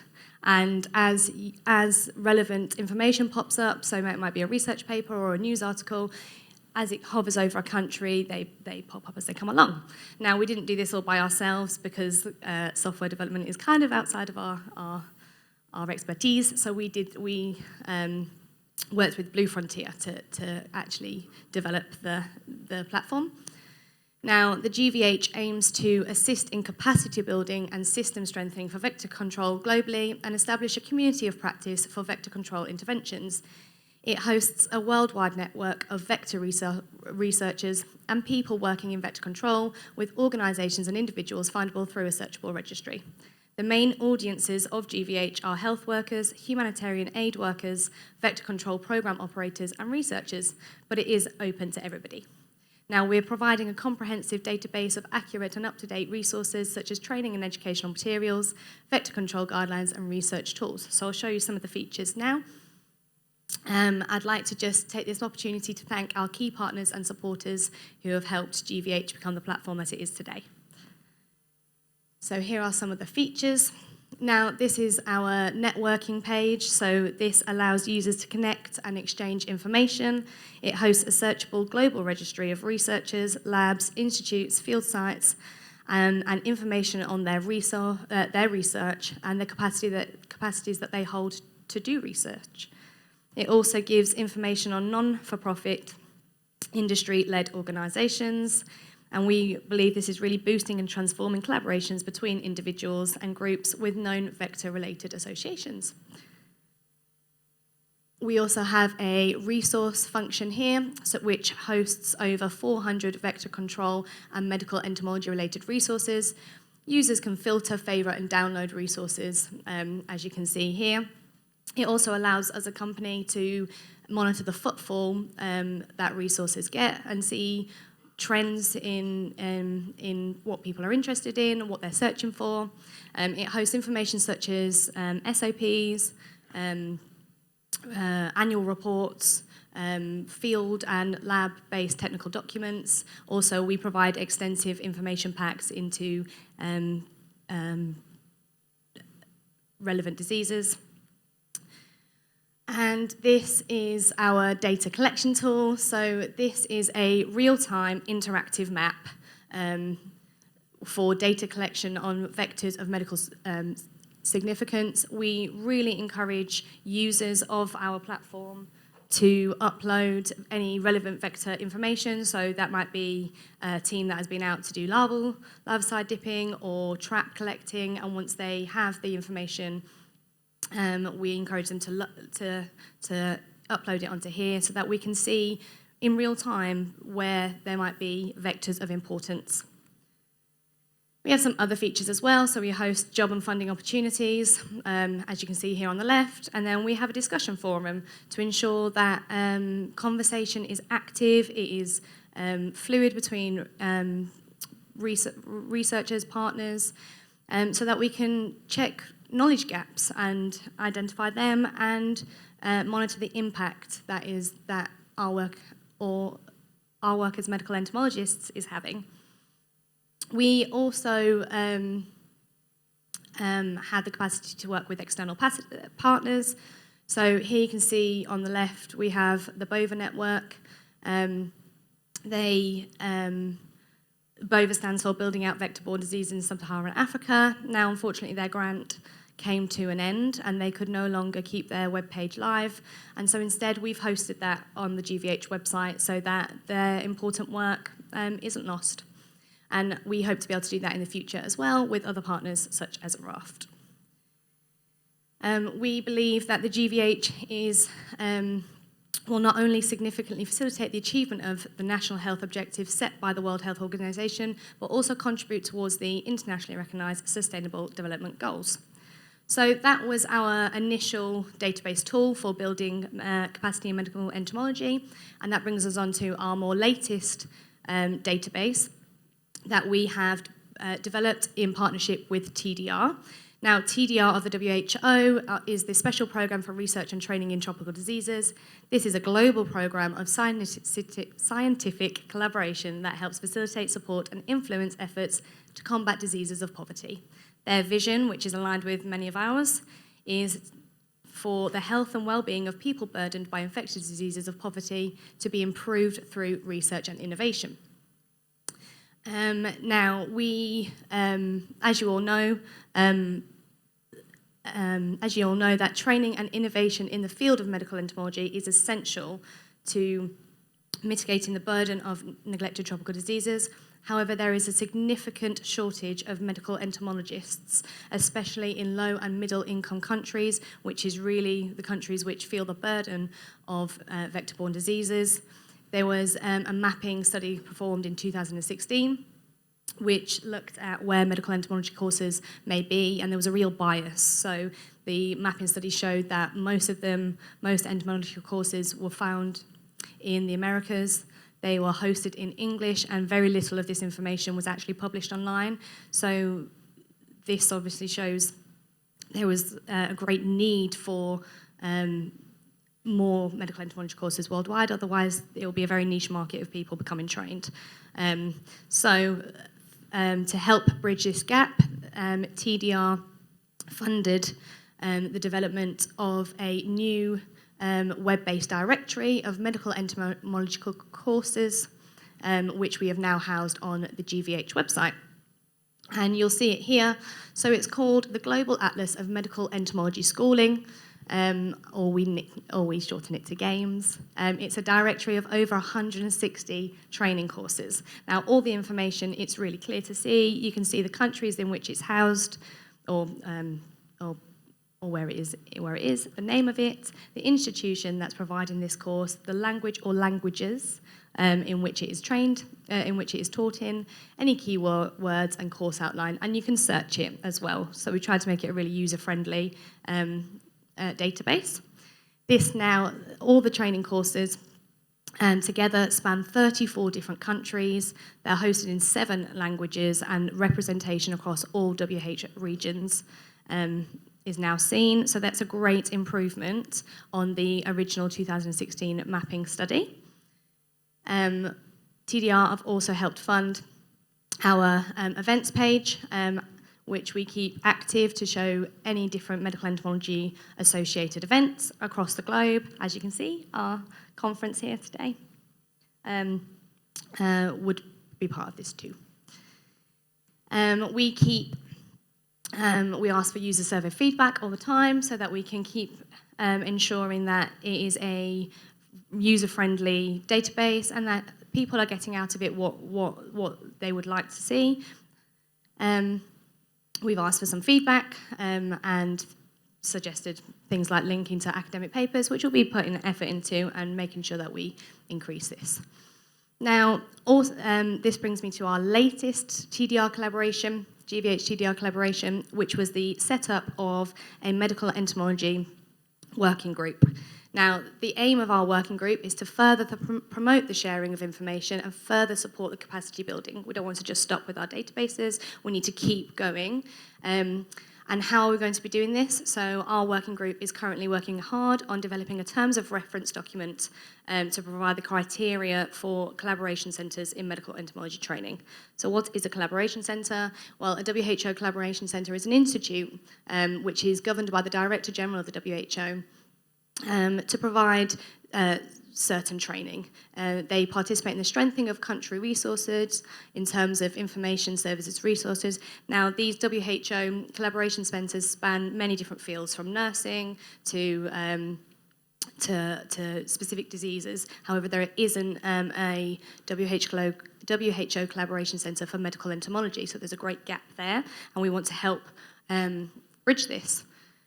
So our working group progress, we have 22 members. We've got representation across all the WHO regions, including 18 countries. We held a virtual meeting in June to kickstart this terms of reference document. And then 2 weeks ago, we got to meet at the EMCA conference in Mallorca. 16 of us from 14 different countries got together. We had a very full day, fruitful meeting discussing the terms of reference document.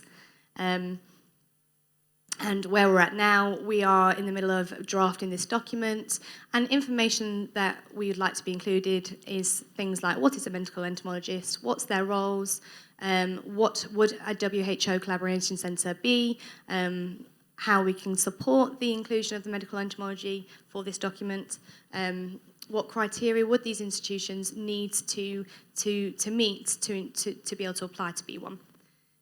We looked at different training levels, so that information is given for all the different levels of a medical entomologist's career, so that they can really see where they could participate. We wanted to add context to this training, so what would be required for a medical entomologist centre, medical entomologists and their centres, for them to give us information on the response they would be doing to local and emerging vector-borne diseases, how they respond to epidemics, and where they see themselves fit, then they can apply in that same capacity. And also we needed to give details on resources in terms of facilities, financial and human resources, and the ability to demonstrate that they can sustain this for over 3 years and promote the utilisation and sharing of resources between institutions. Now, we also needed to discuss the gaps in medical entomology training. We do not expect a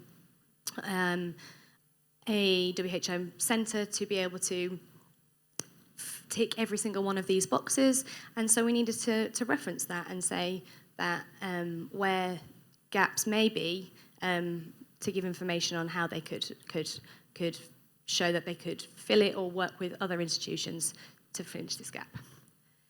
And so our next step in reviewing this terms of reference document, we're going to distribute it between our working group members, and then we'll be sharing it with the WHO, hopefully in March, for review. And now that's everything. If anybody would like to get in touch, that's my email address there. Thank you.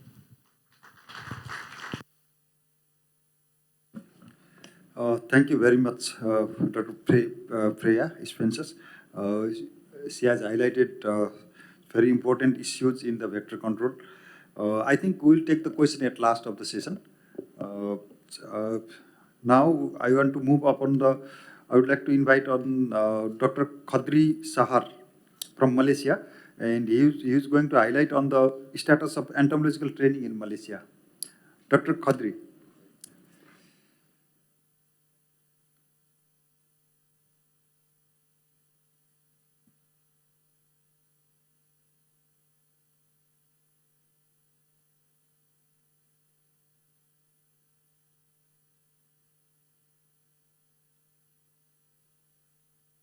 Testing 1, 2, 3. Testing 1, 2, 3. Okay, it's working.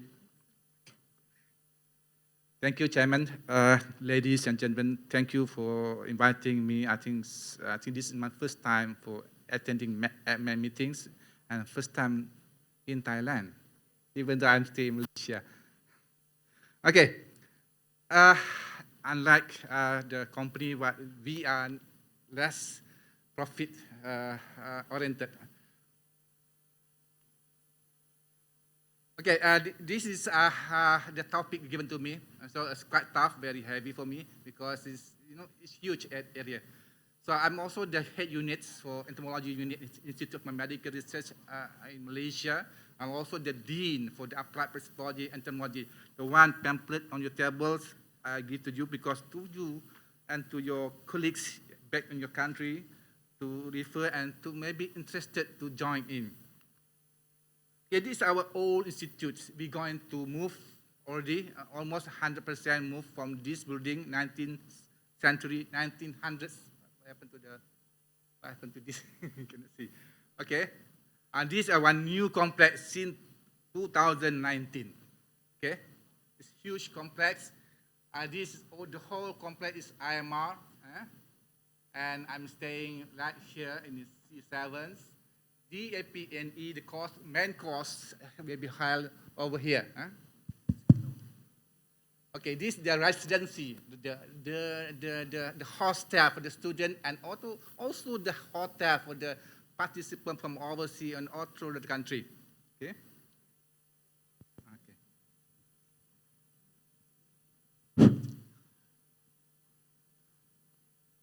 Okay, this course offered on entomological in Malaysia 2023.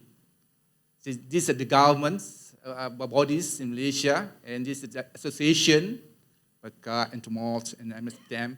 Okay, so according to this, the very quick statistics I did, so this NUSTIS, Malaysia, NUSTIS, so all of them provide BSc course, but not specifically as a bachelor in entomology.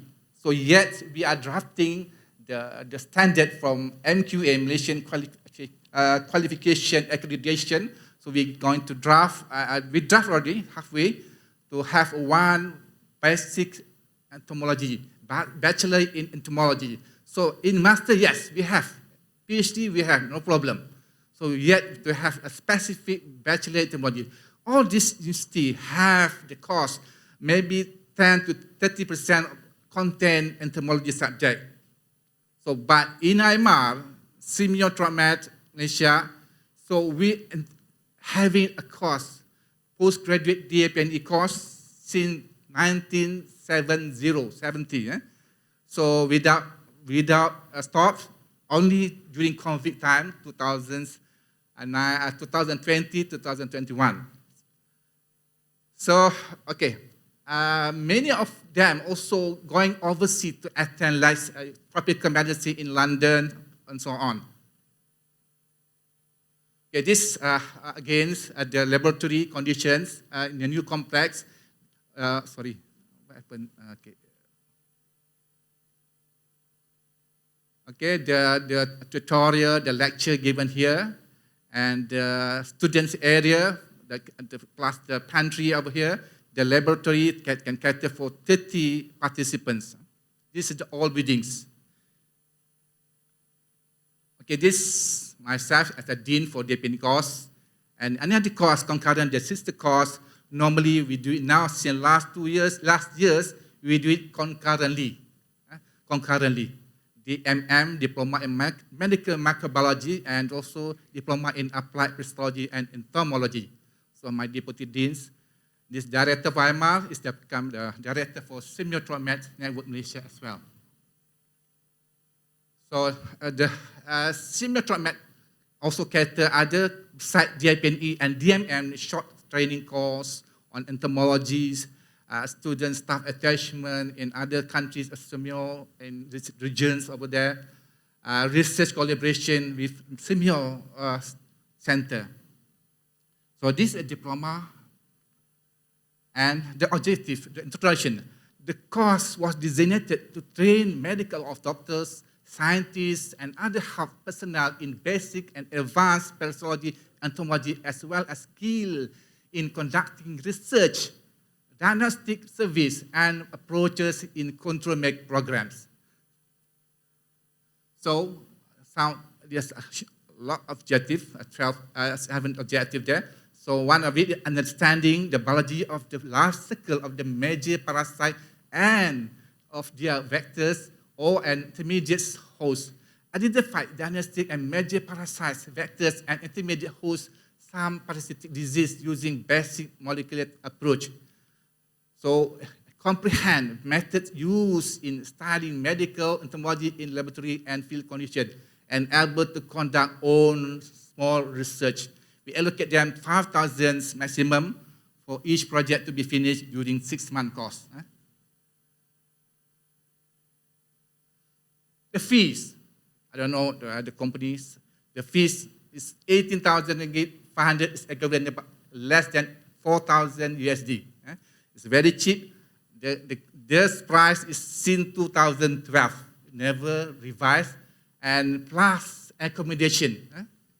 So I excluded the foods because, yes, there are different way of treating them with food. They like their own food. Okay, the course methodology, lectures, demonstration, hands-on, this is the most important thing. I was told by WHO representative they like this course because they're hands-on. The research conducted by themselves on entomology. So this is the APMEN content, presentation, 5 days, principle of infectious disease, 3 days, hematology, molecular also.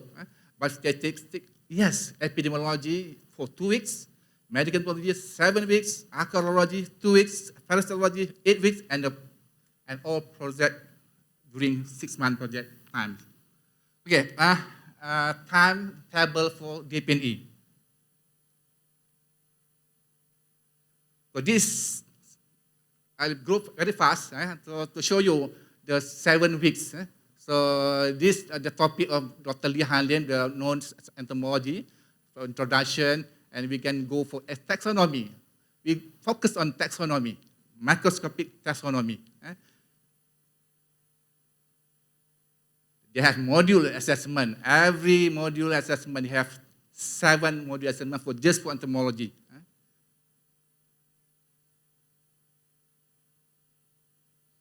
So myself, I also touched on this about Jetoptera control, the leptoconop study in the beaches, beautiful beaches in Malaysia. So we have Hemiptera, so many diverse of knowledge. We also have this sandfly study, Leishmaniasis vector. Even though we don't have cases, but we have imported cases in Malaysia. Taxonomy of anopheles, very important. That's why we need to teach them hands-on. In practical, we teach them how to confirm that mosquito is the vector, infective mosquito, not just infected, but infective, so that they must extract the salivary gland and show us the parasite inside there. So that's a difficult task for many of them, but managed to study and managed to done it very well during the exam. Okay, this is another fieldwork. Yes, fieldwork is a must thing to go. Okay, yeah.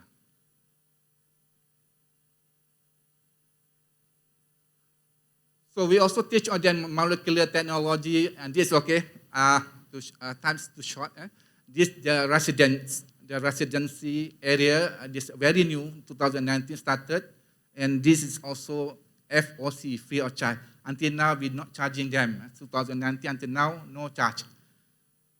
The reception area, the pantry, the hall for meals, the rooms, provided by towels, all the things, just like hotel.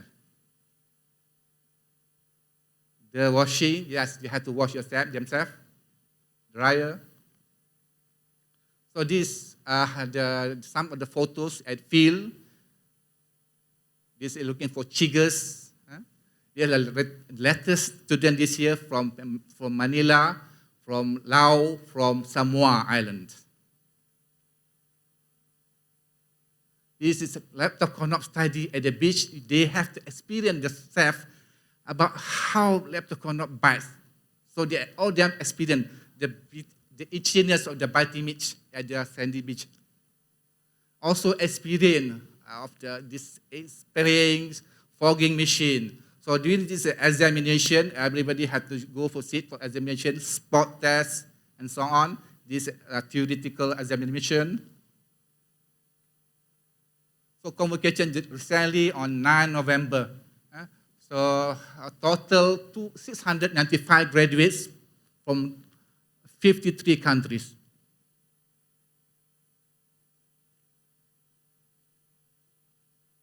Okay, this is issue of financial. We are since 2015, MTCP, another body of government, Malaysian Technical Cooperation Program, has stopped giving sponsorship. They only give 2 weeks and below cost. So we cannot go that. So from there on, our money budgets become less and less and less. So maybe we can cater for another 2 courses. So hopefully the Ministry of Education will assist us on this budget.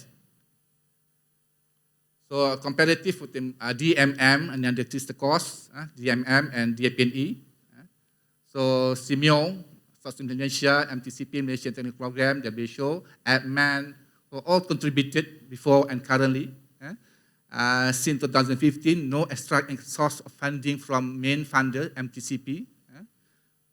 SIMIO Tromet Bangkok only provide 3 2+1 scholarship to DAPNE and DMM, 3+3, which about 200 ringgit also for the students and allowances 450.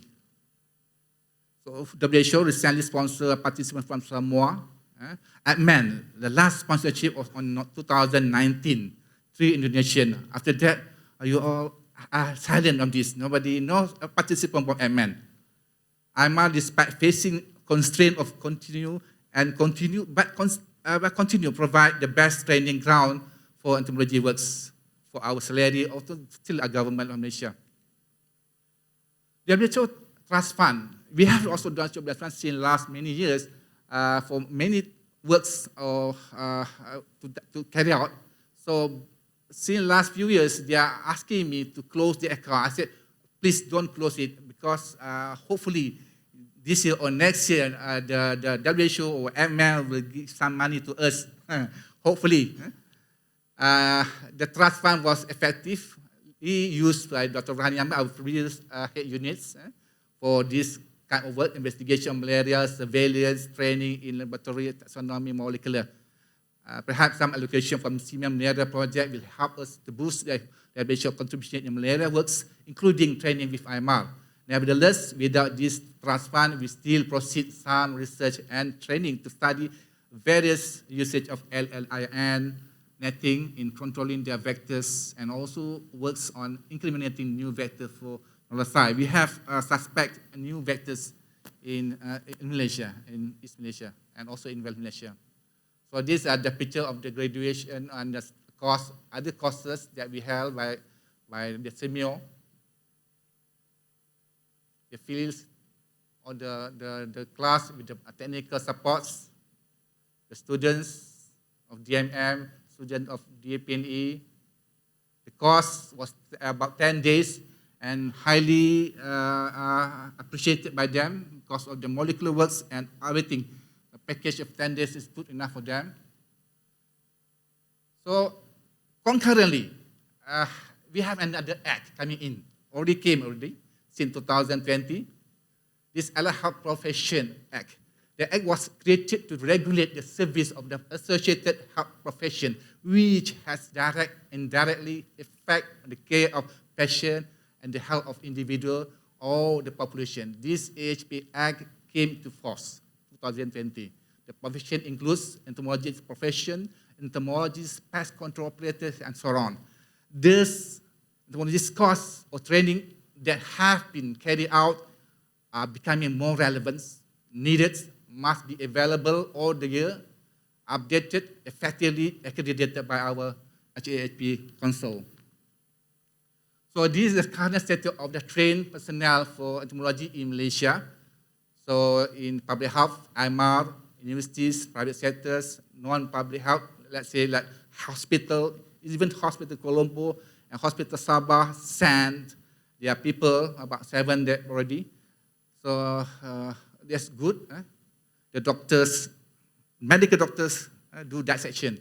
So one of the doctors failed to do the dissection because they're so shivering to take out the milk gut and the salivary gland from the mosquito.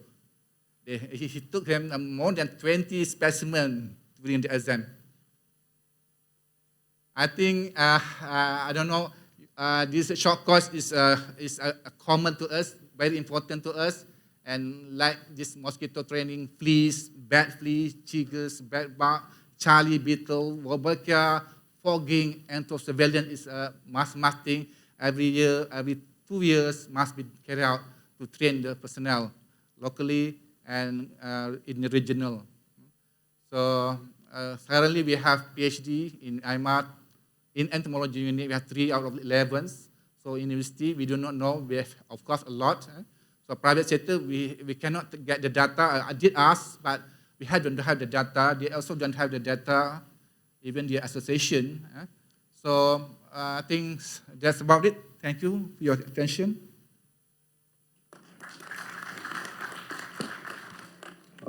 Thank you very much, Dr. Khadri Sahar. I congratulate you because you have lots of entomological programs in Malaysia. And especially the programs for the allied health professionals are very useful for the countries like Nepal. Because we don't have so many programs in entomology. So we'll discuss this on the last of the session. Now I would like to call upon Professor Therapap. He is highlighting on the entomology courses in the Thailand. Which institutes offer course, what kind of course, and how long, and what are the gaps and needs. And he will be joining by online. Professor Therapap, open to you. Dr. Marasini, I've just been informed Professor Therapap, he's in Chiang Mai, and he has not linked up because he's giving a virtual presentation. So it seems we're going to have to wait a little while for him. So I suggest maybe question time, if there are any questions in the audience for our preceding speakers. Maybe we open up for some discussion. Is that okay? Yeah, okay. That would be a good one. Yeah, we can have questions for the previous 2 speakers. Maybe if no question, maybe I can declare the course you get here. If you have difficulty to send people for 6 months, maybe yes, a lot. So you have a package, entomology only, archaeology only, parasitology only. So we can choose and just let us know which package you want. Then just the price is much cheaper. So I think it's very reasonable. Our attention is to make sure people understand how to control this issue, entomology issue, and archaeology, and also the parasite things. Thank you.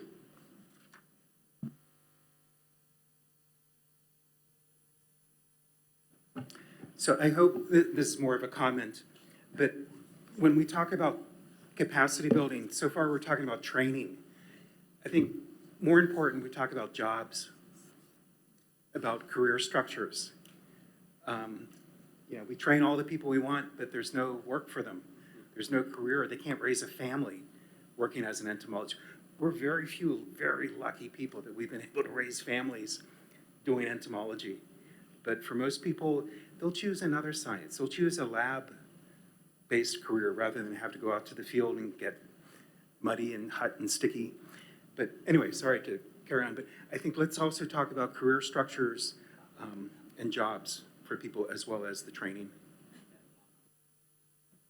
That was something that we discussed last week at the WHO working group meeting, wasn't it, Dr. Mukhtar?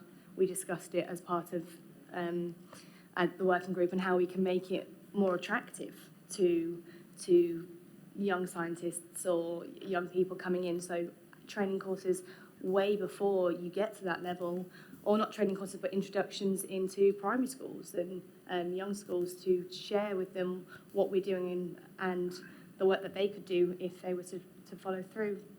But yes, no, it was something that we were discussing as well and hope to continue the discussions further. Last thing. The thing is that now there is a big gap of, what I feel currently, that a generation gap of old entomologists versus new entomologists. There is a big gap has happened. I think this course will address this thing. Again, the problem of entomologist as a career option, very limited. So many, they are not opting for to come in this area. Number one. Number two is that whatever the thing you just tell them to do now, any kind of research and everything, they first, top priority is the molecular thing. I don't know why molecular thing is a priority. It is a good technology, not an issue. But the question is that basic biology and basic sciences, we should give the importance.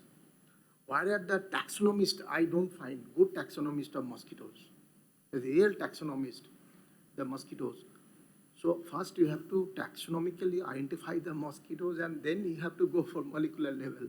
How you can generate a kind of a reference genome or kind of thing. Today if I talk of cytogenetics of mosquitoes, none. If I talk of polytene chromosome studies, none.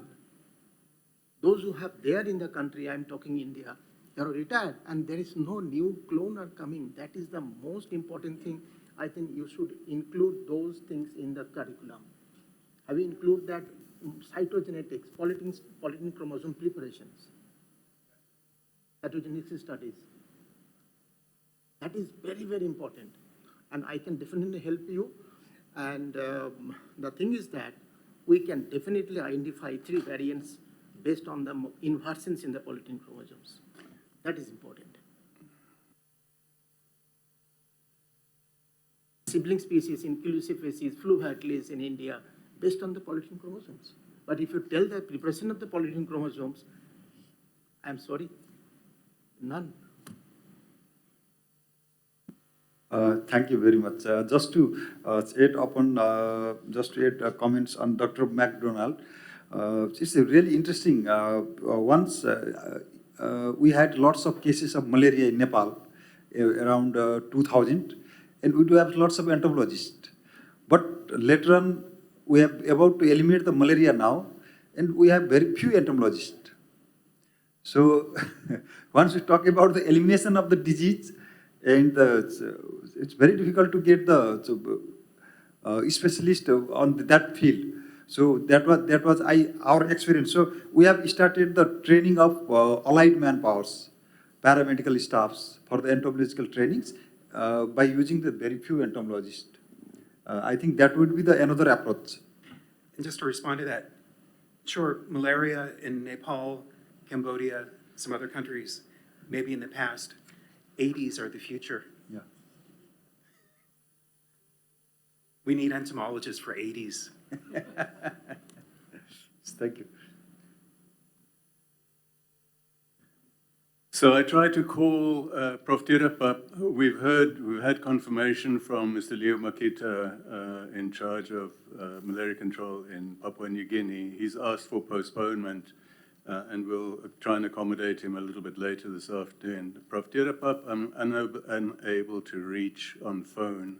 He's not responding, so I'm taking it he's otherwise occupied.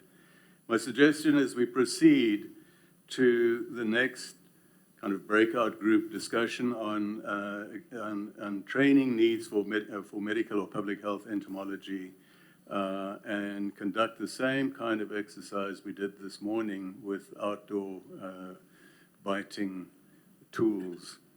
And again, I'd like to ask Michael, if Michael would mind facilitating, moderating the in-person group here. I will go remove myself and sit outside, eat mud, and help our online group.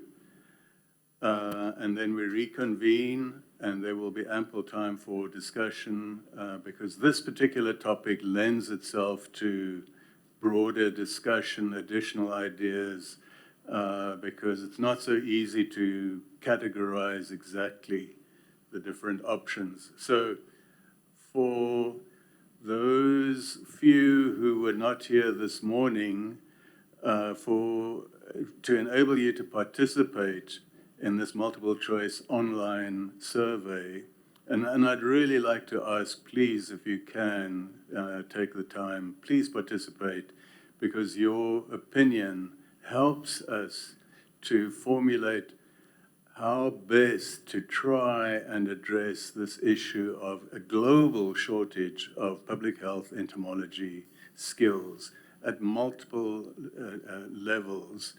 So your opinion is important. It helps us shape how we try and respond to that. So first of all, you need to link to the internet, whether by computer or your phone. And there is a thing here that has the information on there. The Lancaster at VIP conference, and the password is Lancaster1. If you don't have it, it's right here. Or just raise your hand and Dr. Powen will come and help you.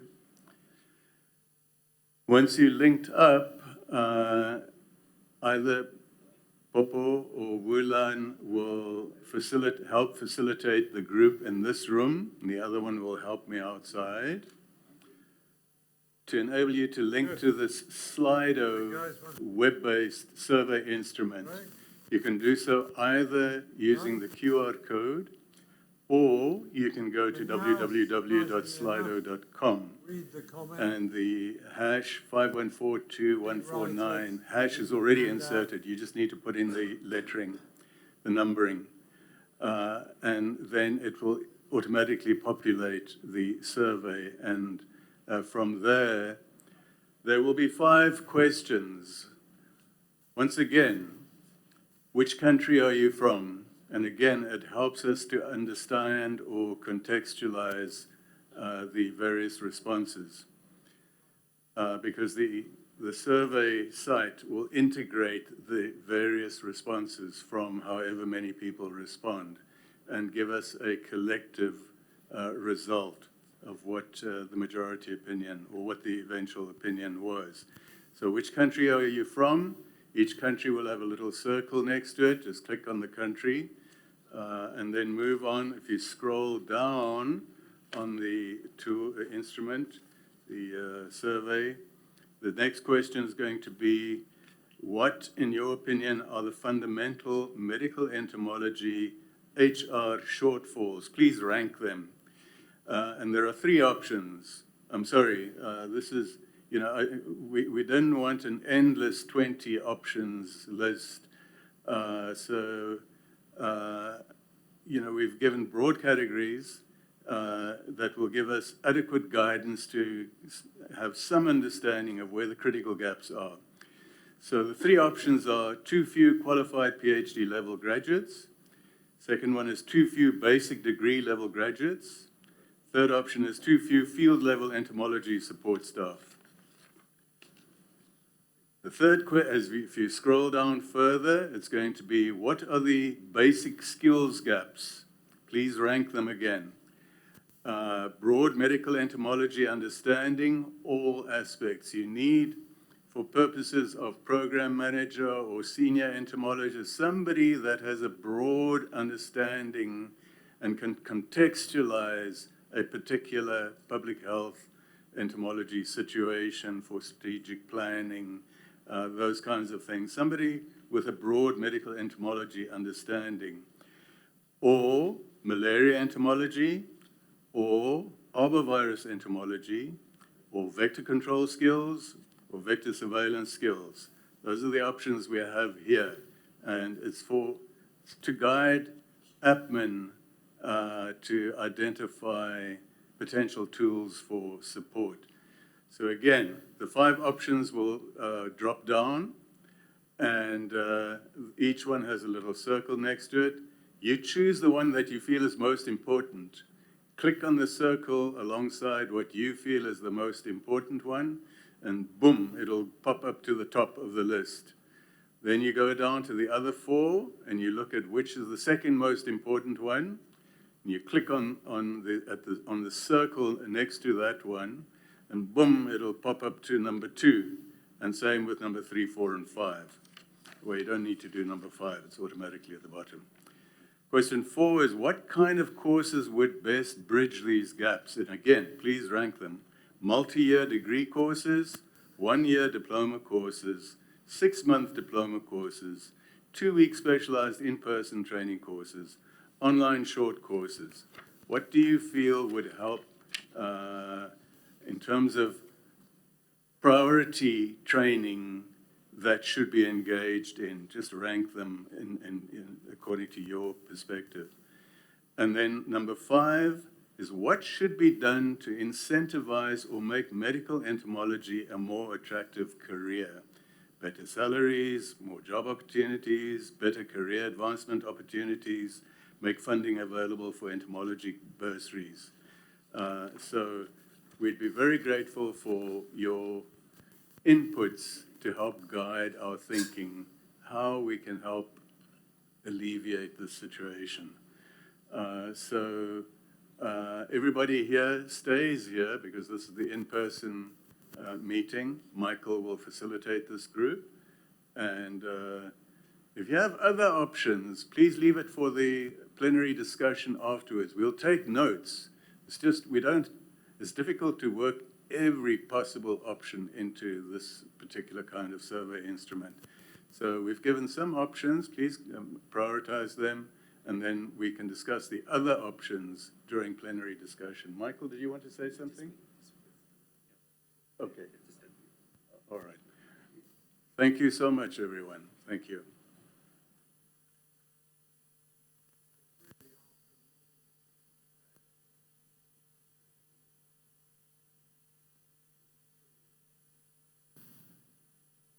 We theoretically have 45 minutes for this, and then we have 30 minutes for plenary feedback after the tea break. I suspect both are too long. So if we've got 45 minutes to complete the survey. I suspect 20 minutes is more than enough. So let's see how it goes.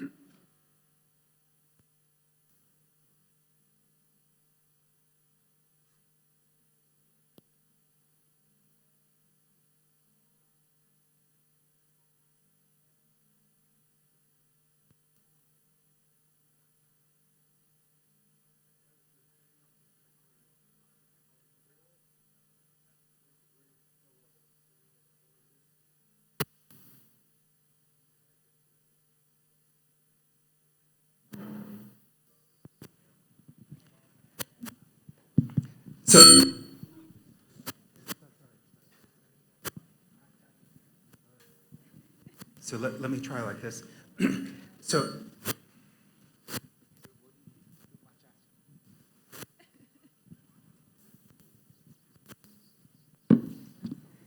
it's too stressful for that. So let me just try like this. So again, like this morning, we'll be voting, but we also want to open up for discussion. You don't need to stay just in these particular categories. But if you have other things you want to suggest, if you have other things that you want to discuss, we'll get them into the notes and we can certainly discuss them. I want to say a preliminary word that we had some discussion about the term medical entomology versus public health entomology. And many of us are trying to move from medical to public health. We were trained as medical entomologists. We learned taxonomy. We learned public chromosomes. We learned everything you can about the species. We learned public health. We didn't learn epidemiology. We didn't learn GIS. We did not learn project management. We did not learn communications. We did not learn. And so now, turn this off. And so now, as we move into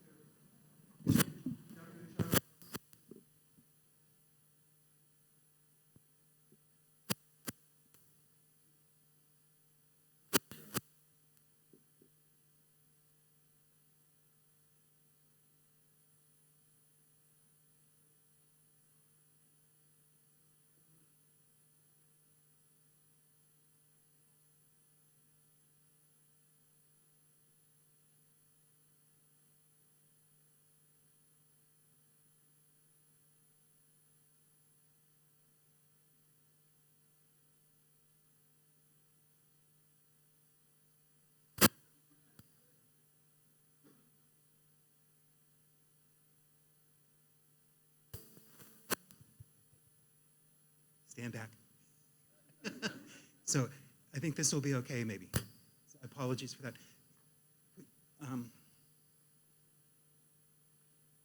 Bobo, could we go to the next slide?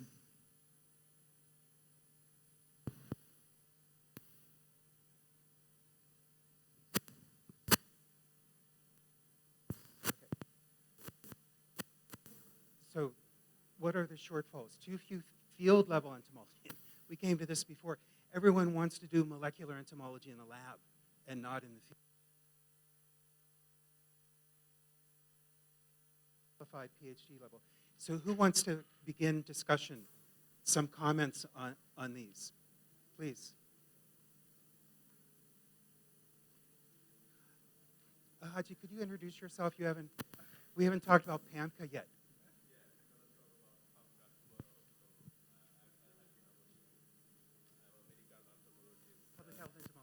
Yes, public health entomologist, as he said.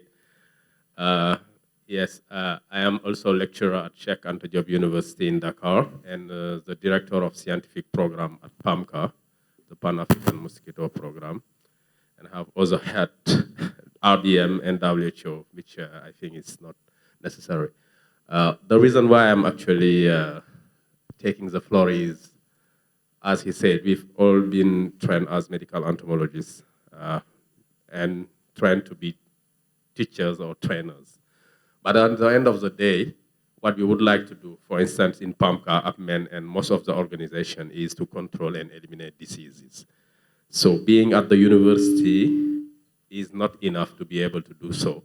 We need to be working with NMCPs. We need to be working with global health communities. And for that, we need really to have those new soft skills to be able really to first of all, come up with strategies, guidelines, and also method of really being able to assess tools, implement them, assess them. And as you know now, we're moving from top-down approaches to subnational approaches. And it's not about being someone who is able to dissect mosquito, but being able to work with communities, be able to involve communities, which require also skill. And I think that's almost the skill that we need. And I think most of all, we agree that we need more field-level entomology support, not only for medical entomologists, as he said, but more what is related to what the community at the subnational level need and tailor our intervention to that. So, thank you.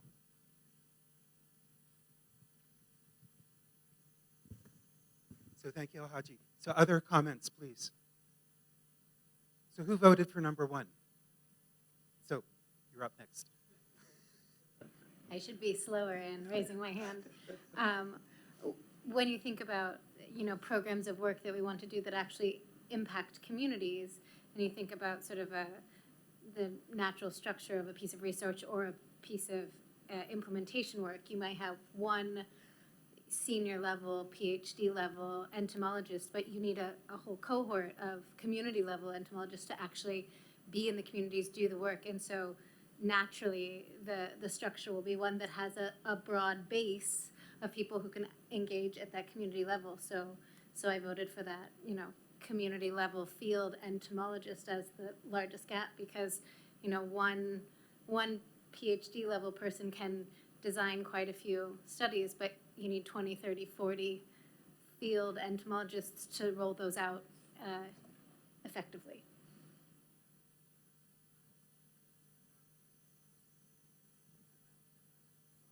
See, the thing is that the main person is the entomologist, fine. But the supporting staff to do all these exercises, you need a skilled, trained manpower. That necessarily would not be as a high qualified. In India, we had, called insect collectors. They are basically graduate level. But I can tell you, the amount of training and exposure they give and they, get, I think they become expert entomologists. Identification, dissections, collections, methodologies, because we guide them what type of studies are required for SCP research purposes. I think that supportive staffs are very, very important. Second thing is that when you do the work, I think we also should involve some, leaders in the community level. I know when I was working in the field and many local staff, they had no background of entomology, but the amount of exposure and, while working they learned, they made a kind of a impact on the community level in entomology. So that kind of, area we should make it open, that only that trained person will do this job. No, there are farmers. They are more than scientists in the field, because they know better how to grow the food crops, how to grow the production. Similarly, the community level, if you make them, it will be huge impact. Then the community will understand why you are going to the field, what kind of studies you are doing. We have to make engagement with this. That's what I am telling in African context of Stephen's Eye. You first understand the community dynamics. You first understand what is this, each country, they are having this program. And don't, just separately look African Stephen's Eye. You look as an overall, national program perspective, and then it will be very effective to support the program. Whatever the research you are doing, you should be support the program. Then it will be an effective thing, that translation research you are doing. If you do independently, blah, blah, you do and publish in a good impact fact journal as a scientist, it doesn't make any sense if you're not implemented by the program. Good, thank you. Mohammed Mukhtar, can I ask you to comment a little bit about your situation in Pakistan? It's been many years since I've been to Pakistan, so I'm talking from a naive position here, but from what I understand, you have a very good, we talked about university engagement with the programs. And from what I recall, you were saying that in Pakistan, you've developed a very good consortium of the universities. But tell us a little bit about your experiences and your perspective from Pakistan on this issue. Yeah, thank you very much. And definitely, as you know, that you were in Pakistan a long time ago, and when the Pakistan has a very sophisticated system of the vector surveillance, but unfortunately, after 80s, if I go to the history after 90s, that there is a shortage of the medical entomology, but since last few years, 4-5 years, we are developing the strong coordination among the different universities. We are promoting the medical entomology in the country in the different universities. Now, the universities in Pakistan offering the course for the medical entomology, short courses, and like one of the best research institute in Pakistan, the Health Services Academy of Pakistan, which are now offering the 2-year diploma course of the medical entomology. So in Pakistan, in Pakistan we have no very good system for promotion of the medical entomology, right from the early student who are the early career in the studentship in their universities. So in Pakistan, we are reviving our previous regime of the vector surveillance by promoting this medical entomology at the university level. So these are. And one for which I raised little bit my hand about the questions, there was some ranking of the deficiency in HR. We rank if we go to the question number 1, question where we have the HR deficiency. Ulan, can you go? No? Which question number? No, that is actually the HR, where we rank that everybody ranked that the deficiency at the primary level, basic level, is one of the most important aspect, and we rank the deficiency at the PhD at the lowest level, which means that we are still thinking that at the very primary level. This is not the right question. I'm asking about the HR, where we asked about the HR, deficiency in HR. Is it this one? Yeah, this one.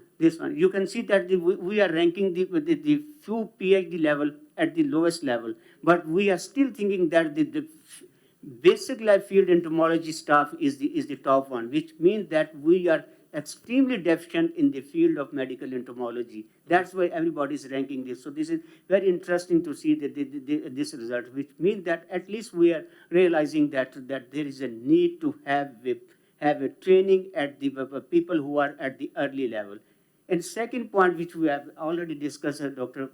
Santa from the India, that the people are thinking about the easy way of research, like molecular entomology. The people are reluctant to have the field entomology, to go for the actual field entomology, the things like that. So I think this is a very good exercise. I really like this personally, that we are identifying which are the areas where we are actually deficient in the field of medical entomology. Thank you. So I'm going to ask Jetsamun to talk in just a minute. But before we do that, just a question. Last November, I was on the WHO malaria program review in Myanmar. And we had the big plenary meeting with the Minister of Health and the DG. And the DG said to me, she asked me, like every other country, Myanmar is suffering from a dearth of, we call it the gray hairs and the no hairs in our business. They're suffering from attracting young people into the profession. And so the DG asked me in plenary, how can we attract young people into this field? And I had to say, I don't know. And so from your country experiences, who amongst you has been successful? Do you have any examples of successful countries? In Africa, I know there are some successful places in Africa for this, but I'll ask you to speak in a minute, Haji. But in the Asian Pacific, do we have any examples of really, Malaysia seems to be very good, but do we have any examples of successful programs who can attract young people into this profession? May I just quickly interrupt? Sorry, Michael. We've made contact with Professor Tirapap now, and I've kind of asked him, can he be ready in 5 minutes' time? Oh, okay. So, but we can continue this discussion. Let Tirapap give his presentation, because he's kind of on standby at the moment, and then we can continue. I think this is a very important discussion. Okay. So, please, if you don't mind the disruption, okay. Let Tirapap give a talk in 5 minutes' time, okay. And then we continue the discussion. So let's take 3 minutes now. And what are your ideas? And I'm going to ask you, please. Okay. No, I just mentioned I organized one WHO regional workshops on entomologists from 11 countries. Yeah. I can tell you that the outcome it is published, there is serious lack of infrastructural support it came, because they don't have proper, vehicle, proper equipment, they don't have proper insectary laboratory support, whatever. I want to hear good news. Yes. Who has good news? No, we know the problems. Who has good news?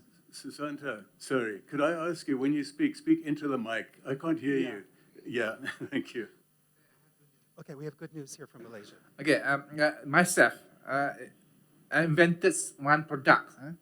And from there, I was called by many authority, many ministry to propose the project. And we are one of our nation product. This is the one I proposed, got patented 2006, but only on 2013 got commercialized. So from there on, they look upon the entomology. So many things you can invent, and you can get rich and get some royalty from that. You can get easily 4,000 for your royalty, you say. So that will encourage them to be a very simple entomology, but it's very fruitful, very, very good incentive. Okay. Jetsamun, we have 2 minutes. Okay, from the academic side, I think I vote for two field basic degree level, especially in Thailand. We have very few universities offer the basic entomology. My faculty is grad school, so we have to wait for the student that has some background to join the program.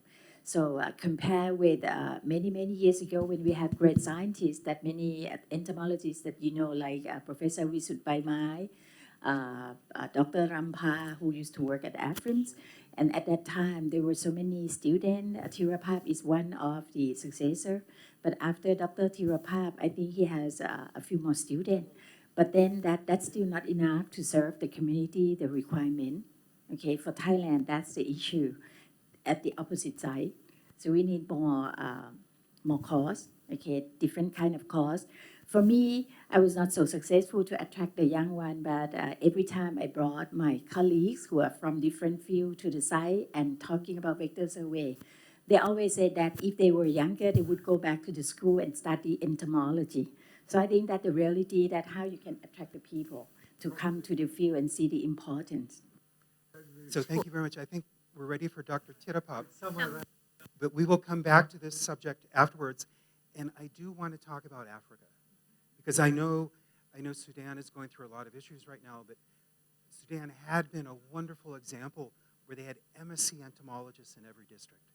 And just did anyway, I'll let you talk some of the good programs, up and coming programs in Africa. But let's think about this some more. And I don't want to hear complaints. We don't have this, we don't have that. Let's think about positive things that we can learn from each other to make this happen. But I guess we're done. So I just want to mention, okay, Dr. Tirapap is ready to give his presentation, but it seems that Mr. Leo Makita in Papua New Guinea is also now ready. So, so now I'm in a bit of a quandary. So let's listen to Prof. Tirapap and maybe we should listen to Mr. Makita immediately after that as well, just so that we don't hold them up too long. Is that okay with everyone? And then we can go for tea break. Okay, thank you so much. Thank you, Prof. Tirapap. Apologies for the disruption. We had some canceled presentations, which threw the program a bit out. And of course, you weren't aware of that. So thank you for your flexibility and patience. Thank you.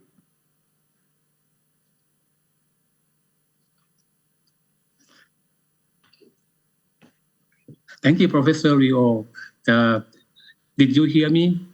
Very clearly. Can you hear me? Yeah, very clearly. Thank you, Okay. Okay, let me start my talk. My talk should be quite many slides, but I don't think it's too long. I can make it maybe 10 minutes, okay? Okay, so today I would like to talk about the program on entomology in Thailand, but actually there are a few universities in Thailand that can offer this degree, like Mahidol University that Dr. Jesmon just mentioned, and another one from Chiang Mai University. And for me today, I will talk about Kasetsat University. I will not. I don't have any information about Mahidol and Chiang Mai University, so I will focus on Kasetsat University. I'm sorry to interrupt. I've had a request. Okay. I've had a request. Can you make it full screen? Yeah. Okay, let me. The sidebar is still showing, so it's just, it helps if it's full screen.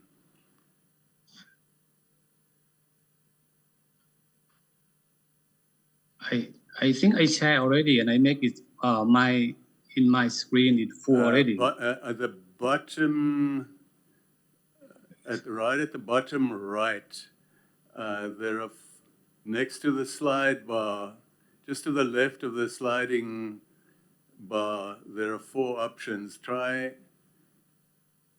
the one next to the one that's currently highlighted. So, but what I see from my computer is already full. We see your main screen, but then all your other slides, 2 of 36 or whatever, are shown on the left-hand side. So we're trying to get rid of the left-hand series of slides. But that's okay. If you're having trouble, that's okay. Continue as you are. No problem, Tirapap. Just continue. No problem. Okay, I'm sorry because that's what I have seen now in the full screen on my computer. Okay. Is that okay now? So, can you please close the PowerPoint and reshare again? Okay, so I stop share, okay? Yep. Okay, I stop share. And and then I try again, share screen. Yeah. Did you see that?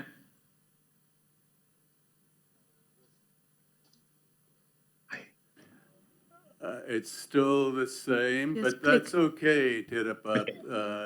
อาจารย์ครับ มันจะมีตอนเรากดแชร์ครับมันจะมี2หน้าครับหน้าหนึ่งจะเป็น PowerPoint ที่เป็นโปรแกรมกับอีกหน้าหนึ่งที่มันเป็นเหมือนสไลด์ที่มันเต็มหน้าครับให้เลือกตัวสไลด์ที่มันเต็มหน้าครับตอนกดแชร์มันจะมีให้เห็นเป็น PowerPoint 2 อัน2แถบสต็อปก่อนนะครับสต็อปแล้วกดแชร์อีกที Stop share นะครับ แล้วลองกด Stop แชร์ share นะครับมันจะมีตัวเป็นรูป PowerPoint เนี่ย2 อัน มีรูป PowerPoint 2 อันโอเคผม ลองเลือกอีกอันหนึ่งครับที่ไม่ใช่อันเดิมที่เราเลือก ปิดอันหนึงก่อนไหมครับ ไม่ต้องปิดครับไปเลือกอีกอันหนึ่งได้เลยครับเลือกอีกตัวหนึ่ง เลือกอีกตัวหนึ่งอันนี้ไหม ลองกดแชร์ขึ้นมาเลยครับ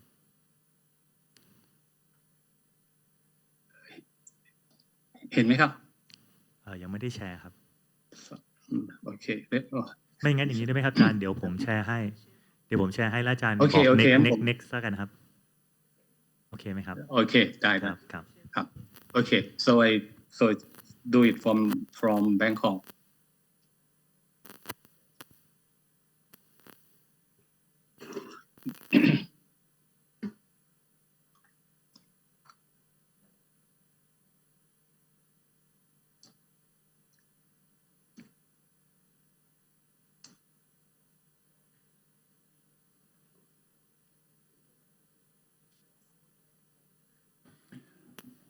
So we've had a good day อา here, จารย์พอดีว่า Therapat. ทางฝั่ง It's เราไม่ been มี a สไลด์ของอา wonderful จารย์อยู่ conference อา so จารย์ far.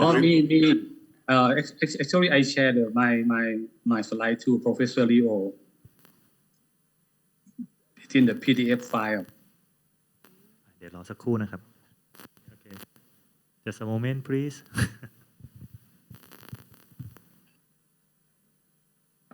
It's going to take too long for me to boot up my computer, and I think let Prof. Therapat just งั้น use. ไม่เป็นไรครับผมว่าเราแชร์แบบเมื่อสักครู่ก็ได้ครับอาจารย์ลองกดตรงตอนนี้เรากด PowerPoint แล้วใช่ไหมครับอาจารย์กด PowerPoint เปิดก่อนนะครับแล้วก็อาจารย์กด Full Screen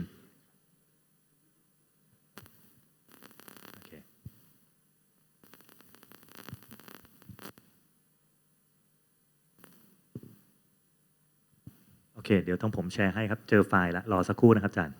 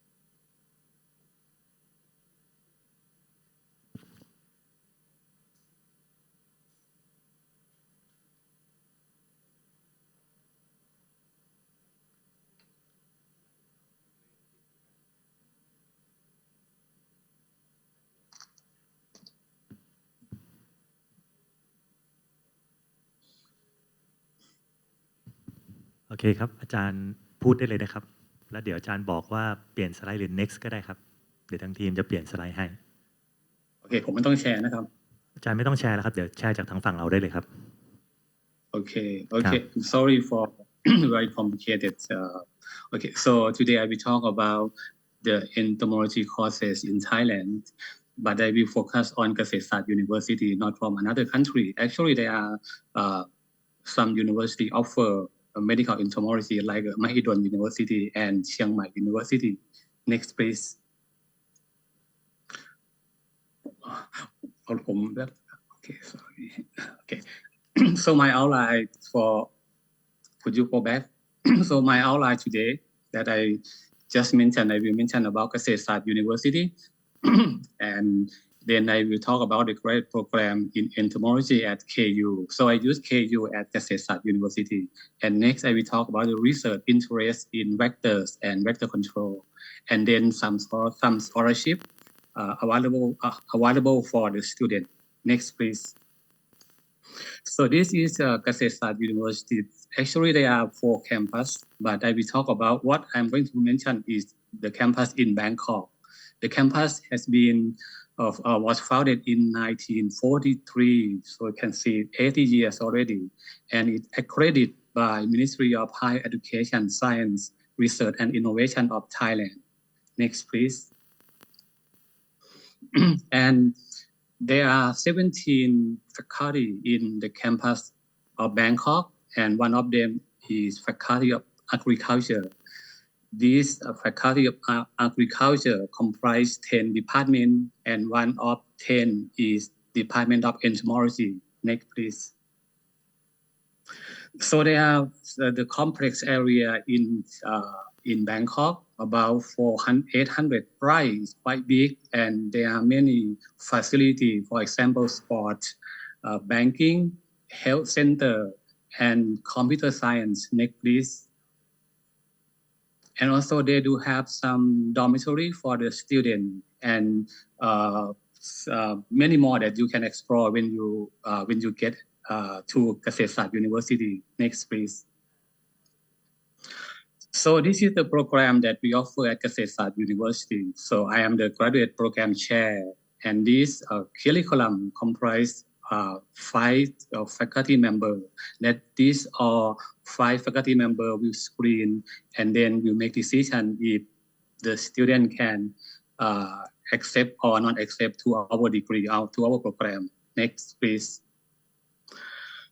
So there are 2 major program. One is Master of Science in Entomology, and the second one is Doctor of Philosophy in Entomology. Next, please. So I will start first with Master of Science in Entomology. So there are 2 sub-program. Program we call Program 1 and Program 2. Program 1 is research-oriented program, and the second one is regular program. So I will tell you more what is the Program 1, what is Program 2. In Program 1, this is the research-oriented program. As you can see here, this program is 2 years program. So 1 year there are 2 semesters, and the last year 2 semesters. So you can finish this within 2 years, and you have to take some courses, but these courses will not be counted as your credit. What you have to do with this program, you have to take the thesis. So the thesis include 36 credits. Once you start the program, you have to register for 9 credits for thesis, and every semester you have to have 9 credits for the thesis. So the final 36 credits we have to be done by this program. So the second program, next please. This one is quite difficult for some students because you have to take some coursework, and even we set this one for 2 years, but most of the students will take more than 2 years. So if you have experience 1 year or 2 year experience, it's better to take the Program 1. Next, please. So this is the subject that you can learn more if you take the master program in our departments, but this thing related to the insect, and some of them related to archaeology or medical entomology, taxonomy, systematic. That is very important for most of the students who take the program 1 or 2. Next, please. So this is the the degree completion to complete program 1 and 2. What you have to take the defense examination after the second years, and then very important that you have to have one publication published, or at least accepted. If your publication accepted, so you can take the oral examination or final examination. Next, please. Now, go back to the Doctor of Philosophy in Entomology, the same. There are 2 programs. Program 1 about research-oriented program, and program 2 regular program. Next, please. Next, please. For the research-oriented program, this is good for those candidates who would like to, but you have to have at least 1 year for work experience. If you have 1 year work experience, you can take this program. This program is about 3 years for PhD, but you have to follow the, the subject here. You have to take the courses, but without credit. What you have to have, you have to have the thesis up to 48 credit, so you can register thesis for the first semester, and the last year on the second semester, the total of thesis is 48 credit. Next, please. So the regular program, this is for the student who had no experiences, that you have to take some coursework. Is mandatory for those person, so you cannot skip the coursework. But actually, normally this program 2, even we set plan for 3 years, but most students cannot complete by 3 years, maybe 4 years and 5 years. Next, please. So another subject for the PhD program that you can select and you can learn more, like ecology of aquatic insect vector control, insect physiology, insect taxonomy, insect toxicology. This is you can learn more when you are here in Bangkok at KU. Next, please. The same for the completion, but what you have to have, you have to have written examination. This for the English examination, that is the requirement for PhD. And then you have to take the oral examination following the written examination. Next, please. So to complete the degree, you have to take the the defense examination. That is by the committee member appointed by Kasetsart University Grad School. And then for the PhD, you need 2 publications, at least accepted before taking the different examination. Next, please. So, so now I want to share some information about the research that we are doing at KU. So there are 2 main topics, one mosquito biology and the second one vector control.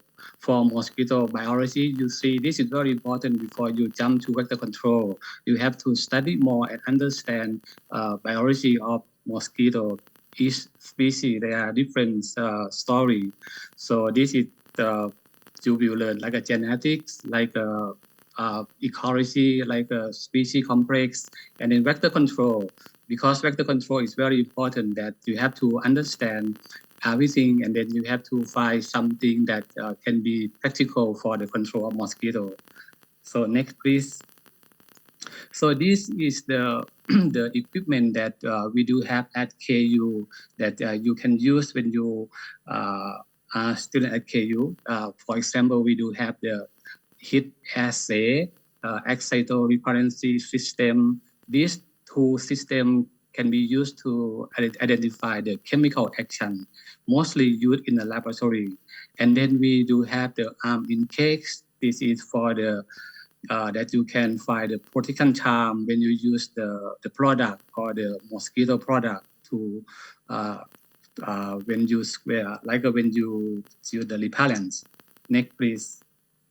And then we do have the modified WHO tunnel assay, the WHO cone assay, and red paddy chamber that can be used to study the efficacy of the mosquito repellents. Next, please. And this slide, what I would like to point out here. So, if you remember, in Southeast Asia, we talk a lot about the outdoor transmission, and most of vector of malaria by outdoor. So I can say that 90% of vector in this region by outdoor and less than 5% by indoor. Next, please. So from that point that you see outdoor transmission, so we have to find something, we have to find some tools or some effective tool that we can use to control mosquito. We also do have the field study area, field site, not in Bangkok, but the field site is located in close to the border between Thai and Myanmar. So this field site is very good to study mosquito biology, good for study the vector control. Next, please.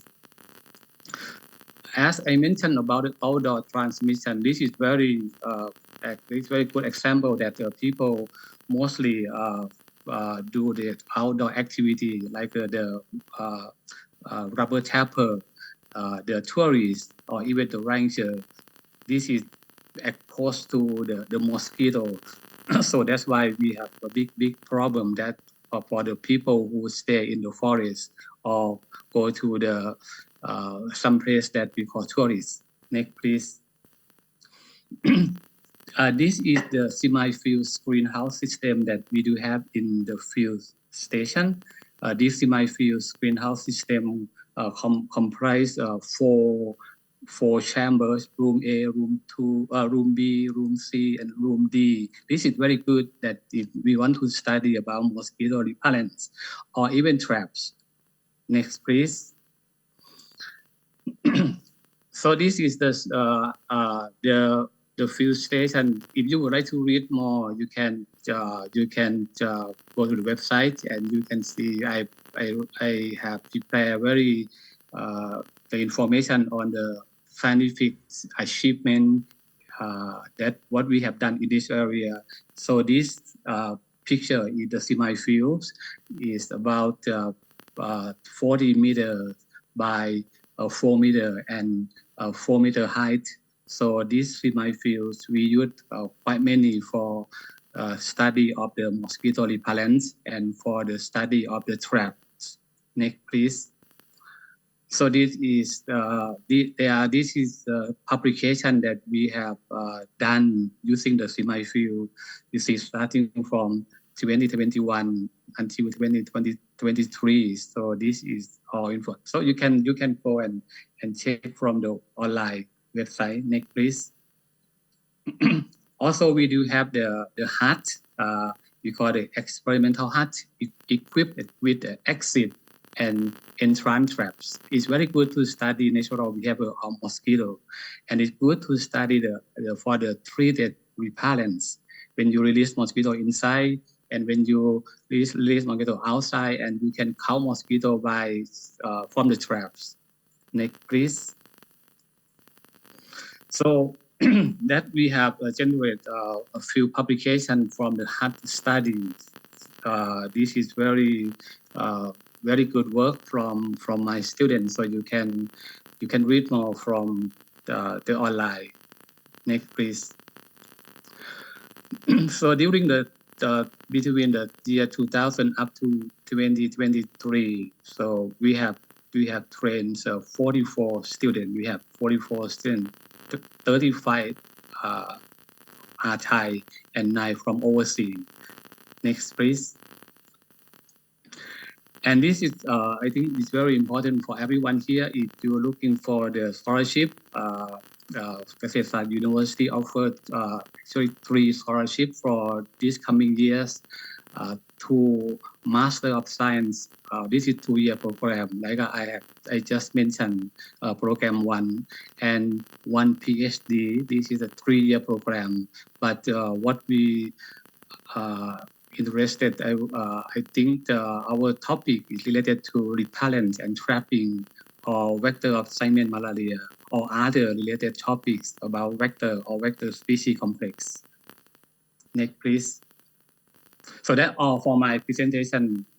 So I am in Chiang Mai now, and very soon on the 27 to 30, maybe next coming weeks, there will be the Asia Pacific Conference on mosquito and vector control. I know some of you will travel to Chiang Mai, and I'm looking forward to seeing you in Chiang Mai. And thanks a lot for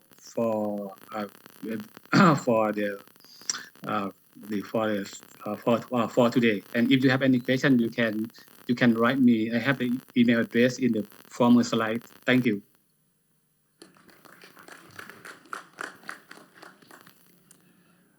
Thank you very much, Professor Terapa. He has highlighted lots of opportunities and courses they have in the Thailand. Now, I think we can take few questions before we move on to the next session. One session is still remaining, so we'll take few questions and move on to that.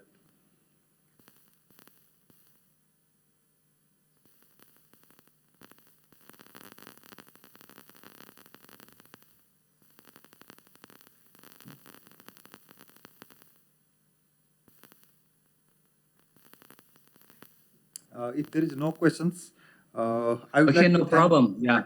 Yeah.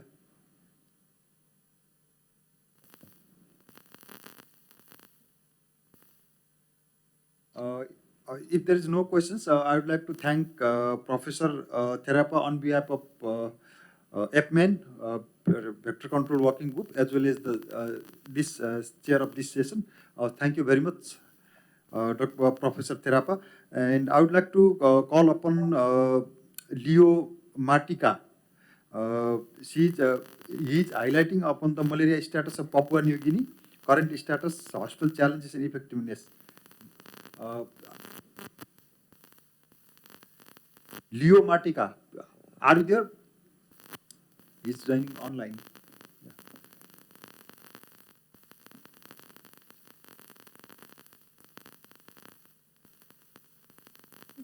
Dr. Makita or Mr. Makita, we just want to check, are you connected? Are you linked to us by any chance?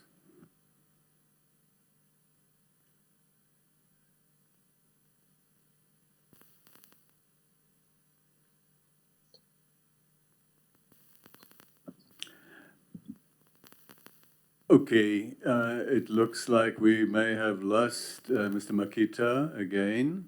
So hopefully he will. Hello. Okay, Mr. Makita, thank you so much. This is a relief. We were really looking forward. I was muted here, so. Wonderful, wonderful to see you. Please, please proceed. Okay, thank you very much. Sorry, first of all, let me apologize for shifting this program forward. And also, sorry, I couldn't be there in person to do this presentation in Thailand, but anyway. I'll just talk a little bit about the malaria program in Papua New Guinea. As many people probably already know, we have a very underdeveloped vector control program as far as malaria is concerned, but we're working on that with many partners to try to build up vector surveillance again, and I think we're working with quite a number of partners in doing this. But I may not be talking too much about that. I will go through just the program, just to give an idea about everybody, on what we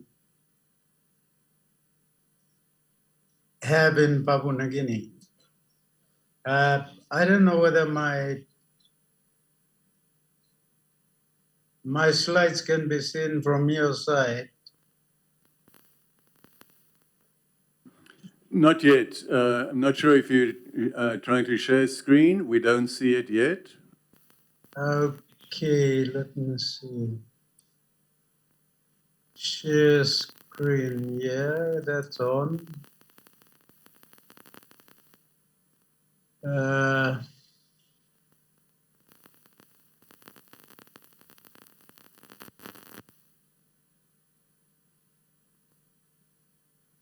We can also help.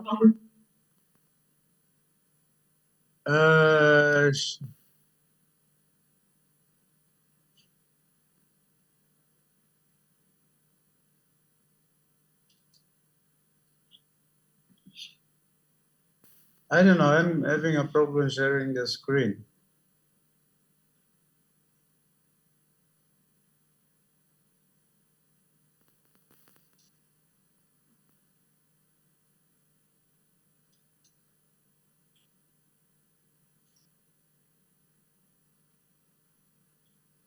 Okay.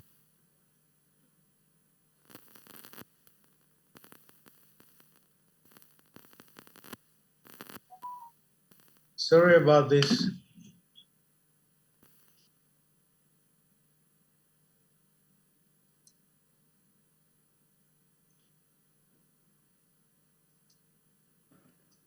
Not a problem, Mr. Makita, no problem.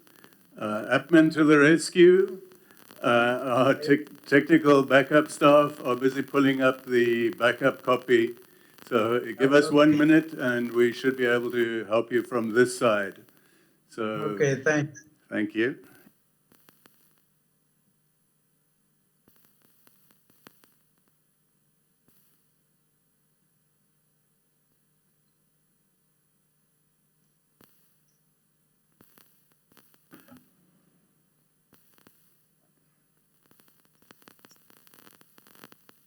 It's 18 hours.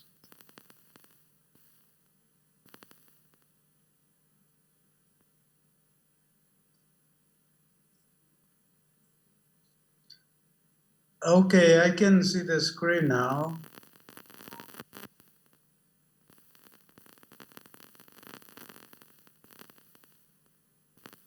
Yep.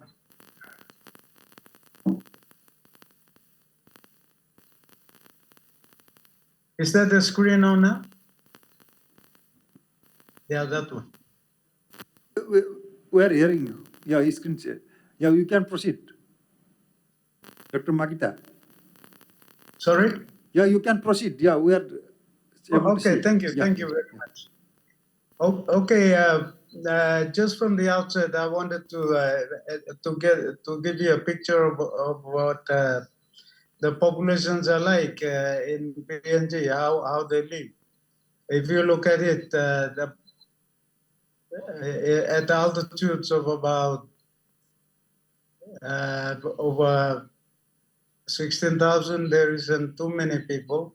Most people are centered around those altitudes of 200 to 600 meters.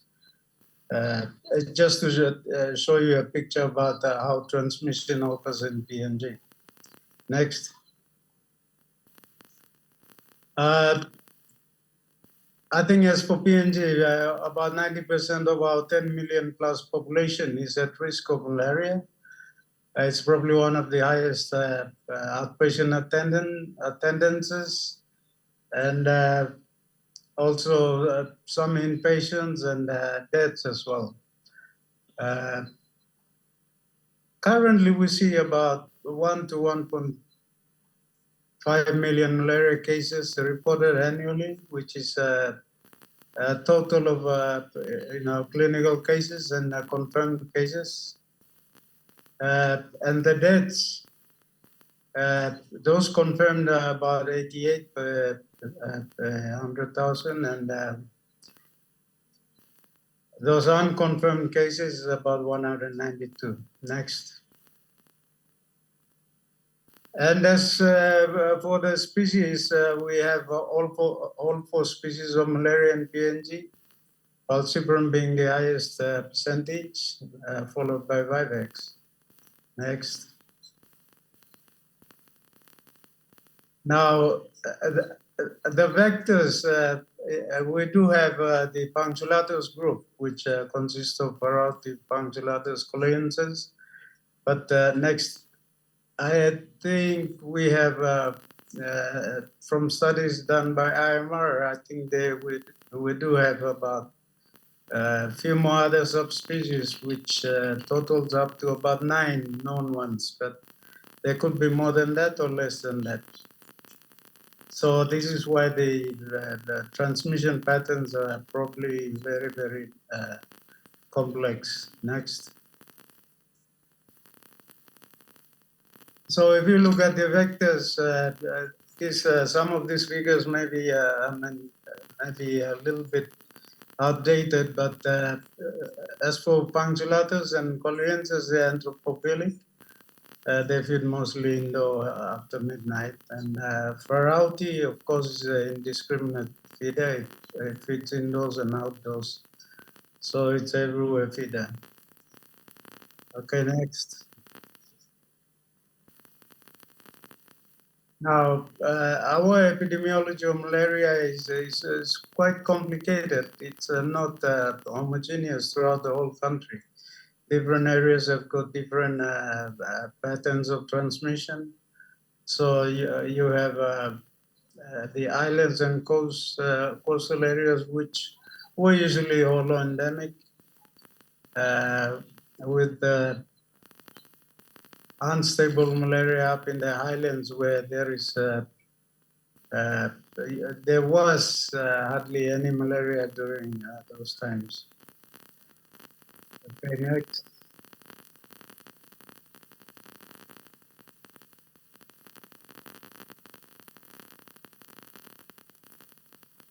In the island and coastal areas, usually the highest number of cases are in the those under 10 years old and pregnant women. There are high levels of severe maternal anemia and low birth weights among pregnant women. So that's one of the bigger issues we have. In fact, malaria attacks every age group as you go around the country. So they don't choose young or old. So it's all, everybody's at risk. Next. Now, I just want to give you a few numbers to show where we are. These figures are actually quite current. So this is what you see on the screen is the trends that we have of malaria up to, this first slide is up to 2021, but if you move to the next, this is the incidence, API per 1,000 population in PNG. What I wanted to show here is that we used to have a lot of clinical cases. I think those clinical cases have been dropping gradually, and we're getting more confirmed cases, probably because of our use of the rapid tests before treatment with ACTs. Next. This is just a comparison of incidence of malaria and malaria mortality. So, they follow basically the same trend, but they've been going down downhill quite well. But lately we've seen a little bit of an increase in these trends. Next.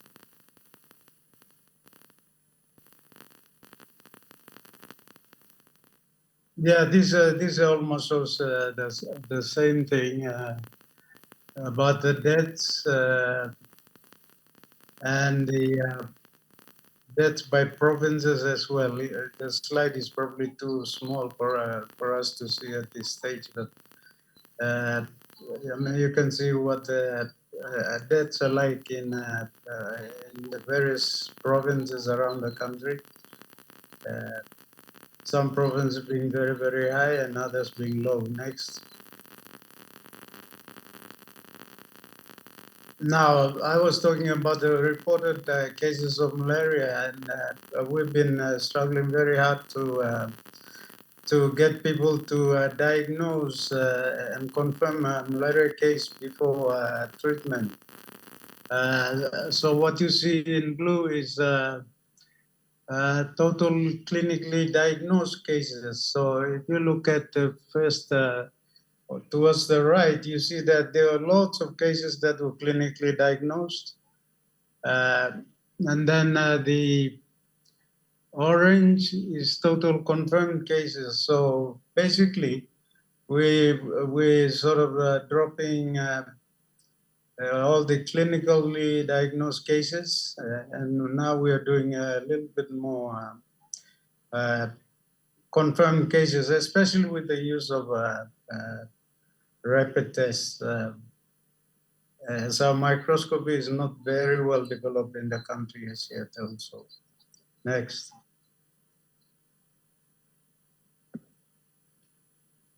So you can see that, this is the percentage of RDT confirmed malaria cases among all confirmed and increased from 20% to in 2010 to about 97% in 2023. So there's been a very big increase in the use of rapid tests. And I think we'll continue to be using rapid tests because of the difficulties we have in development of microscopy. So the orange is the RDT positives, and the blue is the microscopy positives. That's why microscopy is very low a little bit. Okay, next.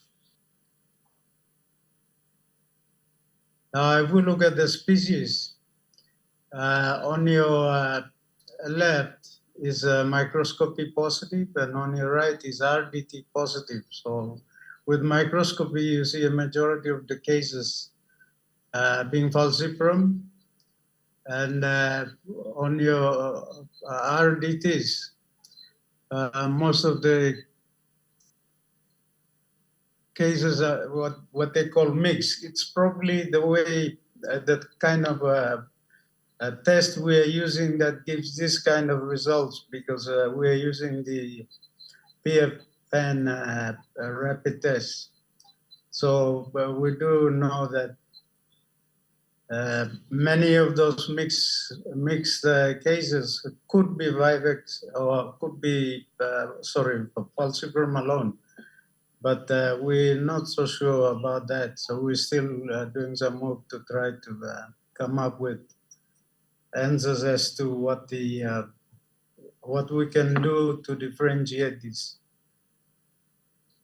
Okay, next. Age, sex, yes, like I said, there is really not much of a difference between the ages. If you look at the microscopy and RDT positives, blue represents 0 to 4 years.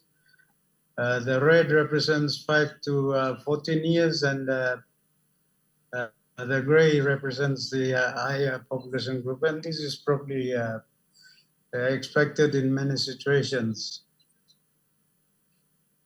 If you look at the age and sex, yes, it varies a little bit between the sexes, probably because of the activities they carry out that makes these differences. Next.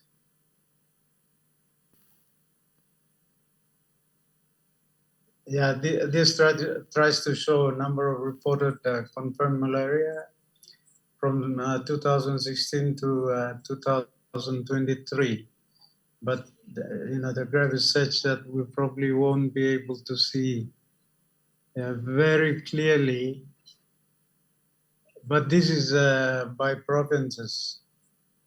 So each province is quite different. If you look at the area that is flattened up, that is basically the highlands region. If you look at the very high number of cases, that's basically the islands regions of the country where the burdens are much higher than the highlands and the south coast.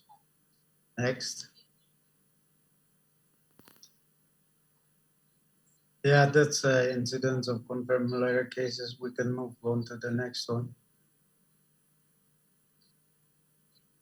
Next. Yeah, I tried to show you the incidence of malaria in children under 5.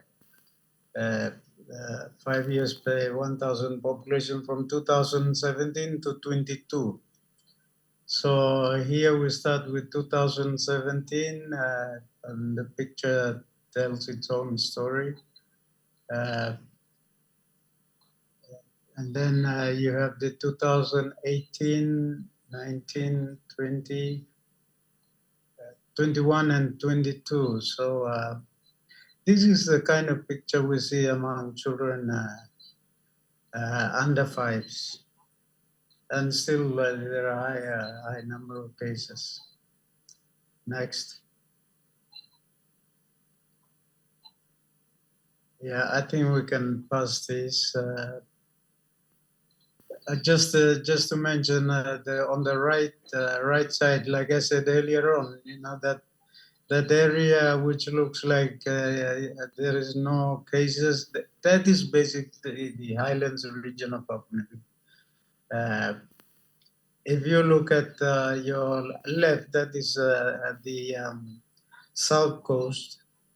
If you look at the higher number of cases, that is basically the islands regions. And so that is those are the kind of trends that we have in the country at the moment. Sorry, next. Yeah, I think maybe it's I had this one up before. Next. Yeah, keep going. Next. And now here I try to show you between 2000 and 2021 the number of inpatients, which has been dropping, and also inpatient deaths, which have dropped a bit as well. I think the higher ones, where it's very high, it's probably when we were reporting a lot of clinical cases rather than confirmed cases. That could have been the reason why, I mean, the trend comes down very fast. Or it could be some of those things we're doing that are actually working, such as mosquito nets, good treatment, etc. Yeah, okay, we can move, we can skip that.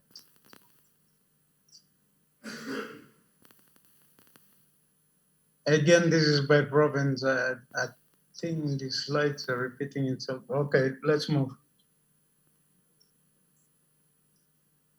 Okay, as per the program, our mission is malaria-free Papua New Guinea by 2030. Obviously,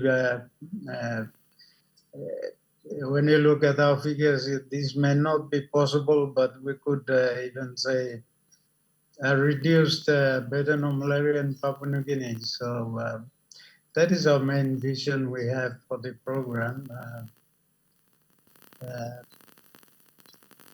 And then the goals, we try to reduce malaria morbidity, reduce malaria mortality,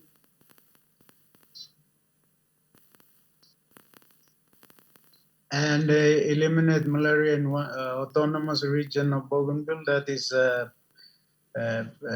one of the islands we, of course, many people have heard of Bougainville. We've been trying to eliminate malaria in that region.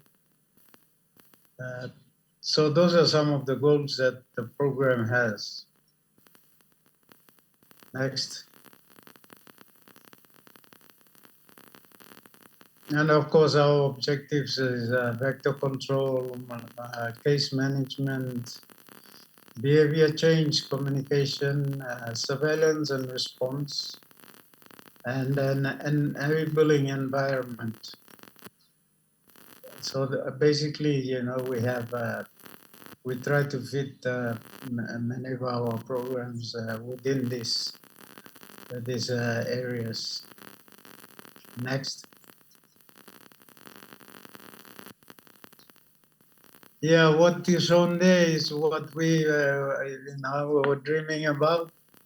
How we would move towards elimination by 2030, but looks like we have not met some of those targets as yet.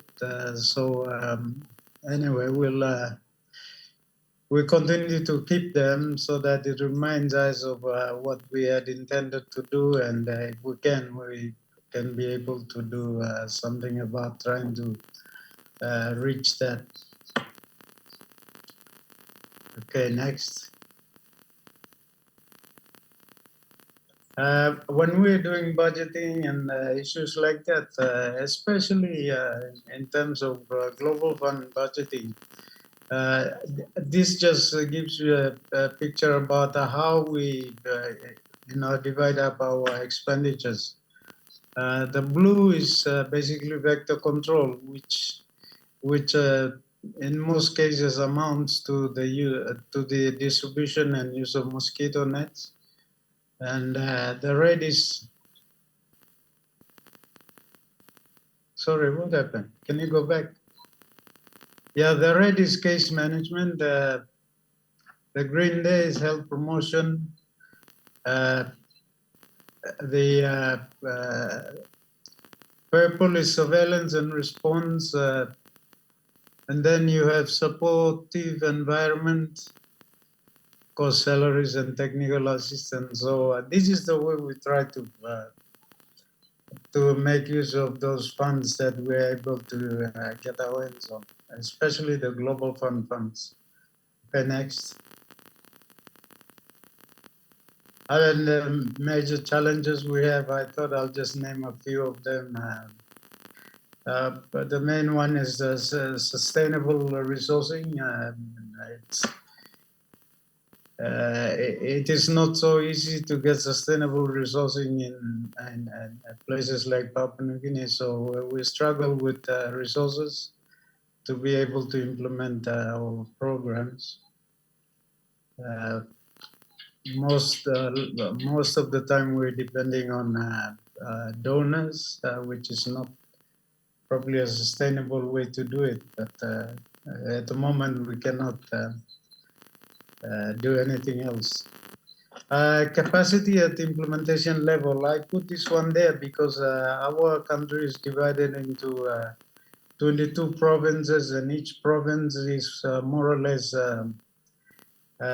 self sort of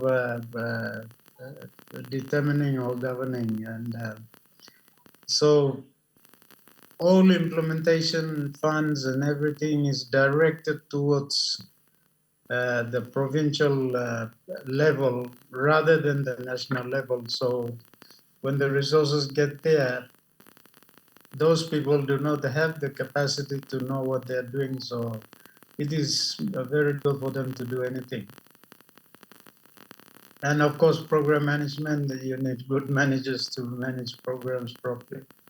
There are many health issues that is part of the whole health services, but that impacts on what we do in the malaria program.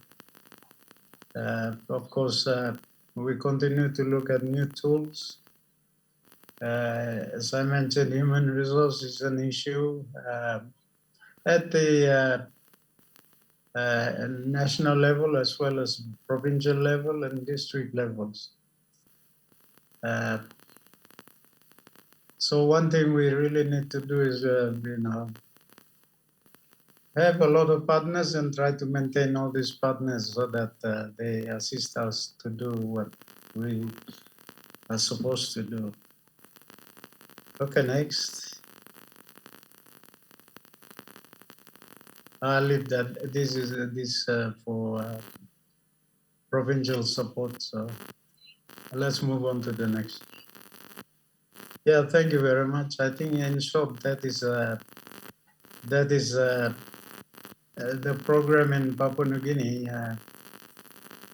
It's not so easy to talk about it when you have so many difficulties in terms of implementation and everything else. So that's all I can share with you at this point in time. Thank you very much. Uh, Thank you very much, Dr. Makita, for highlighting the program's status at the Papua New Guinea. I think we can take one or two questions if you have any for the Dr. Makita. Yeah, please. Dr. Makita, I'm Yes. Kadri from Malaysia. I'm also the dean now for the APMEN course. So in 2011, you mentioned in your chart the fluctuation of the malaria. What could be wrong over there? Because what I understand that 2011 is the peak dengue also for the case. Dengue cases increased tremendously, which I was called by the WHO to be consultant over there for 1 month over there because our new dengue cases increased suddenly in the Papua New Guinea, especially in Goroka. Maybe the diversion of the staff of malaria over there was convert to the dengue control. Yes, that's a good question. We do recognize that we do have dengue in the country, but not at epidemic levels like in some of the other Pacific islands. But more recently, we are getting reports of more cases reporting to health centers and hospitals, and we are very much aware of that. We are working on a strategic plan that will address the issues of dengue and some of the other mosquito-borne viral illnesses. We are currently sort of working on those documents so that we can be able to address them. The thing that we have probably failed to do was that do a differential diagnosis when there's a high number of cases reporting to health facilities. Because like you say, it could have been dengue, it could have been chikungunya, it could have been anything else apart from malaria. But of course, here the word in front of everybody's mouth is malaria. So that's what we were concentrating on. But now we are moving into trying to do differential diagnosis in terms of the symptoms of viral illnesses as well as malaria. Sorry, I hope I answered your query. Okay, thank you, Dr. Makita. Is there any more questions? No. Yeah. No. Okay, thank you very much. I wish you successful elimination by 2030 in the Papua New Guinea. Best of luck for the achieving your target. So I think before we move on to the plenary session, we'll have a short break for tea and refreshment. Thank you everybody for participating. Yeah.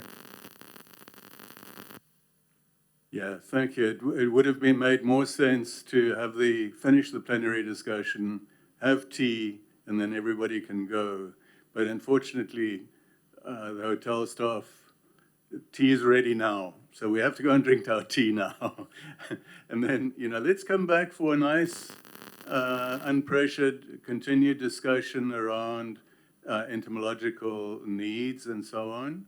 And then, it won't go on for too long, and then everybody can break to go to town or whatever. Thank you so much.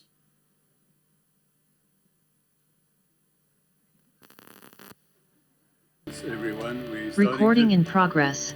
We're starting to lose people. It shows that they've had a long day. They want to move on to other things. But let's just round off this discussion about entomological, public health entomology shortfalls, what the gaps are, what can be done about them, and so on. So I'd like to ask Wulan, if Wulan is available, just to give a summary then, the collated findings of the poll that was held earlier on. What is the consolidated response from the group? Thank you for rejoining, Michael. Okay, so Wulan is just going to show us what our collective wisdom produced. Yeah. Okay. So thank you very much for rejoining again. Yeah. And then this is the result from our discussion, breakout group discussion number 2 about the strengthening public health entomology in Asia Pacific. And okay, this is the list of the countries from participants. Other countries aside from the 22 member countries of APMEN, and then followed by Pakistan, Thailand, and India, and also Indonesia.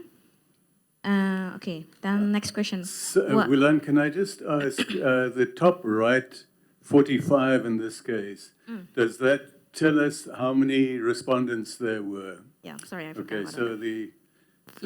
the response you see there is based on, in this particular case, 45 respondents. Yeah, so we have 45 people responded to this survey. Majority of them are from this meeting room, and about 30% of them are from the online participation. And then back to this question about the fundamental public health entomology human resources shortfall.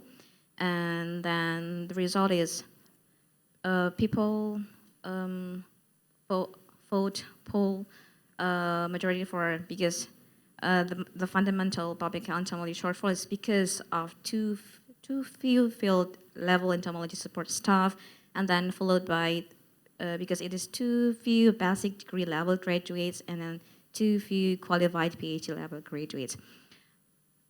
Leo, do you want to add more, or maybe? No, that's great. Thank you, Wulan. Please continue. And then the next question about the basic skills gap. And majority of respondents, majority of people ranked the vector surveillance skills as the gaps for entomologists. And then followed by broad public health entomology understanding for all aspects. And then the number 3 followed by the vector control skills. So I think we're having, people think we're having these gaps for vector control skills. Then followed by the malaria entomology, and the last one is arbovirus entomology. I realized that here in this forum, we are maybe mainly focused on malaria. That's why less people maybe choose arbovirus entomology as the least one, but it's coming. Like now people are more talk about that as well, as malaria will be eliminated in 2030, hopefully. And then the last, I think this is the last question if I'm not wrong. Oh no, sorry, it is the 4th question. So what kind of courses will be best bridge these gaps? So because the gaps is let's say the first gap is vector surveillance skills, and then what kind of courses will be best bridge these gaps? So majority of people chose 6-month diploma courses and for to bridge this gap, and then followed by the 2 weeks specialized in-person training course. And we, APMEN VZWG, have this 2 weeks specialized in-person training courses on malaria vector surveillance. The next year will be the 5th one that we have. And then, okay, back to this survey. The number 3, people also choose 1-year diploma courses, and then followed by the multi-year degree courses, and also online short courses. It seems people tend to choose the short one, but not the shortest one. So the 6 months diploma courses seems to be the, the appropriate, the fit one, yes. Because it's not too long, but it's not too short, because it's not too short like, okay, people choosing Oh, change. All right. The result changed. People now, majority of people now choose the 2 week specialized in-person training courses, but I think that there's not much difference between number 2 and number 1. So, yeah, the shorter the better, maybe. Yeah, but I can see that for the online short courses as the least chosen. I know that for entomology, we need to go to the laboratory and then hands-on training. It's not only the online course, but it helps. It helps for the online course as well. And then, yes, the last question: what should be done to incentivize or make public health entomology a more attractive career? Majority of people vote for more job opportunities, and followed by better career advancement opportunities, but not much different for that number 1, number 2. And then people also just vote for better salaries and then make funding available for entomology bursaries, entomology scholarships. And yeah, it just, in my opinion, for more job opportunities for entomology, majority of the job vacancy that I've been finding these years, for entomologists, they are asking for PhD degree entomology. Not everyone's having PhD degree, right? Yeah, so this is also kind of, even though there are more job opportunities, there are quite a lot of, not a lot, several job opportunities for entomology, but they are required PhD degree for maybe for research. Yeah, anyway, anyone have any comments, questions? Okay, thank you, Wulan. That's a great summary. There's the results. So open for comments, observations. Anybody? Michael, do you want to comment on anything there? Yeah, Yes. so Susanta. Yeah, actually, this public health entomology in... Can't hear you, Susanta. Yeah. Okay. I think in India, the public health entomology course is conducted few places like VCRC Pondicherry and 1 or 2 universities. But mostly in the MSc course, there is one special subject called entomology, many universities. So there are 2 distinctions between this entomology, because in the course entomology MSc, it is taught all entomology, not especially for medical entomology. But if you talk of public health entomology, there are 2 years course in Pondicherry, and I think about 25 seats. Now they also have international students, self-funding and all. So this year in ICMR, they have recruited beginning level scientists, entomologists, and 18 posts now in all ICMR institutes. And we are hoping that whatever the gap we are facing in between, so that it will be partially fulfilled, because 18 entomologists for the entire country may not be sufficient, but it is a beginning. And now the thing is that in many states, they are recruiting a kind of consultant, vector-borne diseases, that part to fill up the gaps. But if you talk of the career as such, the problem of career is that nowadays is a policy by the government. They are all under contract basis. When you take them on contract basis, naturally there will be always, they find an alternate job for a regular service or many things. So this is a kind of situation where government has to think that today you have developed a manpower, trained manpower, and tomorrow by the time your term will be over, say you are not there in the position.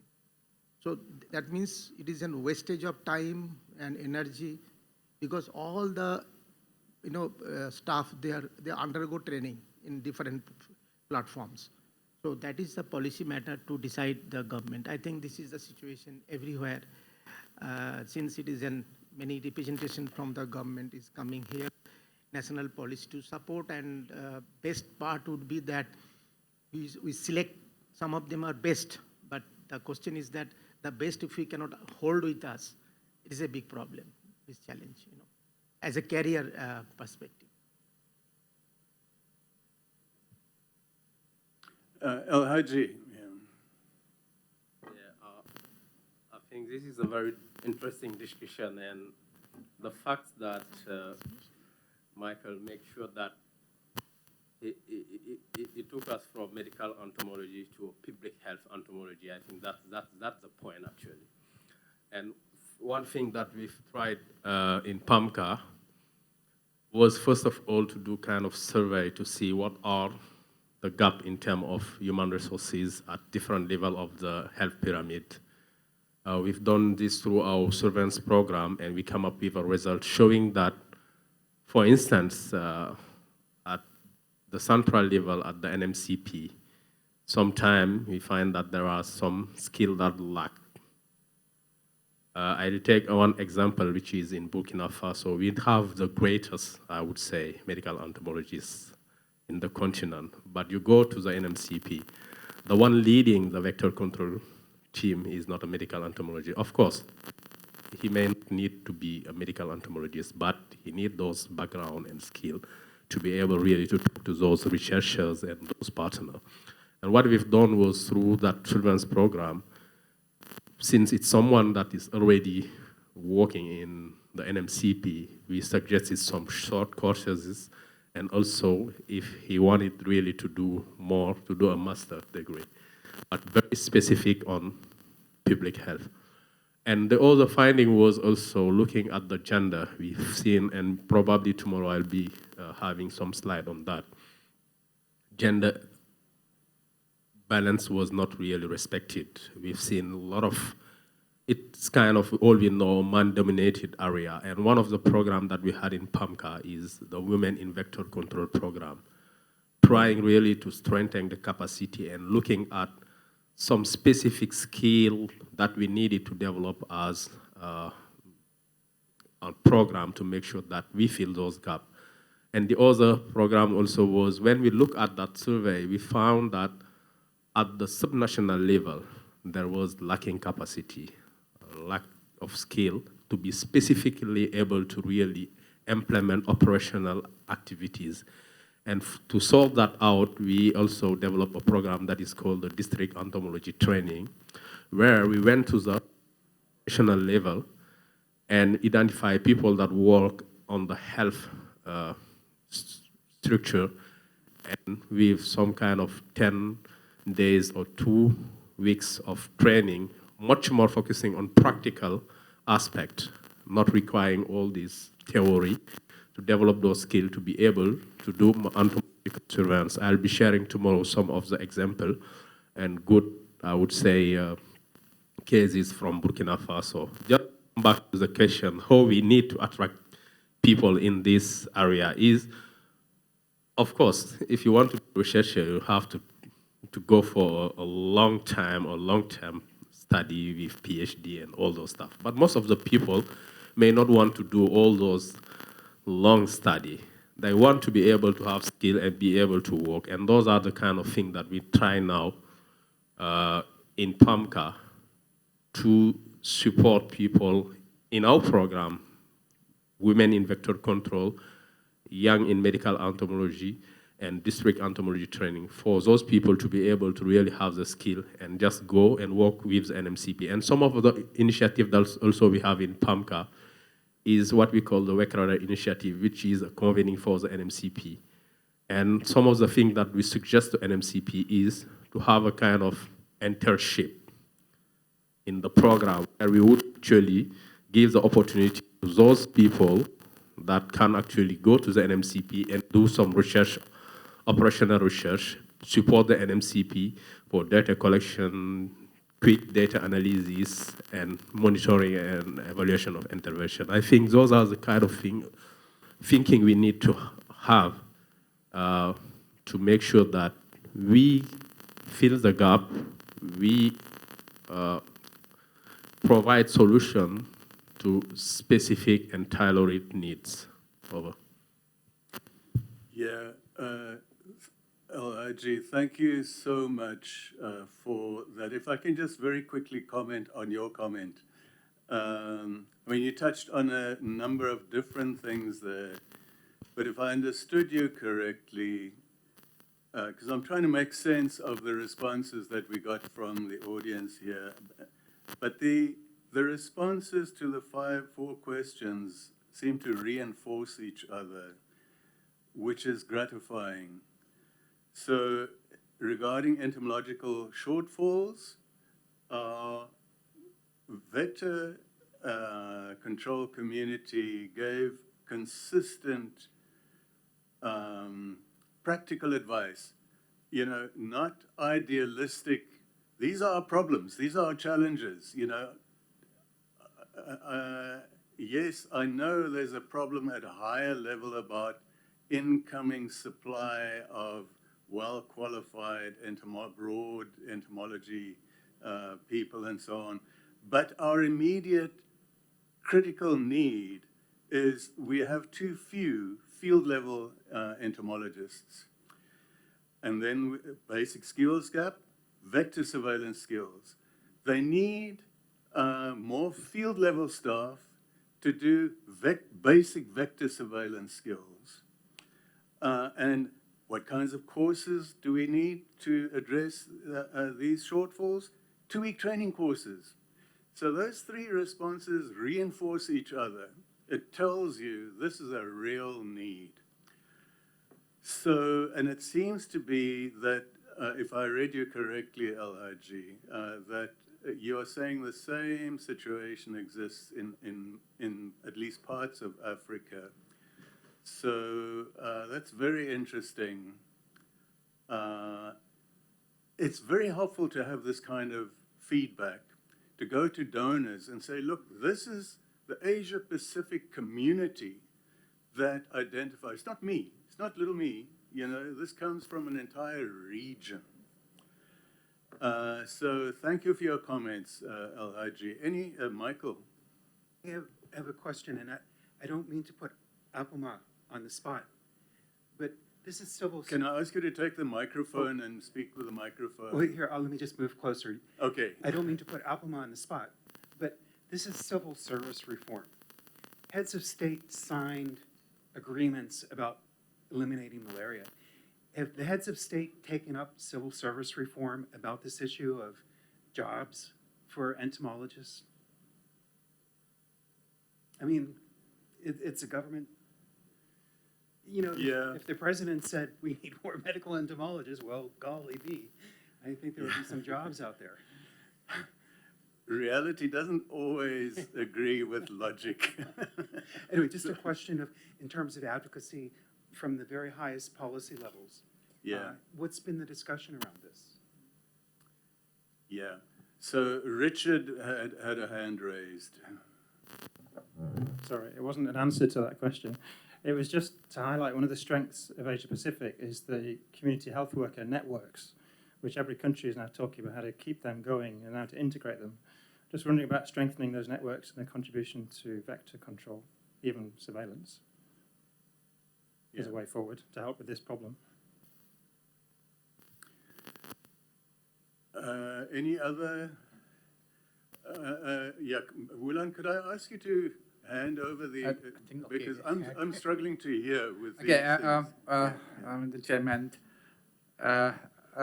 In Malaysia, we have what I call a program, MyStat, Malaysians Temporary Employment Program. So easily we can get, if you have a project like ADEM, 20-30% easily can get many new workers for 3 years contract. So it's not a problem. The problem is what Dr. Susanta said, it's a contract. When they have a new job, they will leave. They will leave. Sorry. Okay. When they have the permanent job, they will go out to do the permanent job. So the contract is still contract. But those, some of them, out of 30, for my case, only 8 of them are really dedicated and stay there for since 2016. You just imagine. 2,000 only the salary, increase a bit only every year. So that's a person should be permanently employed. So we have done that. Only thing what I can propose here, maybe the other country can pick up is the what we call it, something like we give 3 years contract. If they are interested, then we and perform well, then we adopt as permanent staff. That's the best way of treating, because not many of them like teachers. Many of them just apply teachers not because they're interested in teaching, but just for the sake of the job. So same as entomology. So hopefully this can be further detailed in their respective country. This is one of the way.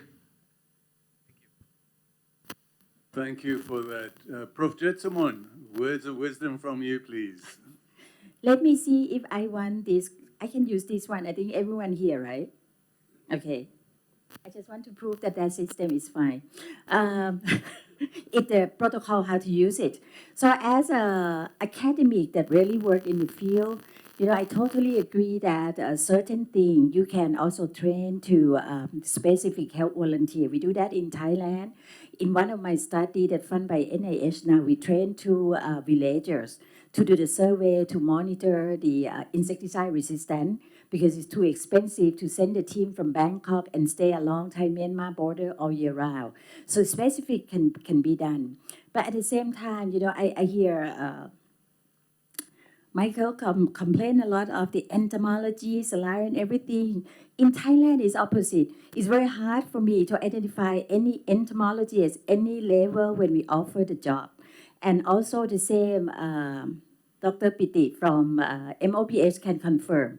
In the unit that work along for the vector control to identify the background of the public health officer with entomology is also very rare. Okay, so I think the situation of the shortfall of the entomology, especially in APMEN country, is likely different. But the way that we can increase the capacity is all level, and I think these number 1, 2, 3 fit very well with the current situation. So you can think about in terms of the short-term training, very specific, oriented to the size. The degree thing still be important. And the reason is that because things change all the time. I work in malaria since 1985. The vector in the same area that I work change. Okay, the environmental change. So the new thing come up, the population pattern, the genetic flow change. So you require someone that with a strong academic background to notice and then lead that, right? It cannot be only the public health service without the background can modify or notice what's going on. So I think we require all, but and not only for malaria. It can be everything. Thailand, many areas that we clean all malaria. Now we start seeing strep typhus. That another issue that, let's see, if it outbreak and when malaria decline, we can have another network for rickettsial disease, I think, in Asia, because it's even a few people in the region that really know about chicker, the tick, the mite, and the other ectoparasite.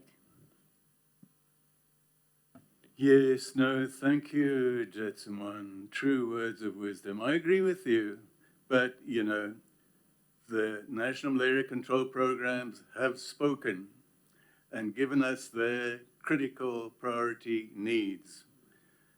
They want more field staff. They want better vector surveillance skills. And they are saying, I can't send my staff for a 6-month course. I cannot take a person for 6 months away from his job. I can send him on a 2-week course. That's fine. So that's number 1 priority we need to address. But I agree with you. We must not forget the points that you need about the broader level understanding for changing circumstances. And there's not just malaria. There's dengue. There's bed bugs are taking over the world. So, any LRG?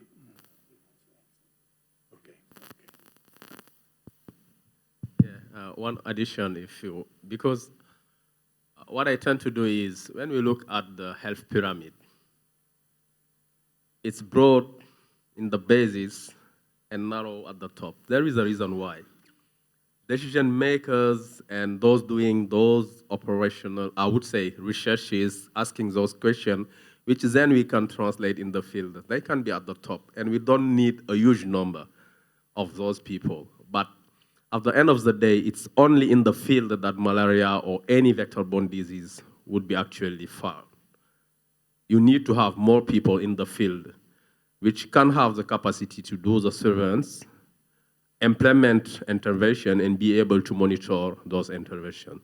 And of course, what I really agree with Professor is the community-based approach. Because one of the issues that we are having is sustainability and dependency to external, I would say, resources. The only way to reduce cost is to go for community-based intervention. And it has several advantages. First of all, I am leading the RBM Vector Control Workstream 1, Team 4, which is non-biological threat. And some of the issues we are having in that workstream is acceptance and use. And when you involve the population, the community, in surveillance, they get a better understanding of the disease and all the parameters that are involved in the disease. They would know that the water that is behind or next to their house is the breeding site for the mosquito. And they would be in a better position to accept the intervention, be involved in the intervention, and use them. And you would be able actually to reduce the cost because you move from a top-down approach to a bottom-top approach. Of course, the top level, such as the NMCP, would give the guidance, the leadership, and make sure that they coordinate everything from the top. And at the intermediate level, you would have, instance, if you have provinces or district, you may need to have some people that also at the district level would be able to coordinate. But at the end of the day, it's in the field that things will be happening, and most importantly, at the community level.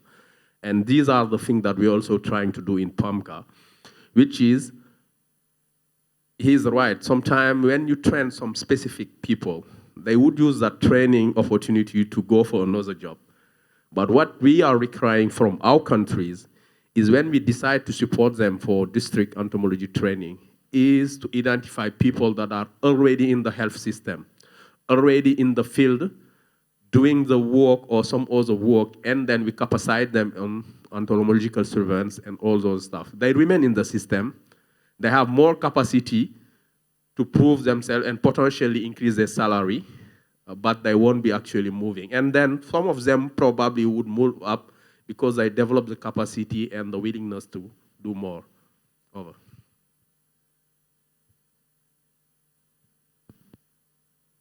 Yeah, I just want to add one point because as follow-up to Dr. Sahar points about the job security of the entomologist, I just give you the example of Pakistan.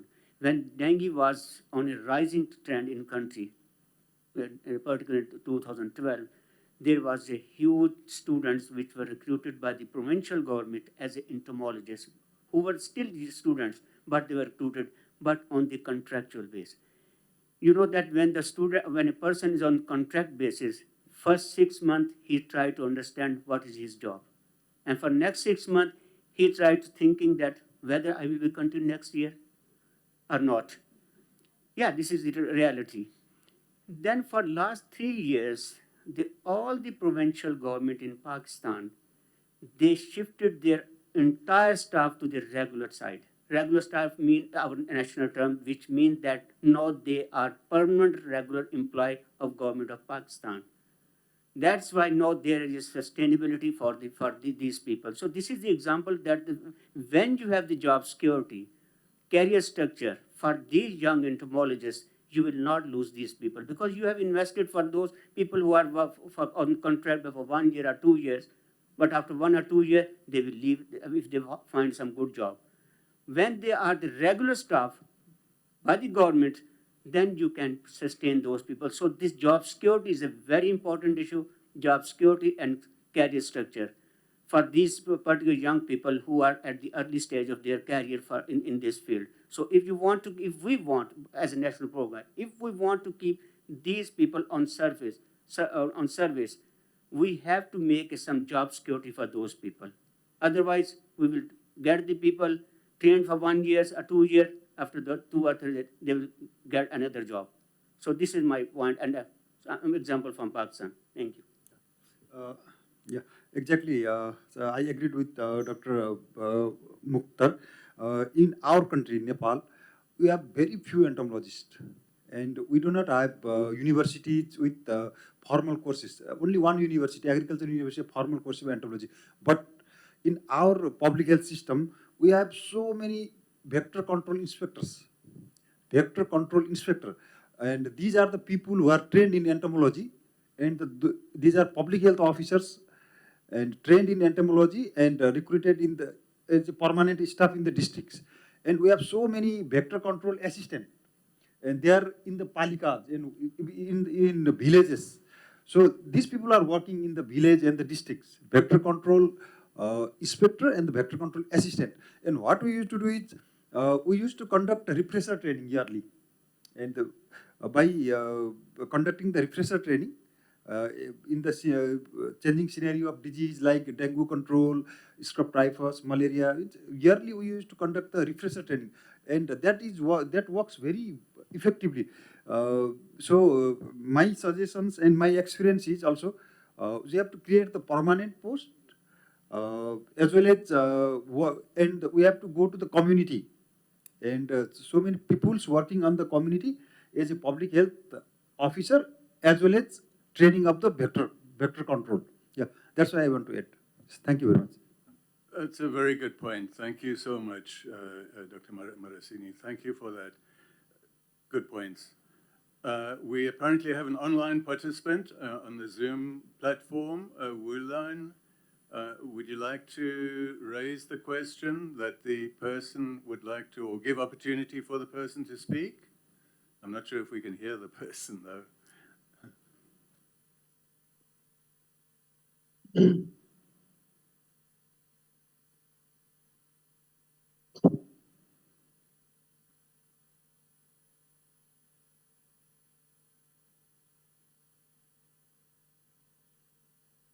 Can you hear all of you?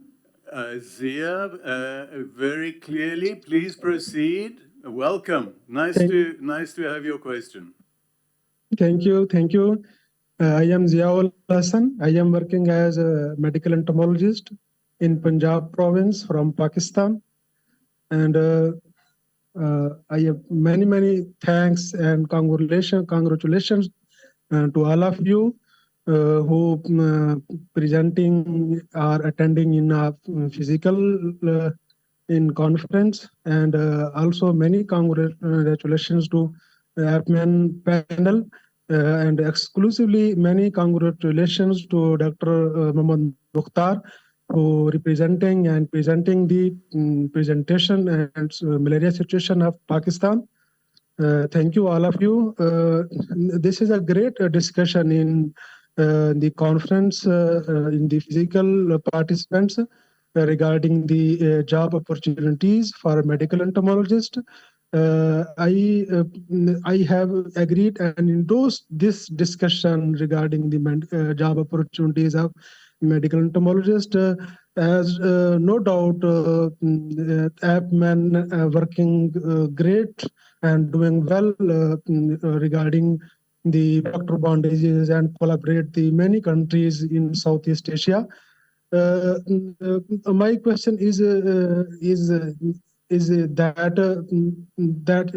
already you have discussed in the conference from physical participants.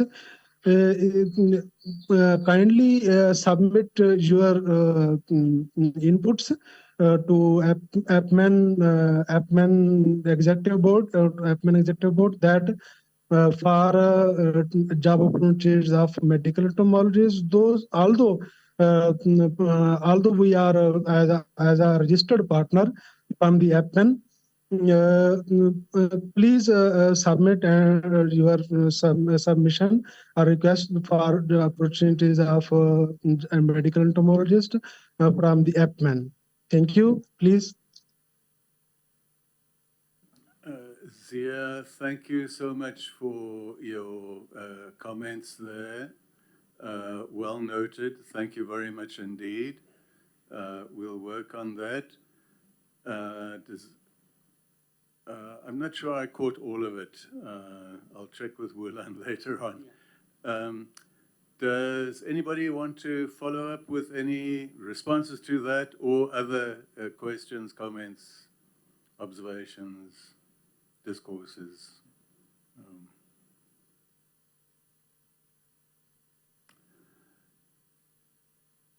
It looks like we've kind of exhausted the discussion,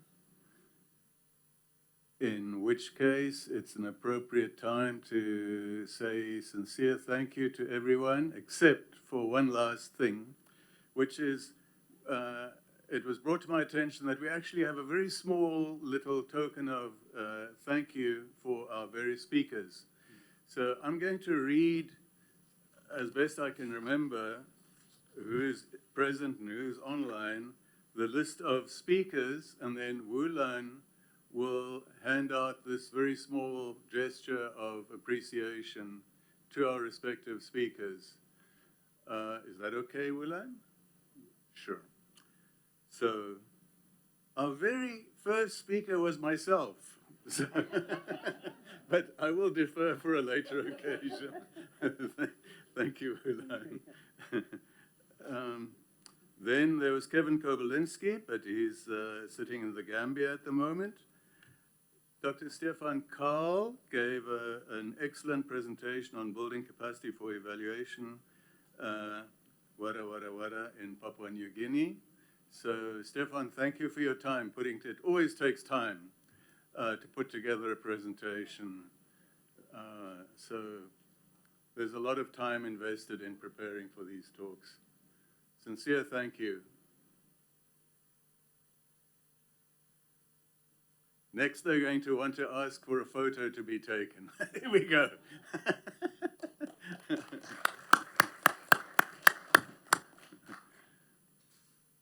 Thank you.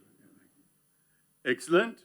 Then the next one was Kristen Fornadell, but I think that was an online presentation, if I remember. Kristen Fornadell, yeah, I think that was online. Yes, that's, yeah.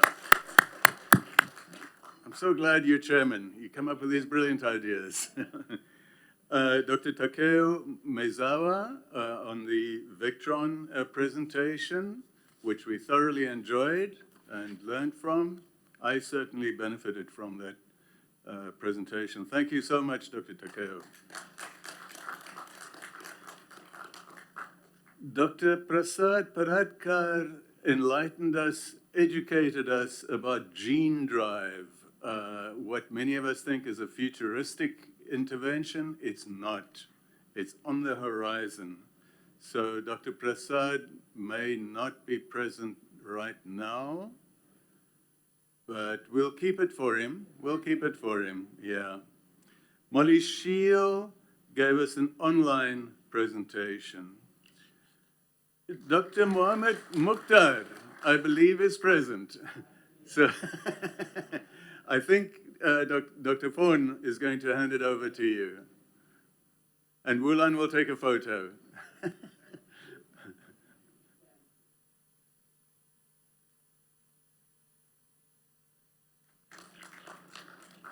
Mr. Leo Makita moved his presentation to later in the day, but he gave a very, very informative presentation on the situation in Papua New Guinea. Dr. Freya Spencer gave us an excellent presentation on Arctech, Global Vector Hub. Thank you for traveling out all the way from London to update us on Arctech, Global Vector Hub. Thank you, Freya.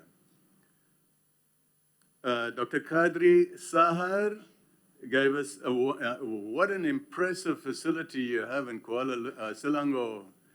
My goodness.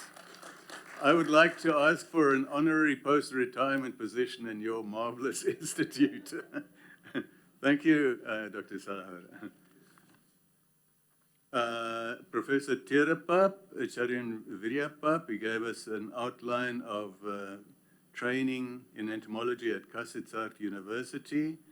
Thank you to you, Professor Tirapap. Great respect for the work you and your team are doing. And I believe that's it for day one. We should have had gifts, but next time, for Dr. Mukhtar and our chairs and so on.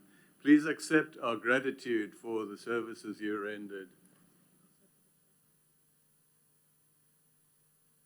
That's what I've just said. For the moderator, Dr. Mukhtar, and the chairs who introduced the speakers and did a wonderful job. Sincere thank you. Thank you so much. Thank you. And thank you to our audience for your patience and persistence. Wonderful audience. Again, it's truly a privilege to have all of you here. Cheers. So for the chairs as well. Oh, okay, we have gifts for the chairs. Yes. Okay. So far, ladies first? Ladies first. Dr. Champa Alutwera, all the way from Sri Lanka. Yeah. Thank you, Dr. Champa. Thank you. Thank you. Then, oh my goodness, me and my memory. Yeah, there's Dr. Rudra Prasad Marasina, but we had another one. Please look at the camera.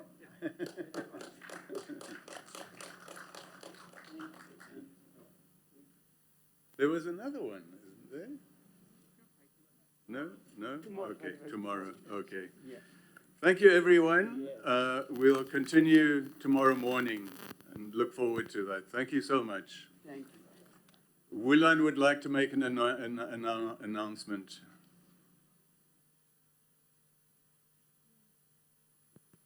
So just short announcement about the APMEN site event. So APMEN is is inviting you for an integrated models for mosquito-borne disease control round discussion.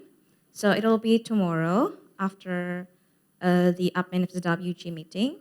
So because our meeting will finish at 2 p.m. tomorrow, and then this APMEN meeting will be after that is 2:30 to 4:30 p.m. Bangkok time.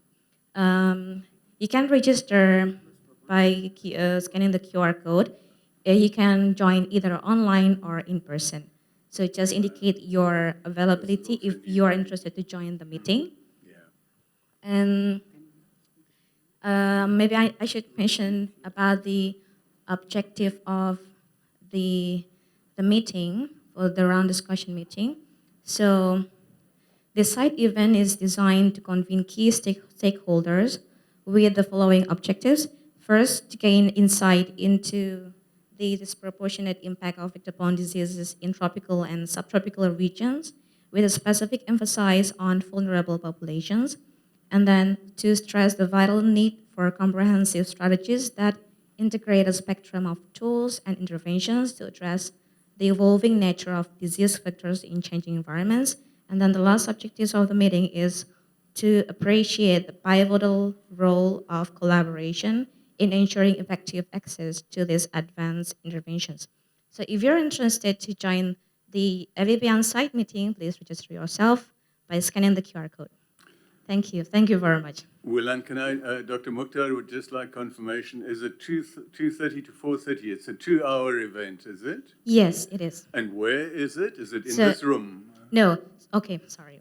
So the venue for this meeting will be in Lancaster 6 and 7. It is the same level, same floor of this ballroom. So I think that's around there. So if you walk, I cannot. So if you walk over there, then you will find that meeting room with that signboard with the signature. So yeah. Thank you, Willan. Sure. Thank you, everyone. Have a wonderful evening. Thank you. But Vulan, I think we missed two moderators, very senior, and we should also have something for Dr. Michael McDonald and Dr. Leo, because they have. Sure. Yes. Yeah.